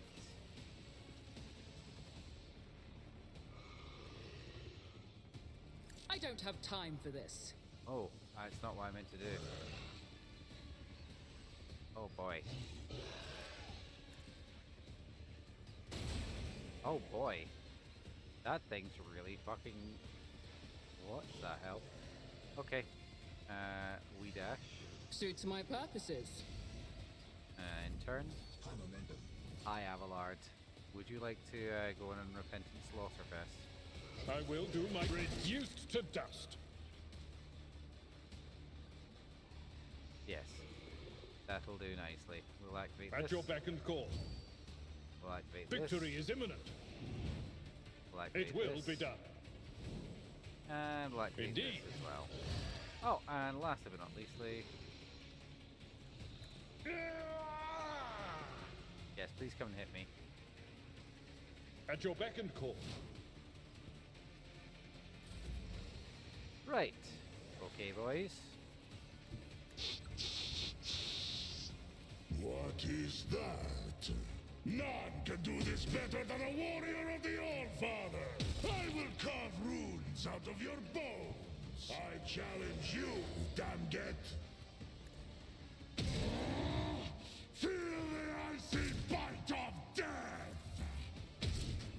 Good lord, Give it's this right in front task of you. to someone lesser. Corpse pie have become the All-Father's worthy instrument. My instincts tell me to refuse. Sparta. See how the wolf He literally succeeds. pushed him back. Amazing. Nobody escapes us. Right. My only answer to that is bang. The Messiah knows all. A significant value. What a pleasure.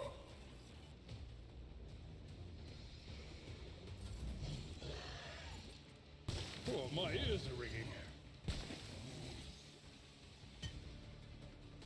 Get up, grotesque. I hear Yeah! nothing, no more. Hell yeah, brother. My heart sings with the thrill of battle. Right, let's buff the shit out of this. I'm in cover. I want to give them less armor.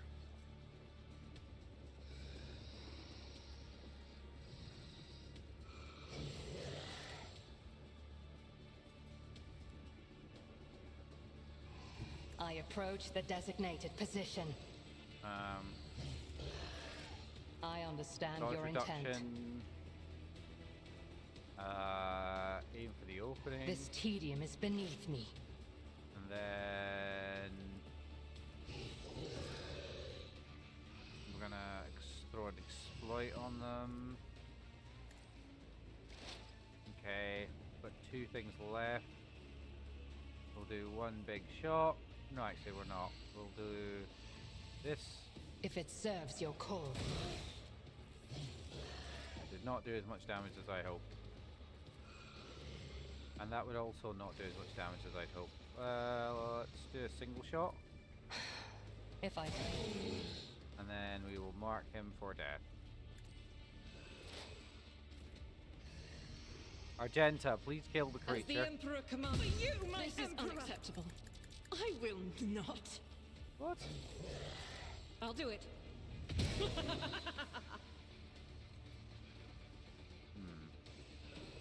What's the problem? I can't kill anything else. As the Emperor commands, I act.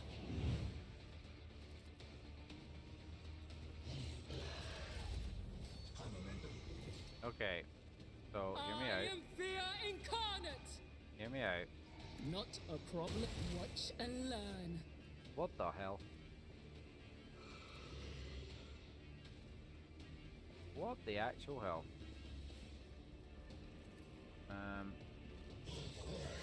We're gonna try and next round see if we can get downstairs. I don't think I can actually. 7 MP. Nah, I'm not gonna do that. It's not worth it. Abelard! My place is at the fore. Charge it. It will be done. Like boff it. Charge it! Victory is imminent. That's not the Seneschal's job.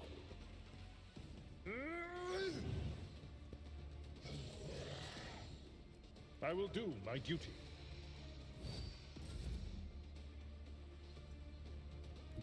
Our foes reek of cowardice. None can do this better than a warrior of the All-Father! Right, Pascal. My competencies are not that universal. It fucking should be. Right. The scriptural prognosis is favorable.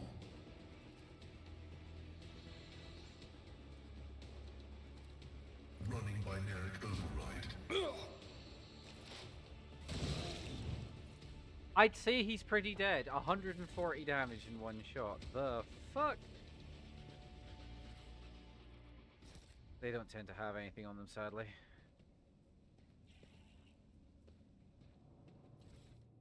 Yeah, just knives and some other gubbins.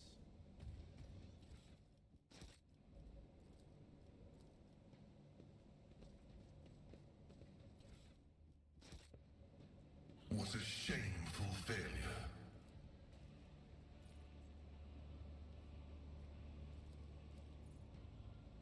None shall stand in my way.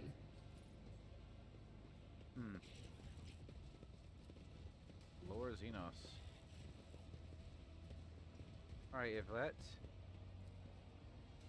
What is it? I want you to go downstairs. My success was inevitable. Yeah, okay. Hit I'll lay copy of claim to the Cervantes. stars. Oh no.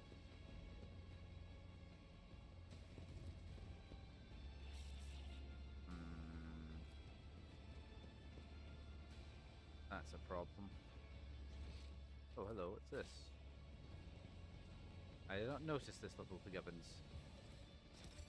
Okay. It's about time. Why is it saying access denied? Come on. Hang on. Doubt is for the weak. Access denied. I can't lodge a kick, I can't do anything to A it. new challenge for me? Was that supposed to be a challenge? I guess not. Victory awaits. Not for a member of the Angels of the Emperor. Peck Priest is dead here. We shall mourn the loss of our brother in the I Messiah. sense something nearby.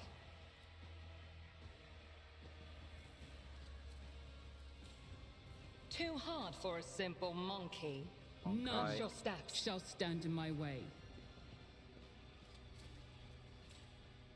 A trivial task.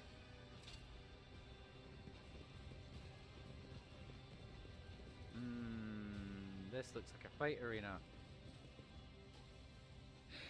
There he is. It's just him there. Okay. Oh, here we go.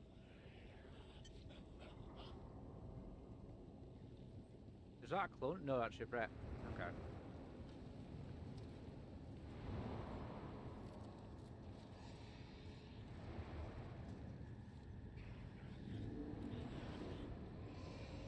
Oh, he's making clones.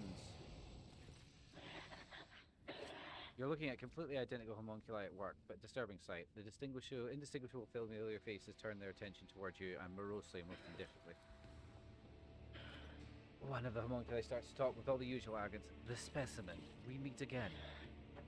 Your escape from Commorragh was both a statistical anomaly and an act of abject cowardice. You should have died in the Dark City instead of overstepping the limits of your own usefulness. You made too much noise. The monster body falls silent. Barely perceptible electrical surges charge through the monkey's body, then the one who speaks continues. So you're here. Now what? Are you going to bore me with your questions, Monkai? The homunculi are twitching slightly as though for invisible electric impulses. They look virtually identical, yet everyone seems to be missing something else. A limb, an implant, or even a fractal facial feature or two. The single gaze of the many faces no longer seems haughty and superiority only. Some kind of shared defect also shows in it. Am I talking to Teravantes or several? Is each of you a separate individual? My new multiple form is intriguing, isn't it? I'll leave your question unanswered, Specimen, to give you something to ponder. I see you found new company then. Oh, the hole in the ceiling is a peculiar design choice. What happened there? Just more proof of how unreliable partnership with lower life forms are. You notice one of the homunculi glances at the hole in the ceiling. Fury contorts the Xenos face. Teravantes is unable to hide his anger at what happened. Whoever did and whatever it was they did infuriated him a lot. I see you found new company. Found? Don't you mean made? I had a backup shell stored away for centuries, but the events of the Reaving Spire Tempest convinced me that one active body was not enough. What is this place? And it does not exactly look like a Drukhari laboratory.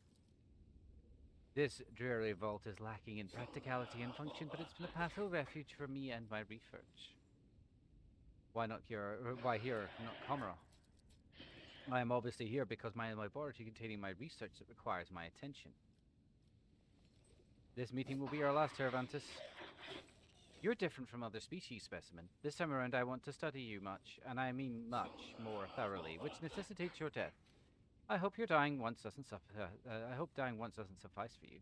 'Tis time to taste the brew of battle, the drink of axe and Boltgun Grim.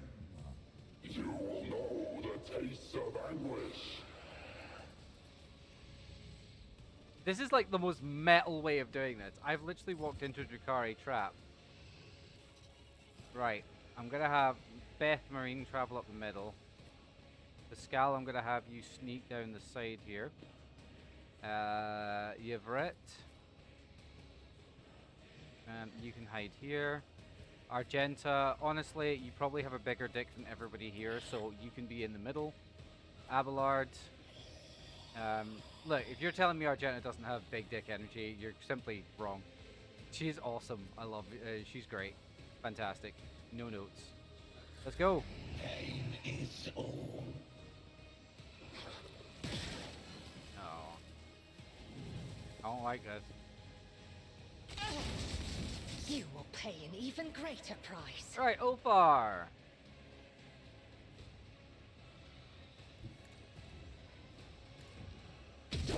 Disgrace.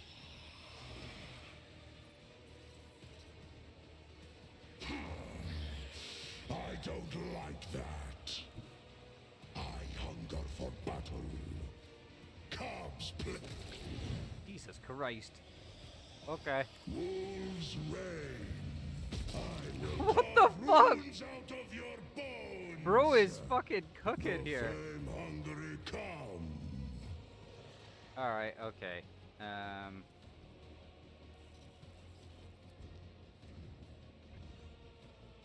It gives you extra movement points, but it does give me the ability to do... See how the wolf succeeds. Sure, fuck it, we ball. Sparta! So shall it be. Amazing. I challenge you, damn get. Alright. Okay, there are 2 creatures here. I cannot abide their continued existence. Please fix this problem. Cogitation failed. Request approved. Your desire condemns you. The Omniscient. Fucking Jesus Christ. Request denied.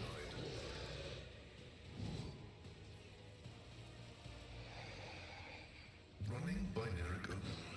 I'm just giving it extra fucking bullshit out, to be honest with you, because this is too funny. Right. My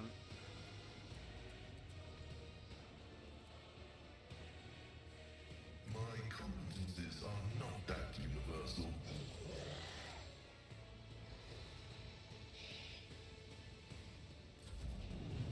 Okay. Next person we've got is Yvette, I think. This is a battle. What the fuck? Literally dodges all of those? Why does he just attack that guy? Harry? No.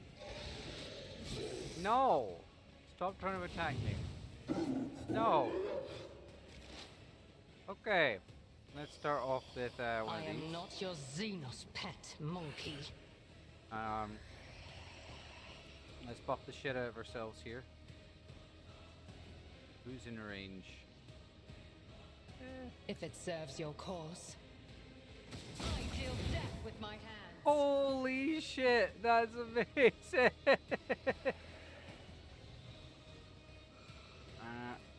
I understand your intent.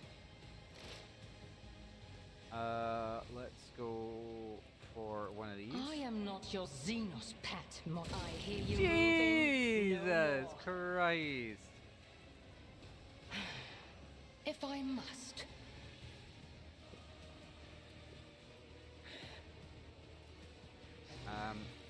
Right? No, I can't target that one. Alright, I'll target this guy. If it serves your cause. Right, my turn. I don't think there's anybody else on this side of the field. Nope, there's just those assholes. Okay.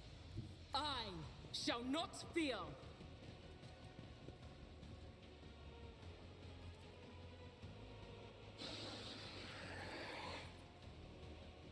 Let's switch to the plasma pistol. I feel like that's better here.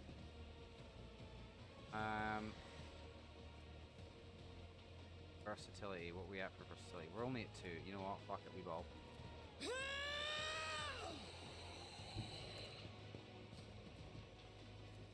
Nothing I can't do. You didn't stand a chance. All too easy. Another clean strike. Already done.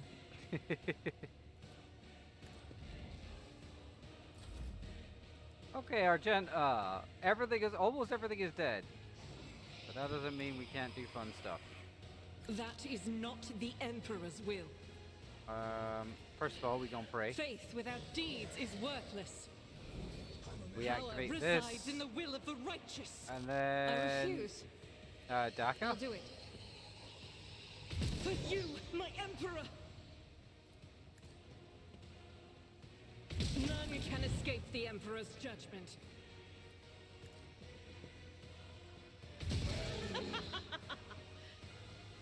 She's so calm.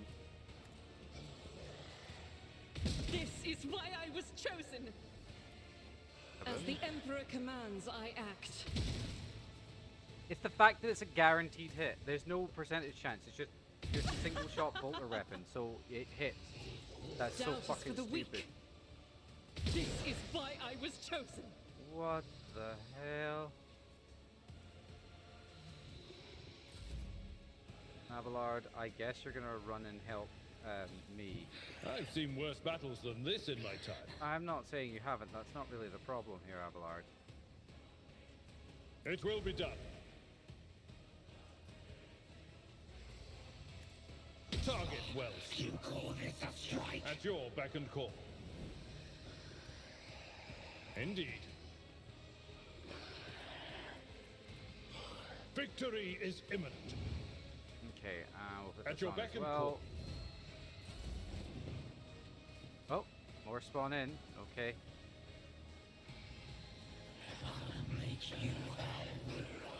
Harry! Grey hair? Sure hair. Right there, boysies. Okay. First of all, Sparta. Wolves reign! Ah.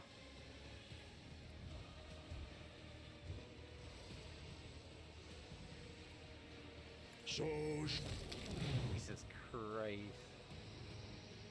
see how the wolf succeeds. Why have I in disgrace? Jesus Christ. Okay then, lads. Bit on the old stabby side, eh? Our foes reek of cowardice.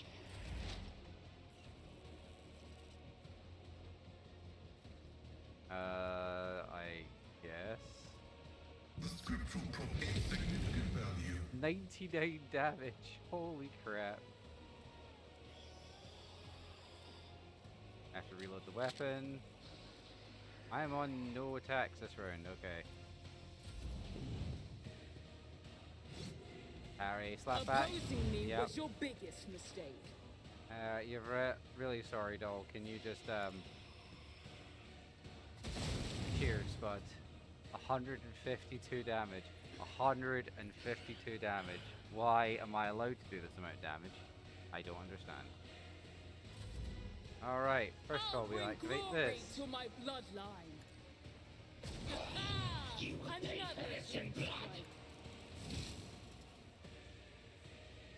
Sparta. Not a problem for me.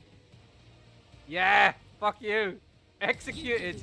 Yeah! Get fucked!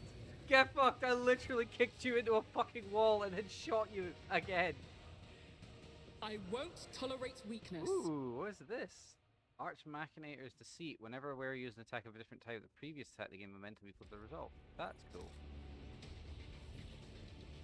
There's so many Kristen creatures here. Okay. Let's grab everything, I guess.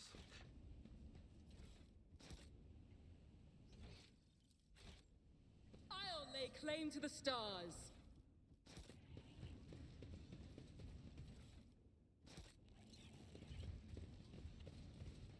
Nope, nothing here. That guy got absolutely mangled.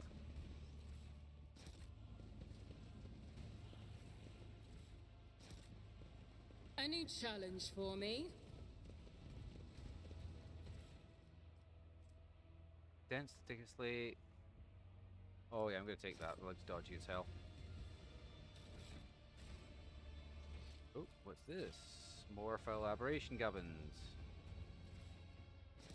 It's getting so old, like I need to get rid of this crap. Victory awaits.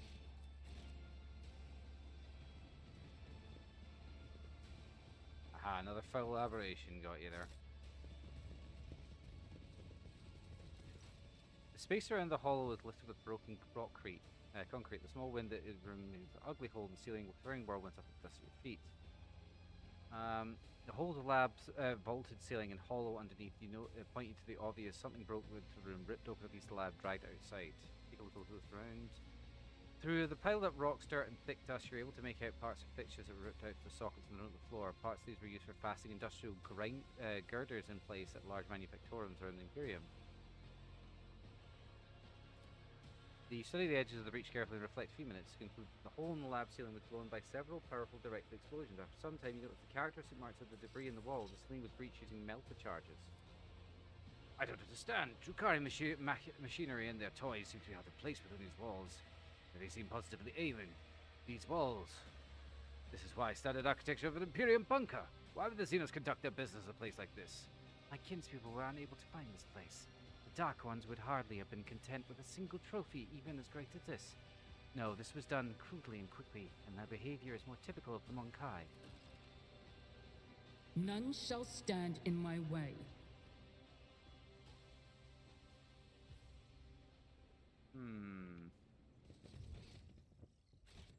I don't know what else I'm supposed to do here.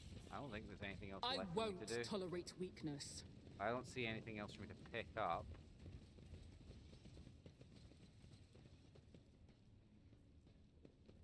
We'll see if we can get back to some of these things here. Follow my lead.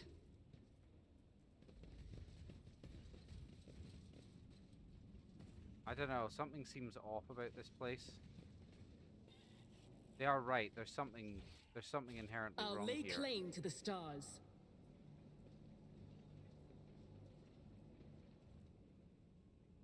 Oh, of course they got to do I this. woke up with a feeling of wonder, as if a field of flowers was blossoming nearby. A child was saved from death. 1,000 That winter scale wasn't half bad. He knew the joy of battle, and he was no coward. Though he was still a bit of a runt. Caligos was the kind of man for whom dying in battle was his greatest wish in life. Well, his dream came true.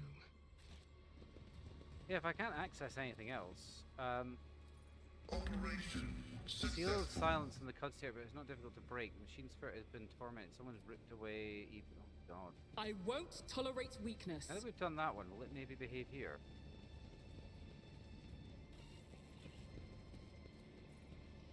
Access denied. I don't know. Follow my lead.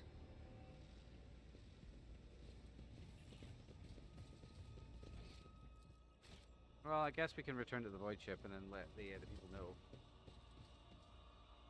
Not much I can really do, though. Like, if it won't give me access to some of the other things, then...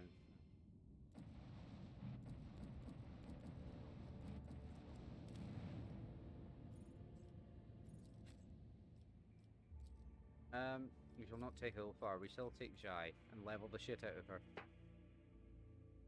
I must say, I've managed to get to quite a high level by accident. I get the feeling that I maybe dallied a little bit too in chapter 2. Oh. And again, we are playing on story, so we're not here for the challenge, as it were, but there's been a bit of challenge to it.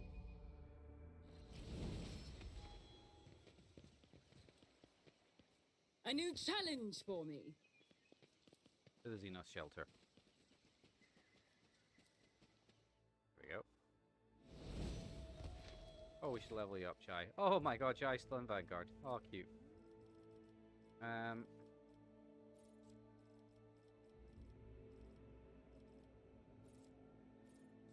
Let's see.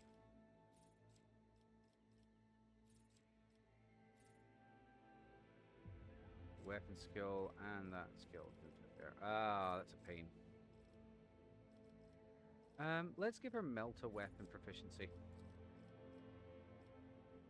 I just think it would be cool.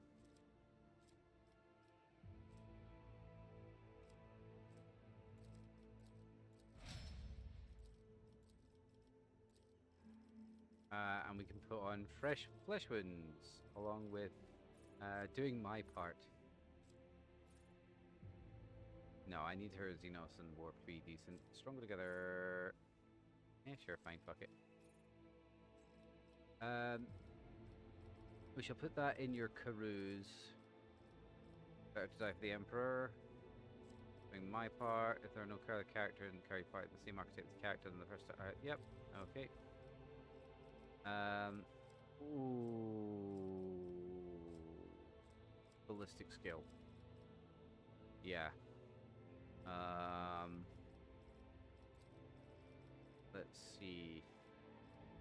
Let's just, for no reason at all, give her Melta weapon expert. Air of authority. Increase the allies resolved by offensive resolved. That's not resolve bonus, it's just resolve. Okay, so you increase your allies resolve by 2 plus my resolve divided by 3. My resolve is 11, which means that's like 3. That's 5 resolve. Oh, that's not bad. Whenever the target's here. Yeah, cool. That sounds good to me. Hang on. I already have take aim. That's fine. Carouse. Attention? No.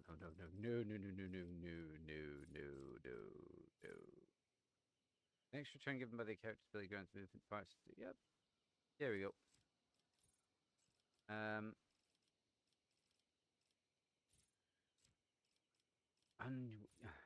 God, unflinching, bonding opportunity. I think it was unflinching. It just means that if she gets hit by anything, she's all right. And also, we are now going to immediately give her melter weapons.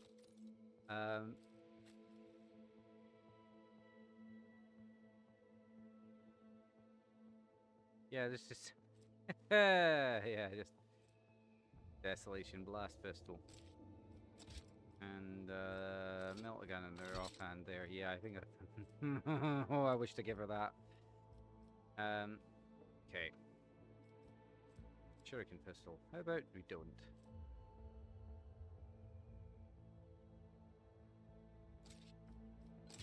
Ooh, spicy. Deals double toxic damage, increases the power toxic for 1 for each successful hit. It's not bad. I think I like that setup though. Although I should maybe give her a melee weapon, I guess, in addition to one of these. So we'll take the Desolation pistol off. They're both las pistols, so that's fine. One hand. Is that not?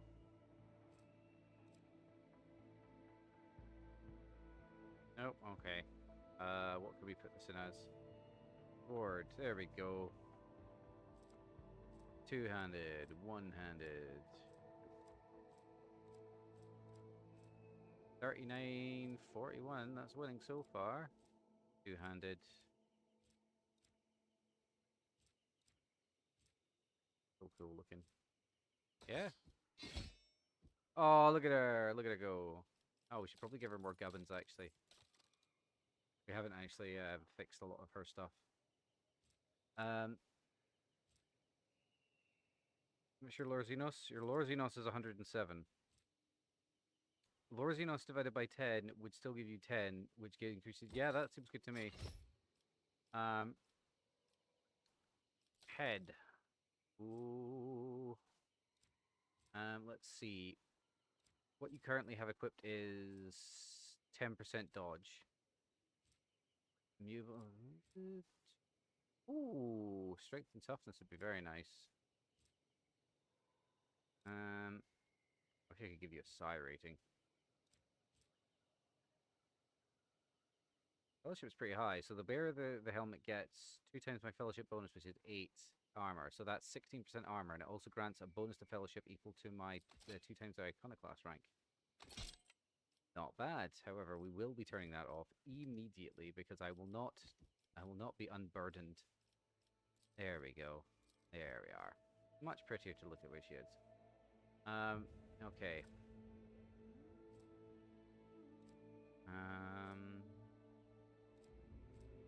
See. Come on, give me something here. Here's cloak, zealot cloak. Saturated cape. Whenever they endure, they move on the effects. Embroidered cloak. Whenever they are affected by an ally's ability, gain through stacks. Perception. Rogue traded cloak. Mantle of heroism. Each heroic act used in battle increases the wearer's dodge by 20% until the end of combat. That's so much better because I'll be using a lot of them. Boots. Start combat, the flare will inflict bleeding 5 on themselves. Whenever the wearer performs an area melee attack, they inflict bleeding 3 on all creatures. This area of attack also deals 5 times the wearing bleeding level. Fuck that. Assault cloak, 5% fire reduction. Nice. Bullets boots. Wearer deals 4 damage against enemies who have no adjacent allies. Only applies in the first projectile. Applies in the burst attack.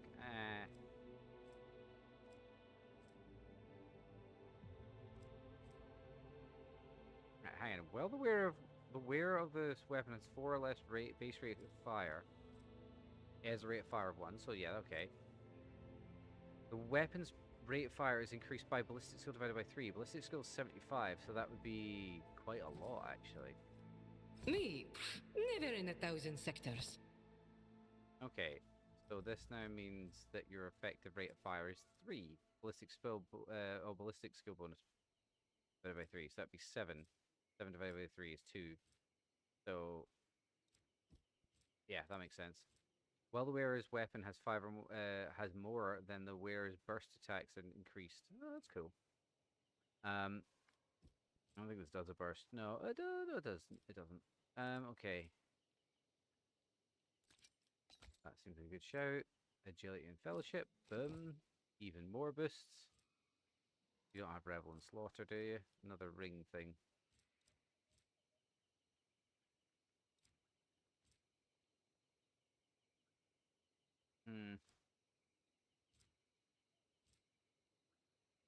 Commerce and Imperium, bonus to awareness, tech use. No, I'm not seeing anything I really want to put in there. Oh well, okay. It's about time. No, where are you?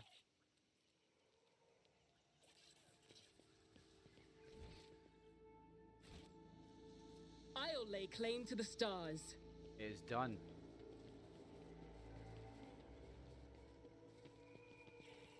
Wait, what? I don't get it.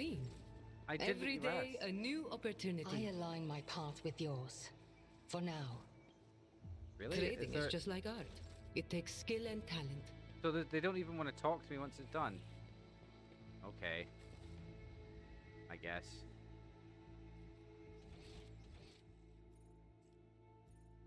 We'll go back to the shuttle. None shall stand in my I way. thought for sure I would get like a wee thing where I get to talk to them and be like, alright, I've done my deal.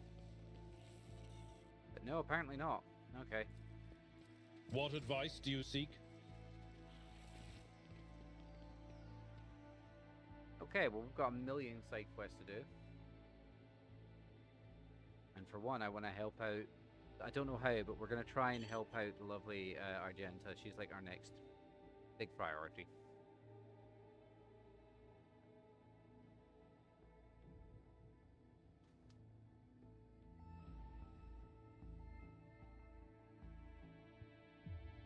At least we don't have to worry about Tivantis ever again because we killed him.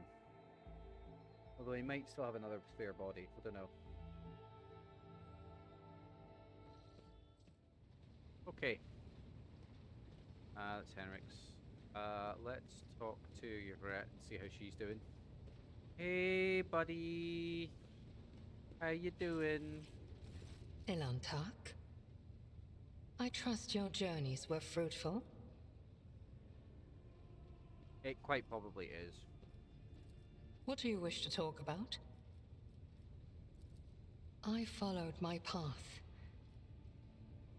Do you know what a path is to the children of Assyrian?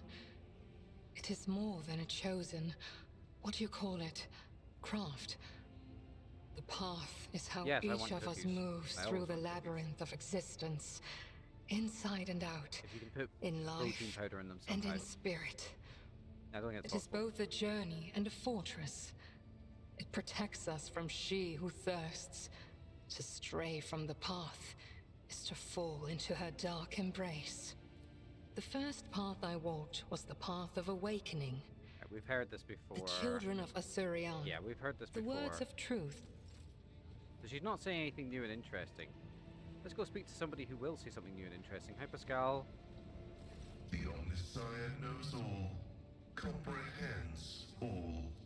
The request is approved. I have no outright restrictions on disclosing this information. Tell me about your mechadendrites. They are my younger brothers and guides on the way to the Omnissiah. Their machine spirits are directly bound to my neocortex and pick up impulses from my subconscious. Sometimes they act ahead of my thoughts. This is how the Omnissiah leads me to comprehension. Where are you actually from, Pascal? Information about my origins is worthless. I belong to the priesthood of explorators and came to the Coronis Expanse over 200 years ago. Any events preceding that moment are insignificant. How did you end up here? I was honored to become a member of the Explorator Cognizance Fleet. When the Adeptus Mechanicus summoned the faithful for an exploratory venture into the depths of the Coronis Expanse, I joined the fleet in fulfillment of my sacred vows of comprehension. Why are you here now? After I betrayed Archmagus Amonat, the fleet conclave directed me to the orbital station, Alter Templum Calixus EXT-17, for penance. This venerable temple station was founded in the early years of our expansion into the Coronus Expanse. It is currently a rear observation post of the Cognizant's fleet in orbit around the star Furibundus. The sacred fraternity of explorers. The cult Mechanica sends us out to the frontiers of the known sectors as researchers and conquerors. We are the warriors of the Code, who return to the lost worlds and devote themselves to recovering the lost ancient knowledge. Explorators are granted the privilege of being more independent than many of our tech comrades. However, it has earned us a reputation as unstable and poorly controlled troublemakers whose unorthodox views are dangerously close to apostasy. We can stop there. Acknowledged. Tell me more about the Adeptus Mechanicus. I am honored to belong to the priesthood of Mars, guided by its tenets. We safeguard technology against the impure and the unenlightened. Why did you mention Mars?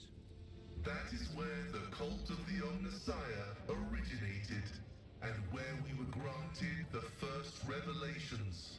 Many millennia ago, we made an alliance with the Emperor of Terra, and have served the Imperium ever since, paying a tribute of machinery, weapons, and void ships.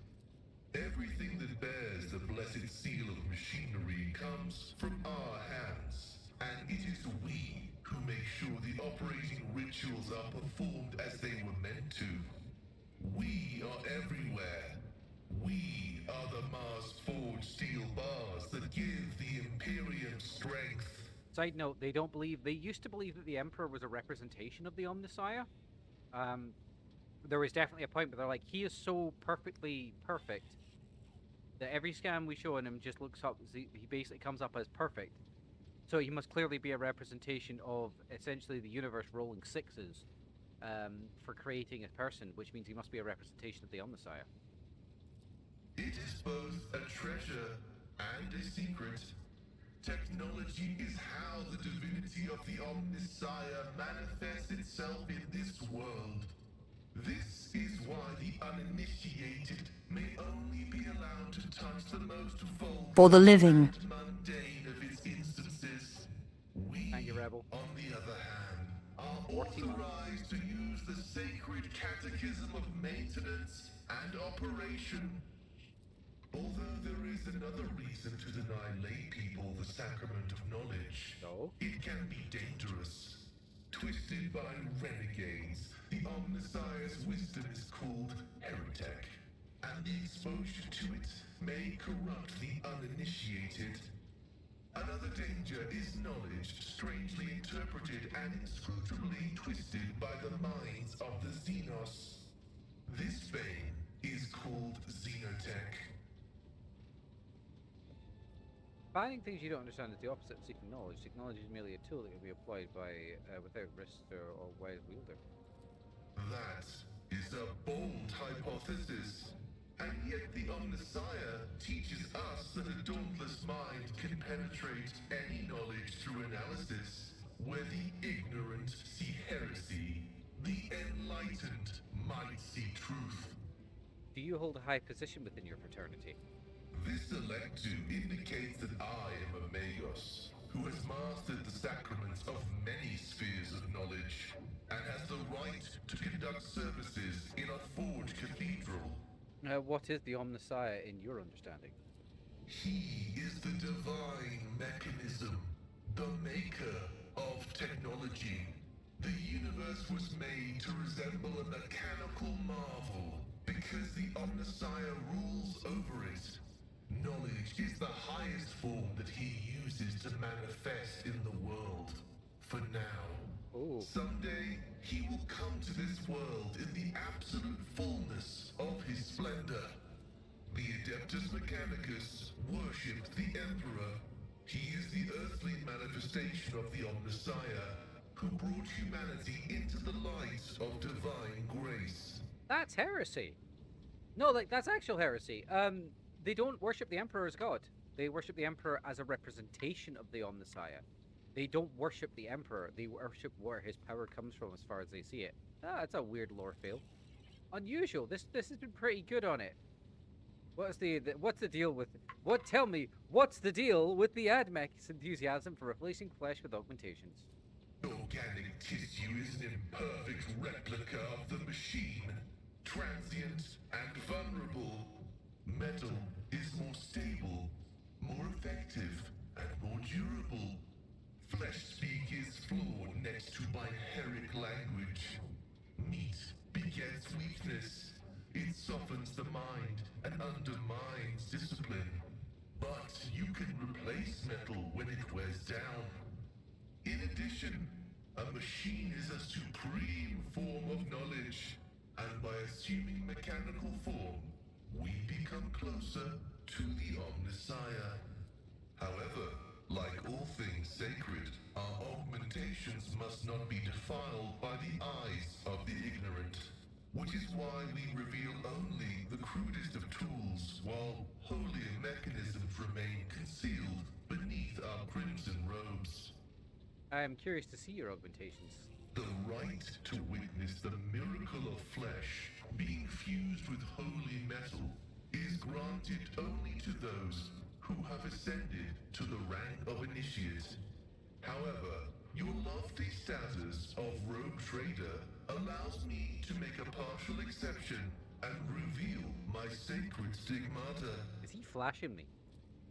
He reverently parts the robe's scarlet folds in his chest. You see emaciated white meat gnawed through by metallic shunts and inflexible wires. Blood runs through transparent pipes enriched with nutrients required by the pallid flesh. The sight of a body transformed into an appendage of an incredibly complex mechanism, but built using unfathomably ancient blueprints, is mesmerizing. Every component of the machine serves dual purpose of preserving life in Pascal's fragile flesh and preventing all threats to his well-being. The Omnissiah is generous to you. His creation is keeping you safe from death. The Omnissiah has been generous to you too. He has granted you understanding. You have a strange way of speaking. Is that because of your augmentation, or does your faith dictate how you should express yourself? Partially true. Oh! I had a voice modulator implanted alongside the respiratory purification module. Alright. But there is an additional reason. Gothic is not my first language.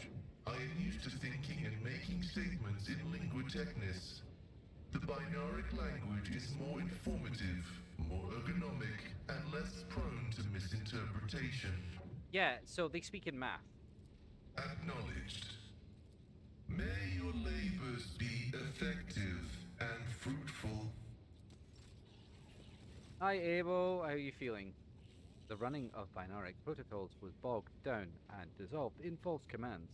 The filter has separated the correct signals from the incorrect. The running has been restored to swiftness. Oh! He was sad, but now he's happier. The filter has separated the correct signals from the incorrect. The running has been restored to swiftness. Whoa, whoa, whoa. Why is there a dead servitor here?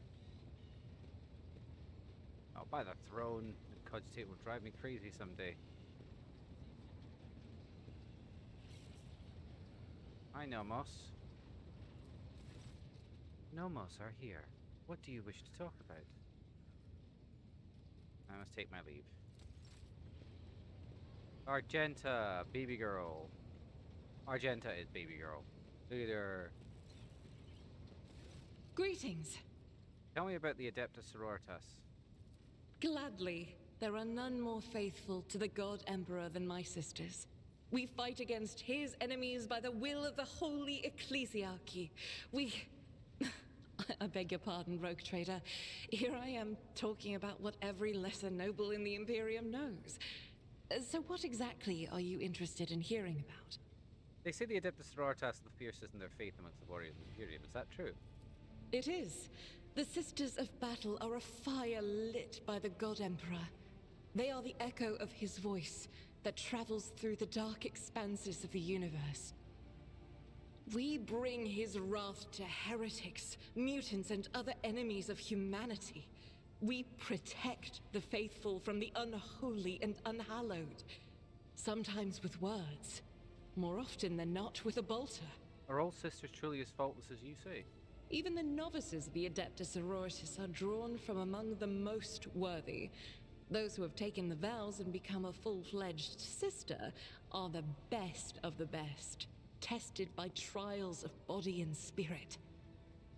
Yes, there have been cases when a sister stumbled or showed weakness, but do not expect to hear a story of depravity or downfall from me. Each such occurrence is a great tragedy for us all. Light cannot bear the smallest speck of darkness within. And thus those who have trespassed or shown weakness of spirit are given a chance at redemption. They are called Sisters Repentia, and may the enemy tremble before her, for nothing can stop a sister of battle who yearns to be cleansed of fault and weakness.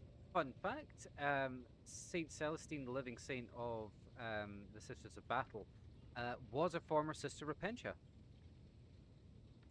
Wearing nothing but robes, no armor, eviscerator in hand, those sisters who have once faltered find repentance on the battlefield. Their lives are seldom long, but a death in the name of purgation is a better fate than to live with a shadow in one's soul. Okay, I think she's from the Order of our Martyred Lady. Once I had completed my novitiate, I was sent to the Calixian branch of the Order of our Martyred Lady, assigned to the Order's Pronatus. The Order's mission is vital and noble. The Sisters Pronatus protect great relics of the Imperium. We guard them, preserve them, escort them when they are brought onto the battlefield or presented for pilgrims to venerate. Yeah, so the interesting thing is that, for those of you who don't know, Warhammer 40k was originally very loosely based on some of the works of Dune. And the Sisters of Battle actually, canonically, do have orders or subsects within them that do the work of the Bene Gesserit, of bloodline manipulation. That's something that they engage in. Like, known that they engage in. But the Sisters of Battle obviously do have their militant order, which is what people now know them for. And we seek out the relics that have been lost.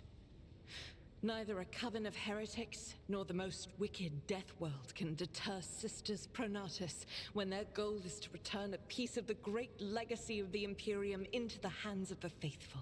The Order Pronatus is not an Order's militant yet, you're a trained fighter. Don't let the name deceive you. The Order's militant trains sisters to march onto the battlefield as an army. That does not make sisters who belong to the non-militant orders timid and helpless. Both the solace-bringing Sisters Hospitaller and the enlightened Sisters Dialogus know how to greet enemies of humanity. Their dialogue with heretics is usually quite short, with the last word being a bolter discharge. And my order has all the more reason to be known for the martial prowess of its sisters. We are the keepers of the Imperium's relics. What would become of our blessed hero's legacy if the Sisters Pronatus could not protect it? Are there other members of the Adeptus Sororitas in the Cronus Expanse? None that I'm aware of, but the Sisterhood's orders are many, and can operate independently of one another, sending their sisters wherever their presence is needed as deemed by the Ecclesiarchy. Perhaps somewhere in the Lord Inquisitor's retinue, may his path be blessed, my sisters perform their duty as we speak. I wish it were so. Even a single evening spent in joint prayer and training would bring me joy. I need to find her another lass. Should any more arise, keeping them to yourself would be... Of course, my mission is all I can think about. If I only knew. Others think that... I feel that my undertaking will be fulfilled when I Tell me about Saint Argenta. Gladly. Listen. Long ago, there was a blessed world. Thousands of stars covered the sky there, so bright that its denizens hardly knew the darkness of night. Thousands of rivers nurtured the soil. Thousands of gardens bloomed every spring, and at every moment, thousands of prayers were flying into the clear air, thanking and praising the Emperor. Interestingly enough, by the way, the systems of battle and how they behave is based on the fish speakers from Dune, who are an all-female fighting force that occasionally engages in lesbianism, canonically. But one day, the people learned the meaning of darkness. Like a storm, accursed heretics who had sold themselves to the archenemy descended upon the planet. Shells flew from the sky that desolated whole cities and burned the gardens and filled the riverbeds with the blood of the faithful. Smoke and soot swallowed the skies and the 1,000 stars that had once shone over the world. Among the handful of survivors was one orphan who had watched all her family die and the garden she'd grown up in burn to ash. But in her heart, she knew the absolute truth. Just these 3 words. The Emperor protects. And knowing that, she never looked away from the black, terrifying, smoke-covered sky. There were no more bright stars to be seen. Except for one. The one star. The bright star. The silver star shone in the sky. And when the orphan smiled at it, the one star fell right into her hands. All the faithful in every corner of the continent who saw the trail of the falling star recognized it as an omen and went looking for the place where it landed. And they rallied together. And with the light of the one star, they found their salvation. Please let it be a bolter. Please let it be a bolter. Yes, that was the beginning of her hagiography. It is known that she lived on a world where heretics staged a terrible insurrection. They wiped out all life on the planet, except those whom Saint Argenta managed to save with the one star, and with the strength of her faith. After that, she traveled between worlds, gripped by turmoil on her ship marked with a silver star, and brought hope to the faithful. Numerous accounts confirm this. Her coming helped people turn the tide of the war and wipe away corruption before the Imperium's main forces even arrived. Millions of people owed their lives to her, but the heretics, having realized their imminent defeat, sent the remnants of their forces after the ship with the Silver Star. It fell from the skies onto an obscure world. There are no definitive records of how old Argenta was at the time. In some chronicles, she's even called the Child Saint, but their credibility is questionable. Either way, she didn't live long, but she left a bright trail in her wake, like a falling star. One day we will reach Salus Prime and stand before the gates of Saint Argenta's ship. I know it. I believe. Okay. Ulfar. Oh, you're up here, buddy. How's it going? Broke free the bold from captors grasping. Dark cities, feeble dungeons, eternally disgracing.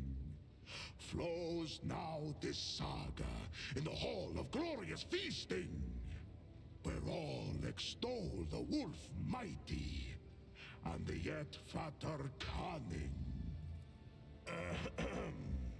I hope you're not going to put off the feast.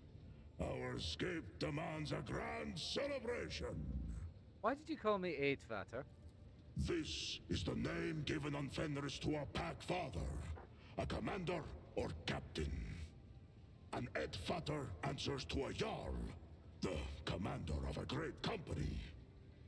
Since you are the one who commands your crew, and I follow you at present, hey, look. I am granting you the honored title of Edvater. Hey, that's what I like to hear, Kathera. Painting markedly in Sister Squad and me enjoying a bit of lore.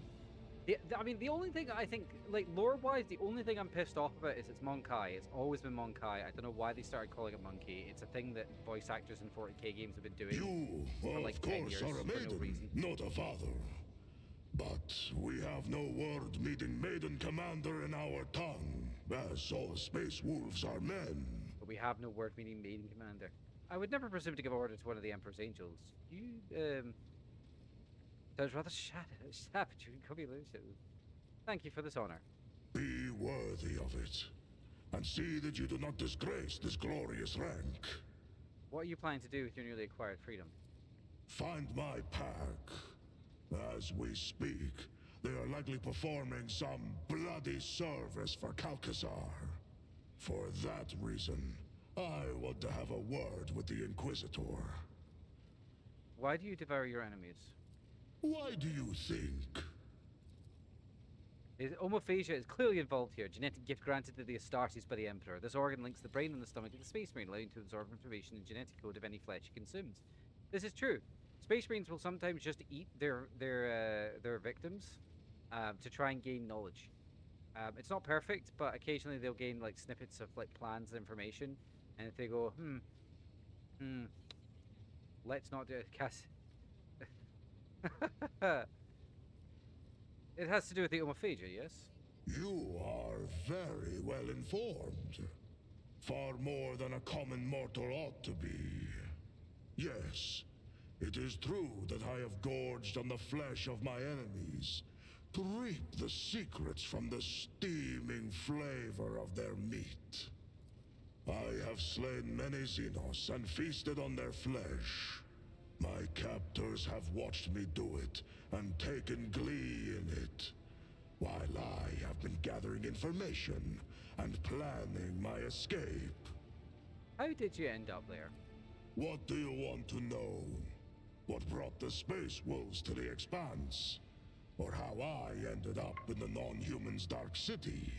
Tell me about your time in Commorragh. These are dark days you are asking about, Ed Fatter. You let out a rumbling sigh and draws uncovered the Let my keen-edged friend be a witness to the ferocity of my words. Okay. I was given to Tarvantius for his amusement in the arenas of Commorragh. Astartes are a rarity, and he sent me out there to kill gladiators. Living as an inglorious butcher and a Xenos' puppet, I hated it constantly, every moment.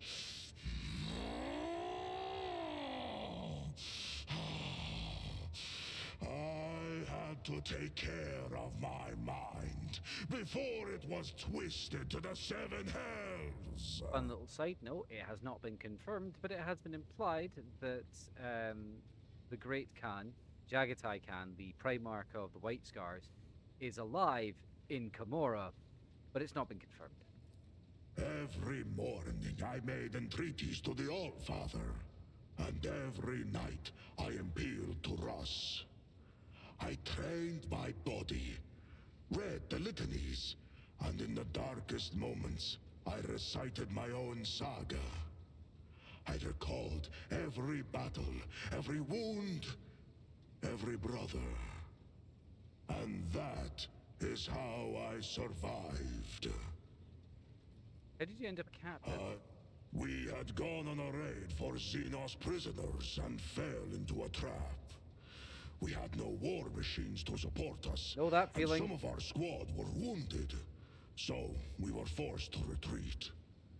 I ordered my battle brothers to leave, but I remained behind to meet our guests. I do not know how many of the feeble wretches I slew, but I would have killed even more had their towering piles of bodies not hindered me in combat. I killed so many they became a landmark. They wounded me and captured me. They froze the joints in my armor. When they dragged me to their ship, two of my battle brothers descended up the Xenos and tried to free me. An insane plan, but it almost succeeded. Almost. And so there were 3 of us taken captive. And then there were 2.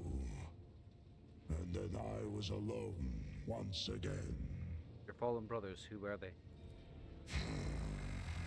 Their saga is one I will not sing to you.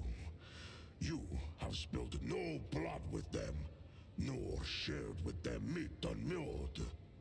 Their spirits might be outraged if they knew I had sung of their deeds to a stranger. I am sorry that they died. Yes, so am I. I know why he was called to the Kronos Expanse. The Inquisitor called for them. This was a bleak saga, et fatur. I must take my leave. Fenris Hjolda, et fatur. I do like the fact that he just speaks. I think that's Norwegian. I could be wrong. I'm pretty sure it's just Norwegian. But yeah, like, the Sisters of Battle are actually some of the more interesting parts of, one of the more interesting parts of, 40k lore, to be honest. Yeah, it's that ancient bunker that was slowly killing us. But yeah, like, their whole thing is that they're the Orders Militant for the Ecclesiarchy, the Church. And so because of that, because of the fact that they have that sort of problem, I'm looking to see if there's anything that says Salus Prime on it, just in case.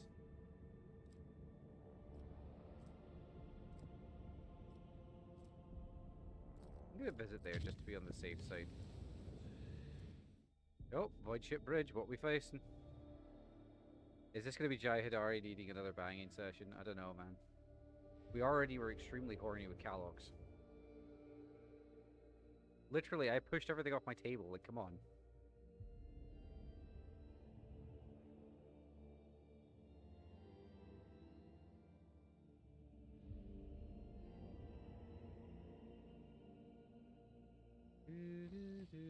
Oh. Hello, Jai. What have you brought me? She has brought me many gifts of gold. Shireen, I decided it is only right if I return this to all you. No matter how lovely and valuable a gift may be, it becomes a millstone around the heart when it is obtained by secret means. So I thought the safest thing would be to bring them all here. If I hand them to Danrock, it would have been a monstrous temptation, and your avaricious factotum does not strike me as someone who is good at resisting temptation. Is this your way of telling me that our relationship is an end? Do you see any kind of future for us, Shireen? I refuse to close my eyes to what is in front of me, Isla. I am not the one for you. Rogue traders do not keep no-name commoners by the side. This mismatch will diminish you as long as it continues, and when it ends, I'll be the one diminished. Jai is striving to maintain a business-like air of indifference, but her shoulders are sagging through the heavy weight. A haunted look flickers her eyes, and her mouth is set from him. I see a different future for us. We do not need to end things. A cold mask falls from Jai's face, revealing what lies beneath a tortured expression and tears rolling down her tawny cheeks. And how long will we be able to keep playing the simpleton and the rogue trader? You have a protectorate full of women just like me. Before, I was able to make myself stand out from the crowd. But now, with every passing day in your eyes, I'll become even more ordinary, more trivial. I am like a performer whose prop for his tricks has come tumbling out of his sleeves. I need to get off the stage before the crowd start throwing stones and rotten food. I don't want to have my heart broken by you.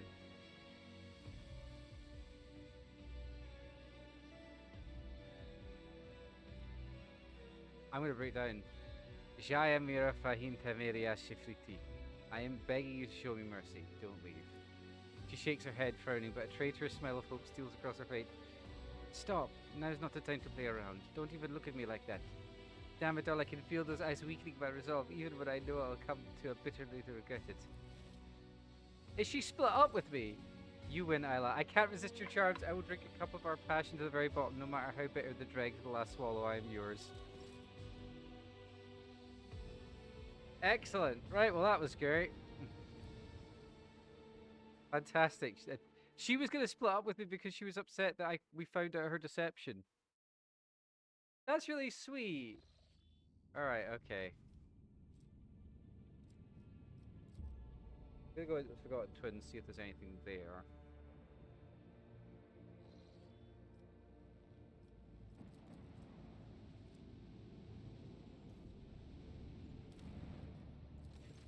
Winterscale Dynasty outpost hails Isle of Valencia and thanks for your help. Oh, okay.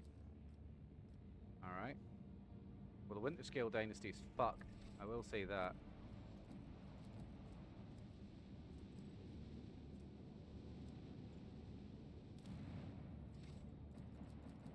Why is it? Oh, it depends because of those.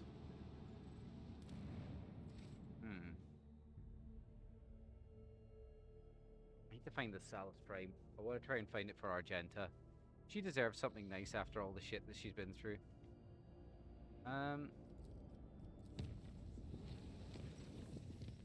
Oh dear, Lord Captain, we have visitors on the bridge seeking your audience. Your presence is required. Oh, for fuck's sake. Now what? I swear, if this is just Abelard, it won't be just Abelard. Abelard would never do such a thing.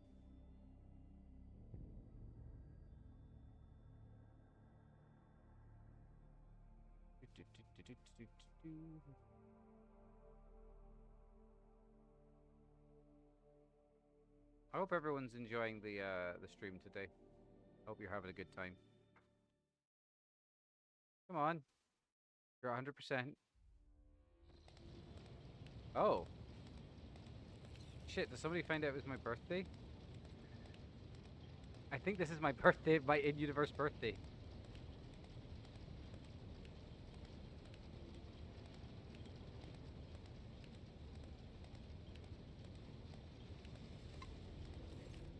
Your ladyship! The high factotum bows low. Every few moments, Danrock brings a perfume cloth to his face. An expression remains of secret. Members of your crew have made it personally a request to allow them to reclaim the most profound devotion to the Lord Captain. Personally, old man. Lord Raffle, Your Highness, gracious Lord Captain, please let me speak on behalf of the whole crew and everyone, and express our gratitude to you, officially, so to speak. The kind of leader that you are, the way you treat people, it's known in every corner of the expanse, from footfall to the poorest, dirtiest, most unremarkable planet. All praise your dedication for the human spirit and goodwill. Everyone wants to serve under your command. There's no end to the volunteers. So the other day, when we were clearing out the abandoned sector for new living quarters, we found a forgotten vault, right in the bilge of the ship, literally beneath our feet. Turned into the vault had some centuries-old weapons in it. They look a bit odd, but they're powerful for sure. The good tech priest helped us assembly and consecration of the weapons, and now you can strike down your enemies with even greater might. Your ladyship, apart from the weapons, the crew has sent some more to find the bridge as a token of eternal gratitude. Most ancient mechanism which our tech priests have dubbed the Celestium Observitatum. Alas, the machine spirit refused to heed the right, but to make the device more symbolic than aesthetic than the practical purpose.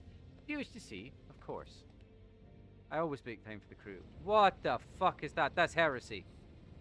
That's clearly some heresy. That's clearly some heresy. The Celestial Observatorium looms over the deck. While the spirit of the ancient mechanism has gone silent forever, the words intrinsically described in its frame can serve as a source of resolve. Keen gaze sunders up the darkness of gloom and deceit and reduces the corruption of all. I like that. Hang on, what was the thing they said they gave me? They said they gave me weapons and stuff. I don't see any new weapons. Oh, that reminds me. Calox. Do you want to get leveled up out of Vanguard? Psyker's bone armor increases by 5% and it increases by 5% every round except the first. What?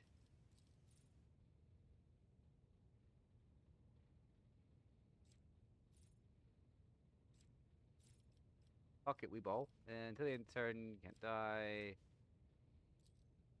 Yeah, let's go for that one. Archetypes, exemplar, okay. Ooh.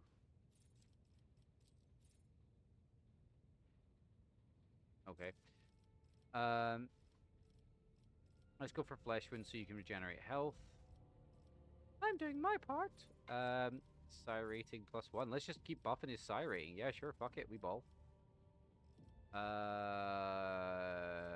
Why is your warp so low, buddy? For a psyker. We're gonna increase his lower warp. We're gonna increase it. Wait, what? I need to be character level 40 for that. Hey, we'll do this one then. Inscribed soul ability costs no AP but direct damage to the psyker equal 35% of the max wound. The next psychic power used after the ability will not trigger psychic phenomenal. Well, the psyker is not in the lane of blade of light. Force weapon attacks deal extra damage. Yep, that seems good to me. Let's increase your weapon skill. Yes. Let us. Oh wow. Okay. Biophysical distortion. All the psychic attacks, including psychic powers, now poison enemies. Yes, please. Ooh. I already have that feature. Telepathy. Oh, enfeeble. Till the end of combat, all targets within the area suffer a minus penalty to strength and agility. Regeneration. Until the end of combat, target recovers Psyker plus Psyker Psi rating plus willpower bonus divided by 2. My willpower is 6, so that's going to be 3, and my Psi rating is now like 4? That seems fine to me. And what's the warp speed? How long does this last? Each other turns with one yeah, that just keeps going. That's just cooldown one. Yeah, you can just do that every round. What the fuck? Let's increase your lore warp. Now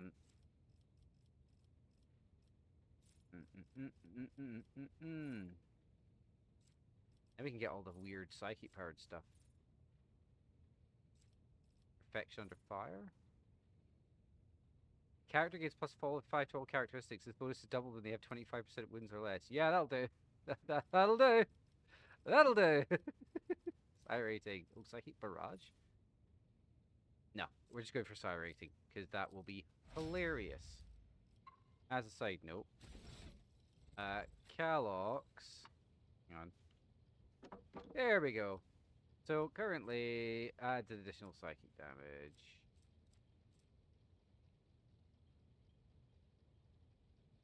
That ancient force sword looks fucking sick, by the way. Oh, and he's got I forgot he's got he's got proficiency with melta weapons. Lamau. Okay. I don't know why I gave him it, but it's just it amuses me. Okay. Yeah, he's got the same one there. Okay, that's nice. What was the one I was thinking of?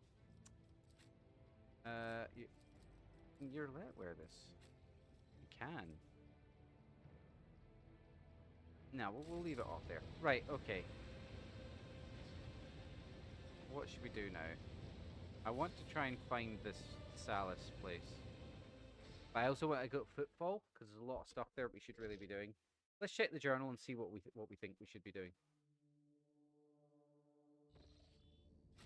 Okay, companion test, blood ties, visit Dargonus, company J to footfall, reach the system mentioned Garpel's calamity.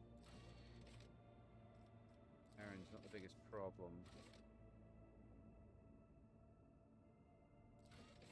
Survivor's Revenge. Rotator is tricked by the gladiator. Oh, we don't want to show completed quests. Okay, let's go for rumors.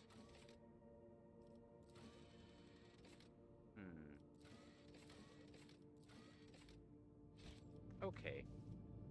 I don't think it's here, but we're going to travel it. My apologies, Lord Captain, but I've just been delivered a report. Cargo Bay 73G has received unusual cargo, if one can call it. The crew considered disposing it, but I dare not do so without your direct order.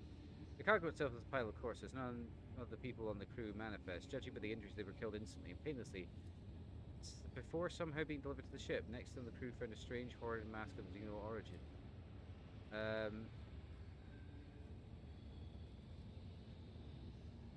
Was there a Xenos in flashy clothing speaking in rhymes by chance? No, your ladyship. I doubt any conspicuous character would have slipped unnoticed. I will inform you if the crew reports anyone seen like that. Process the corpse bodies into corpse starch. They could always use more provisions. There we go. I will see to it, your ladyship. I dare not disturb you any longer.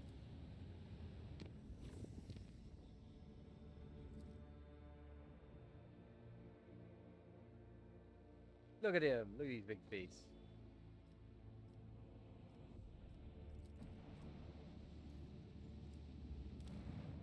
Yeah, fuck it, we ball.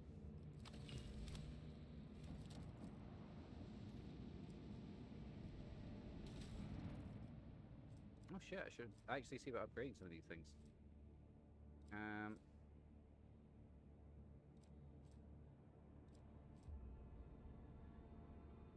Oh, Oh, that sounds really good, actually. Hang on.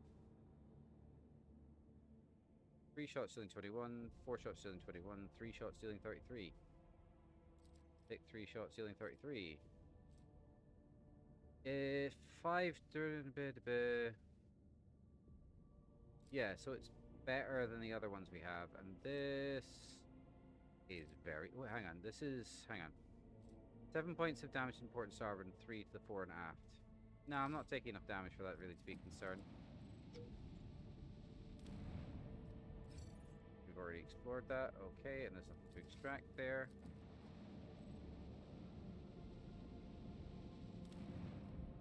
Yes, we shall be mining out the Xenotech, I believe. Alright, we can get out of here. I still think that, like, Sal should be a place I can go to. Like, I get the feeling like I can go there, I just don't know how to. Which is, I think, one of the biggest problems I have. Right, okay, well, we're gonna head back to... I'm gonna head to this fucking place. God help me for trying, but I'm gonna do it. Lord Captain, I bring you new information about the Xeno device that discovered during your time away. Ever since your return, the tech priests have been making every effort to comprehend the nature of this mysterious technology, and they have succeeded to an extent. After many rituals, and pleased the machine god, they awakened the Xeno artifact, but for a moment, it produced a holographic copy of a planet and coordinates that match the location in Langren's belt. Perhaps you wish to see them with your own eyes. Where's Langren's belt? Langren's belt. Where the fuck is it? I wish I could just search this. Can I search this? Oh, shit, we're actually on the way there anyway. Okay. Isla, I would like to meet you in the wardroom immediately. Upper decks, upper decks. Is he just wanting me to wanting to have me in a different location? Because that's like I'll do it, but like at the same time, I was kind of hoping. Hello.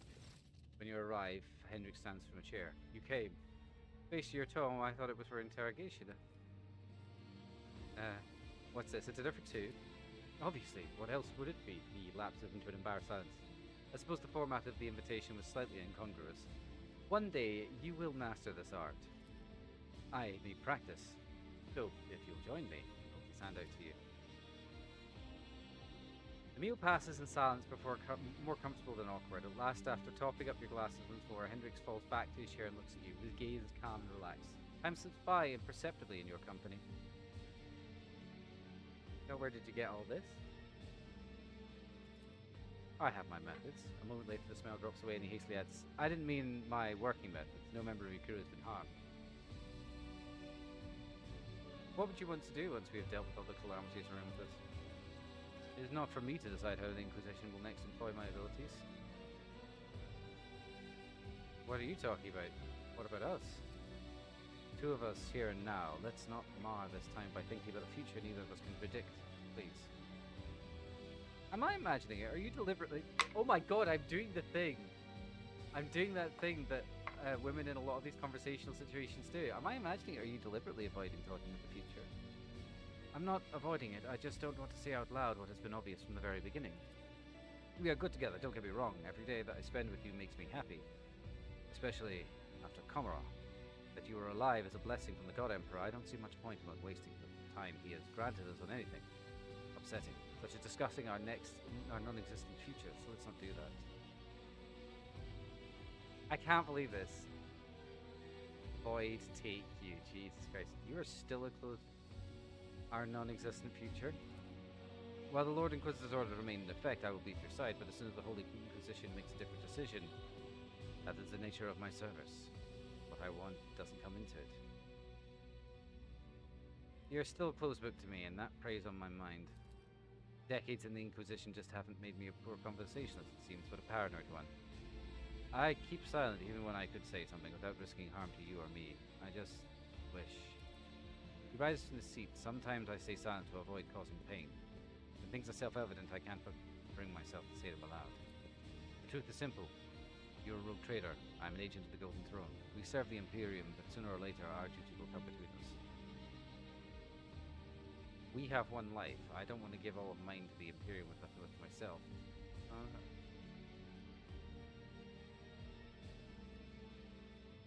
I have one life. I don't want to give all of mine to the Imperium with nothing left for myself.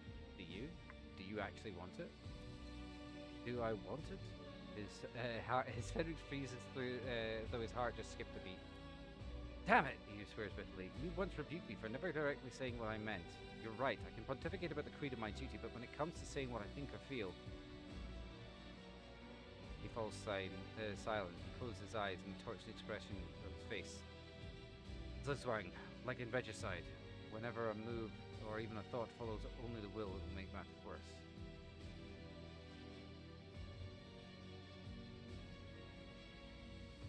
I do not mean to distress you, but you will have to make a choice sooner or later. No, Isla, I'm not the one who has the choice to make. Let's finish the evening in my quarters. I want to forget this conversation. I can help you do that. Holy shit. Bagging Jai. Bagging Calox. I'm still trying to see if we can have it off with anybody else, because so far, I'm pretty sure you can shag the Space Marine. I'm gonna try and fuck the Space Marine. Why not? He's basically sterile, so he doesn't have anything to worry about. I can't believe, though, I was like, what exactly did you mean by that? I literally did the thing that's the stereotypical women in an argument thing. Like, oh my god, I actually did it. Oh my god, men, right? Oh, holy shit, yeah, we threw down. Look at him! Look at his little tighty whities. We haven't even parted yet. I already miss you and your touch. Isla plus J has been carved into the headboard with a knife. Yes, I forgot about that. Oh my goodness. Bizarre fragment trophy board, light smooth surface. I have no idea what that is. I know what that is. That's regicide. Do I have anything here I can...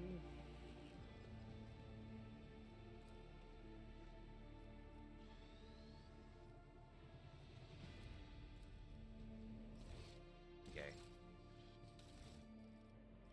Oh my god, I've got so many things in my vault that I should probably... What is this? Litany of Exhaustion. Okay. Oh yeah, I've got the Heretical Heavy Bolter. And a short combat shotgun, a Von Valencia's cloak versus a Phantom cloak. Ooh, warp damage, that's quite useful, I guess. But we keep all of our stuff on us because we baller like that. Yeah, we stuffed the slith. There's me. I'm glad I took the fucking diffused explosive created by the Inhuman Hands. Yeah, that's this one. Yava Gamma is a big cog. Oh, what's this?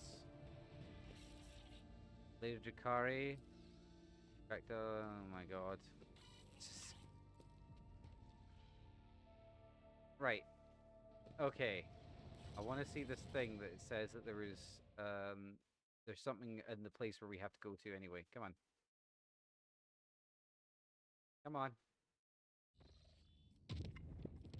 Langren's Bell.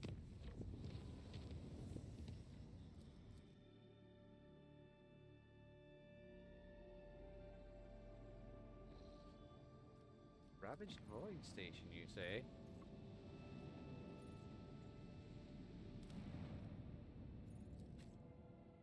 Yeah, we'll bring that lot on. Make use of cover to minimize your characters. If a projectile hits cover, the target behind the cover won't suffer damage. Attacks with over-penetration may still hit through the cover. Alright, okay.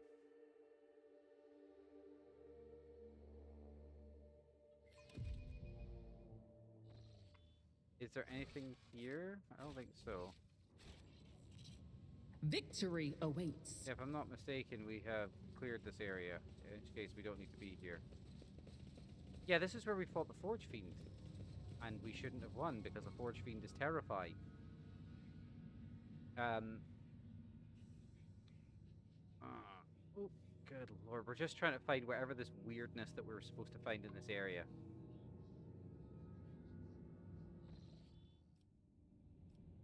Okay.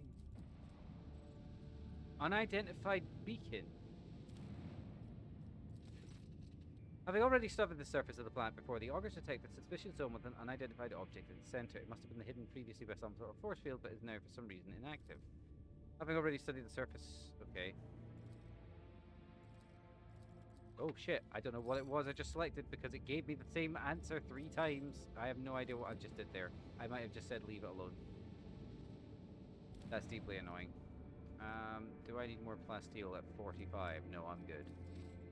I'm going to quickly go back to the Void Ship Bridge and speak to Danrock. I've got a lot of things to trade, so hopefully I'll be able to get some cool stuff. I think I'll check out the Cas Basilica, or Casbalica, or whatever the fuck it's called. I'm trying, because I need to increase my standing with them. They've got some pretty cool stuff. I mean, the Tech Priests of the Explorer Trophy also have really cool stuff, but that's kind of not the point.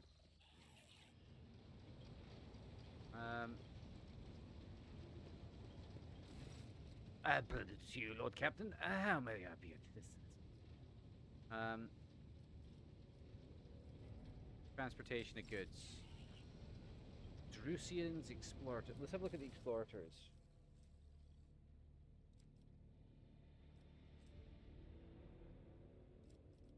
Arax. Not as good as what I got from the Scorpion. What? That's pretty cool. Deadly Repeater. Focus Meltagun. Fortress Origin. Oh shit, I can wear that. Skitari fucking Ranger armor. It required Reject the Flesh. Ah! Oh, that's so cool. Ancient Plasma Rifle. Holy Power Armor. Yeah, I might wanna in Ghost Helm. Wow. Annihilating Astartes Bolter. Yeah, I might want to be trading with them.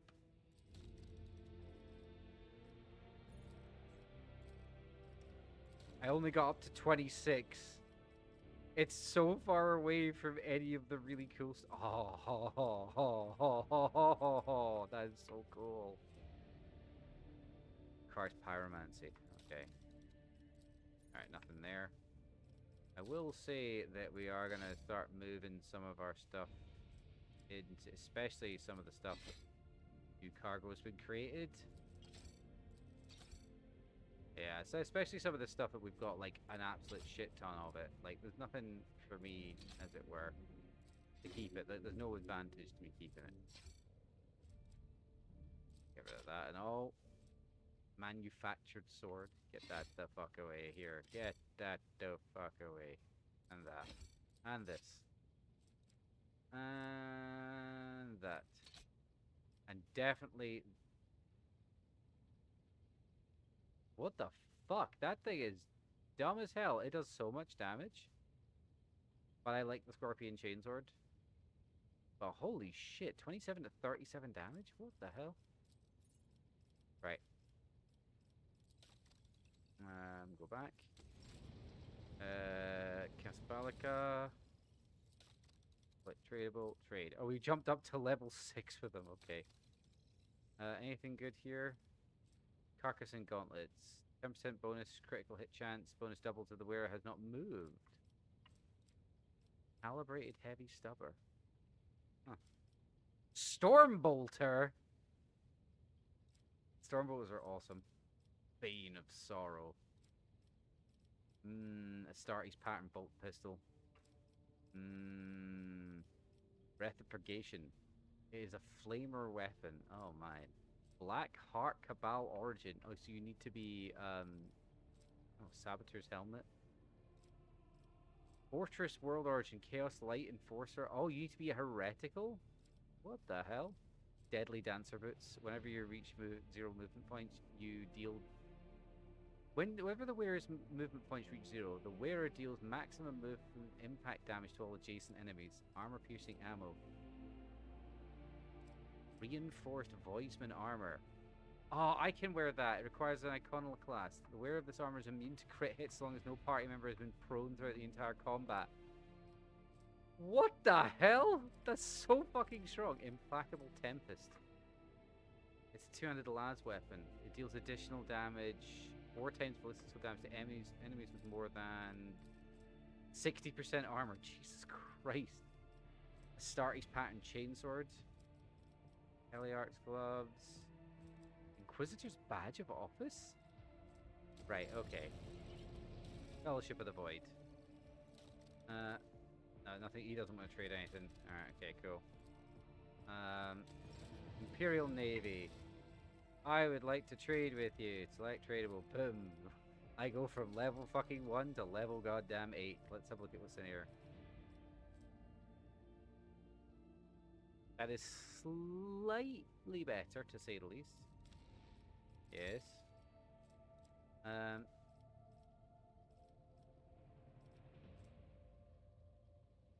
3 shots doing 33 is a max of 99 shot damage. 4 shots at 21 is 84 damage. So, yeah, it's probably best to keep that one. A medium range lance right now. I want a long range. Fortis pattern torpedo tubes. 4 shot. Nope, the one I already have is the better because it does 5 instead of 4.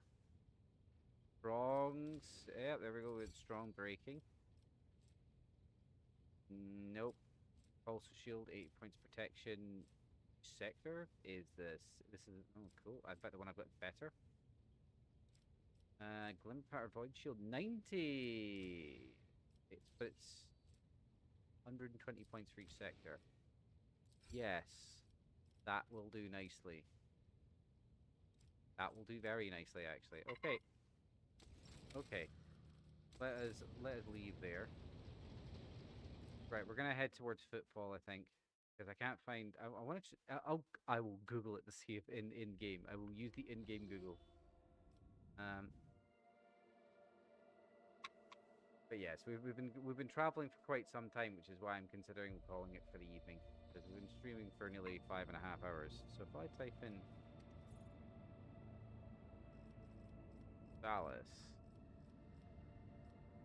right.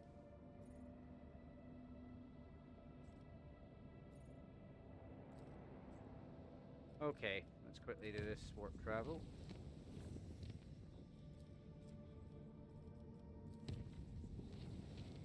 Right.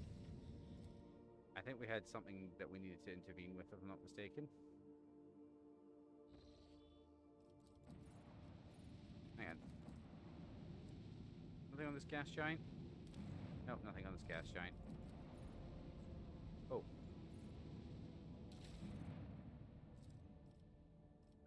Let's see. No. Yes. Fuels.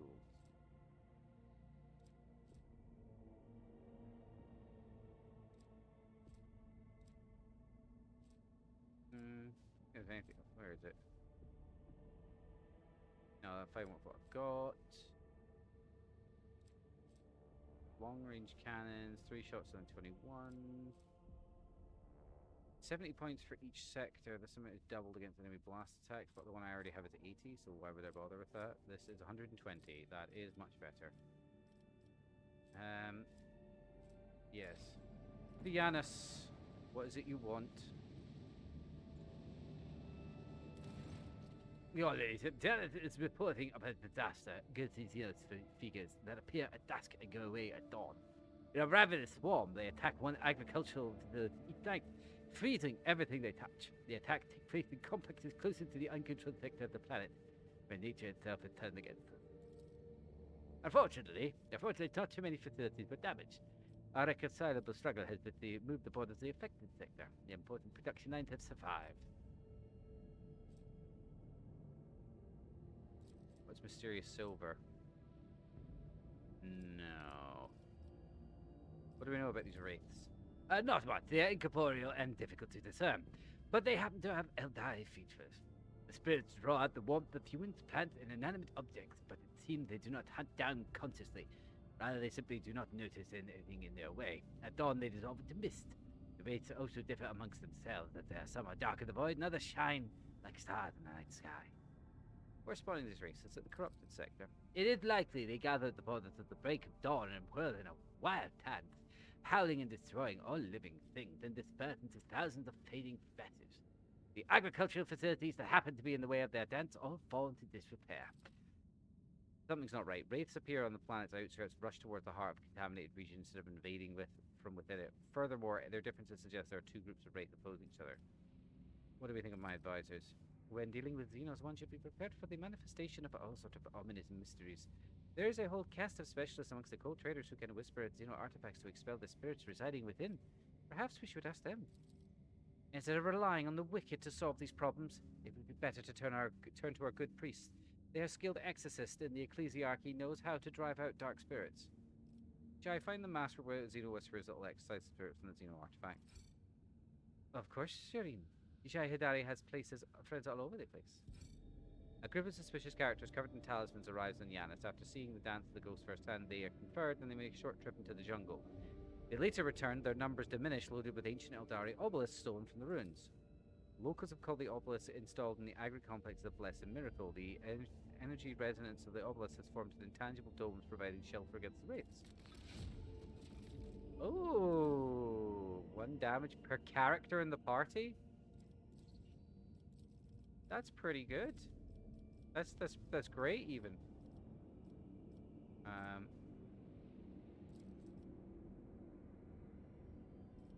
What does Mistress of the Flame mean? Allies deal 10% damage to belt and plasma weapons. Watcher from above. What is Watcher from above? The wielder of the sword gains 25 bonus to dodge and 25 bonus to parry. Enemies hit by the sword have a minus 25 penalty to their weapon skill until his next turn. Oh, bloody hell. Territory for oh god. The Lost. Ooh, Fang of Perdition. Version of Lord Xenos. Demon in Organs. Secret Lair. One of the projects.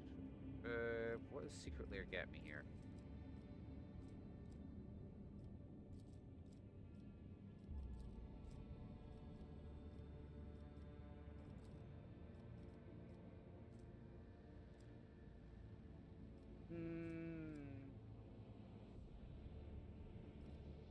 Scriptorum Schools. Payment in organs. Increase the tithe, supplemented by decrees so that people address current shortfalls. In other ways, it's impossible to teach serf to read. It is possible to teach serfs to read, and thus they educate the enlightened servants under the suspicion of monks. That sounds more likely. Xenos and Tom. Curious how intoxicating substance discovered in Xenos reasons. Clandestine bagels alchemists work hard to refine and distill substance to a pure form to play a soul transfer looking for new diversions. No. Lost expansions testing the metal of pirates, really being exotic spreadsheets. No, Great Fire. Fuck it, we ball. Great Fire it is. Get out of here. Well, you know what? As we start making our way towards Mundus Planus, because we are going to head back to Dargonis first of all. Let's quickly get there, actually, and then we'll teleport down and call it for today. I think that's the plan.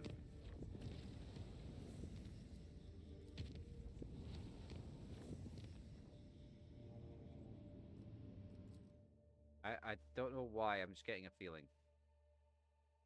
I want to talk to somebody, I think.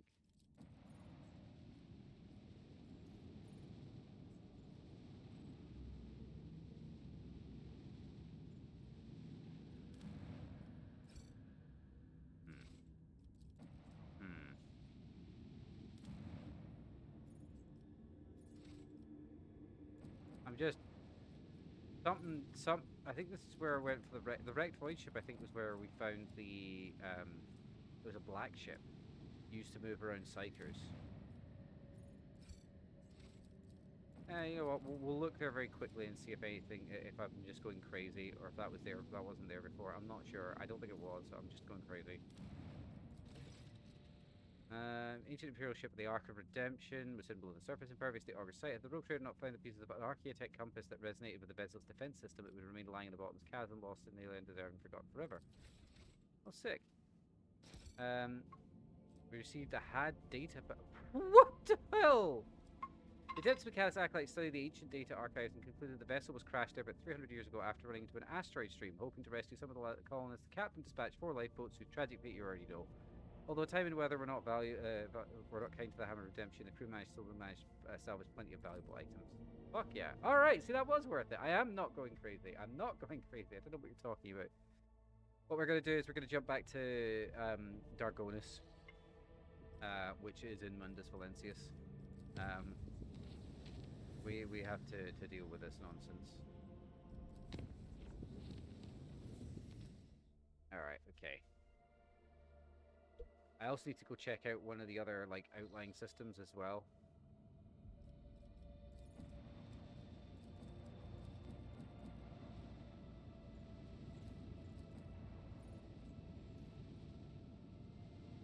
Okay. I got 5 grenades. Projects. Shield of the Emperor. Well, blocks the filth of the expanse. The Adeptus Arbites. The Caligae of St. Keith. Militia Navy. All inhabitants of the Expanse trust the flagship restores 33% to the cooldown of ultimate ability at the end of space combat. Red warp-groups always become orange. Yo, that's possible.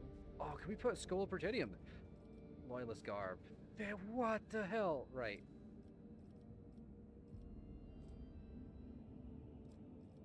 I need to have missionaries.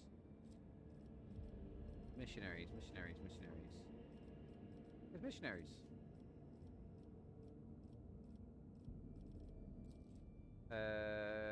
Missionaries. Hang on. Completing the Protectorate. Foulstone can help by sending its children. Okay. So in order to have the Skull of Progenium, I need to have that. Oh, crap. This one... Okay, Holy Prophet. Praising the Muses. Pleasing the Tired. Call to Arms. Militia Navy. Yeah, okay. Before we go any further, we are going to quickly go into our Corpus Valencius. Oh, I love this. Colony Management. Foulstone. Right, can I put... Missionary! There we go. You have a Gamma. Gave me a fucking rifle. Chapel of Enumeration. Mag Train Giants. Yep. There we go. We want that. We want that. Weber 6. Lord Captain, the Atabatic Choir have caught glimpses of horrifying visions coming from Weber 6. Something has breached the colony from underground. Soon a new sector of deep tunnels has been put into operation, but overrun by monsters. They lurk in darkness, swarm in the shadows, attack quietly, and leave nothing in their wake, consuming flesh, plant steel, and rock creek. Churring of 1,000 claws herald their approach, and desperate cries can be heard in the silence of the tunnels prayed be to the Golden Throne. These creatures do not seem to be interested in getting to the surface. However, they have seized several active mines and are doing Emperor knows what. Arm the convicts and wardens? I get Carapace Fragment, Master of the Inferno. What's Master of the Inferno? 10 demolition and deal 10 more fire damage. Okay. What think of my advisors? Threat is unknown. Establishing nature of the threat is the top priority. Collateral losses are insignificant. Requesting authorization to coordinate an offensive operation to be carried out by penal battalions in order to determine the nature of the attack. We have to block off this threat and protect the people. To do this, we must blow up the tunnels, but to make sure the plan works, it has to be done in zones currently occupied by the unknown enemy. I am sure that a dozen brave men can be found in the colony, ones willing to accept the grace of martyrdom and descend into the darkness of explosives. So, Pascal would give me the Carapace Fragment. She would give me the Carapace Fragment. Who's the convicts that have already... Use the convicts ready to atone for their misdeeds to the honor of martyrdom. Give them explosives and send them to blow up the tunnels. They will seal our enemies to the ground. The reason is that if I give all the weapons to the not the guards, where do you think that's going to go? Heed my words, for I ask you to kindle the flames of faith in your chest, which against no corruption can withstand. Making the sign of the quill with their hands, a dozen martyrs wearing explosive vests descend into darkness. Their belief carried them towards gracious death in his name. I've just ordered suicide bombings. A series of tremors shook the mines, and monstrous roars of crumbling earth filled the empty tunnel. Clouds of toxic smoke have erupted from the depths of the mines. The blockage of stone and dirt has separated people from the terrible invaders, whoever they were. Fucking hell, man. What? Navy whips. Craven's Bane. Oh! That is disgusting. I love it. Alright, okay. Repentance of the Lost. Proceedings. Place for outcasts. Palaces for outcasts. Frontier of the Expanse. Outcasts and allies will find tranquility here. The project must be completed on the colony. Xenos and Toxicant. Ah, fuck off. I'm not doing Xenos and Toxicant. Fuck that. Yeah, extract from Metallica. Right.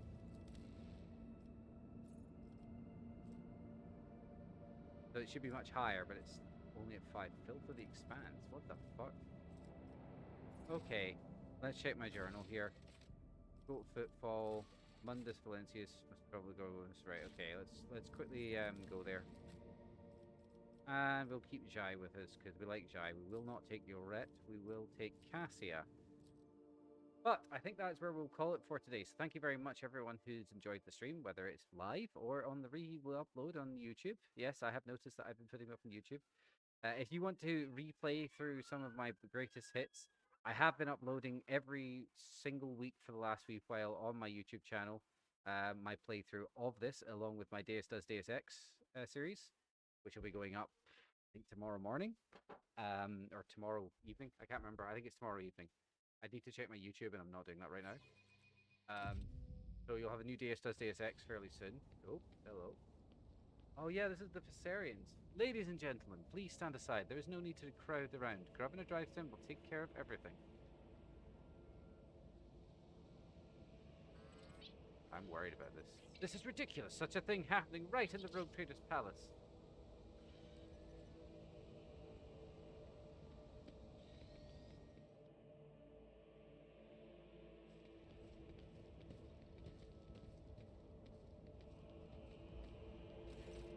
We are confronted by the sight of dead bodies at the entrance of the palace. The corpses have been hauled into a pile. Some are dressed in uniforms of the palace wardens, others are carrying typical clothing typical of Dargon's nobility.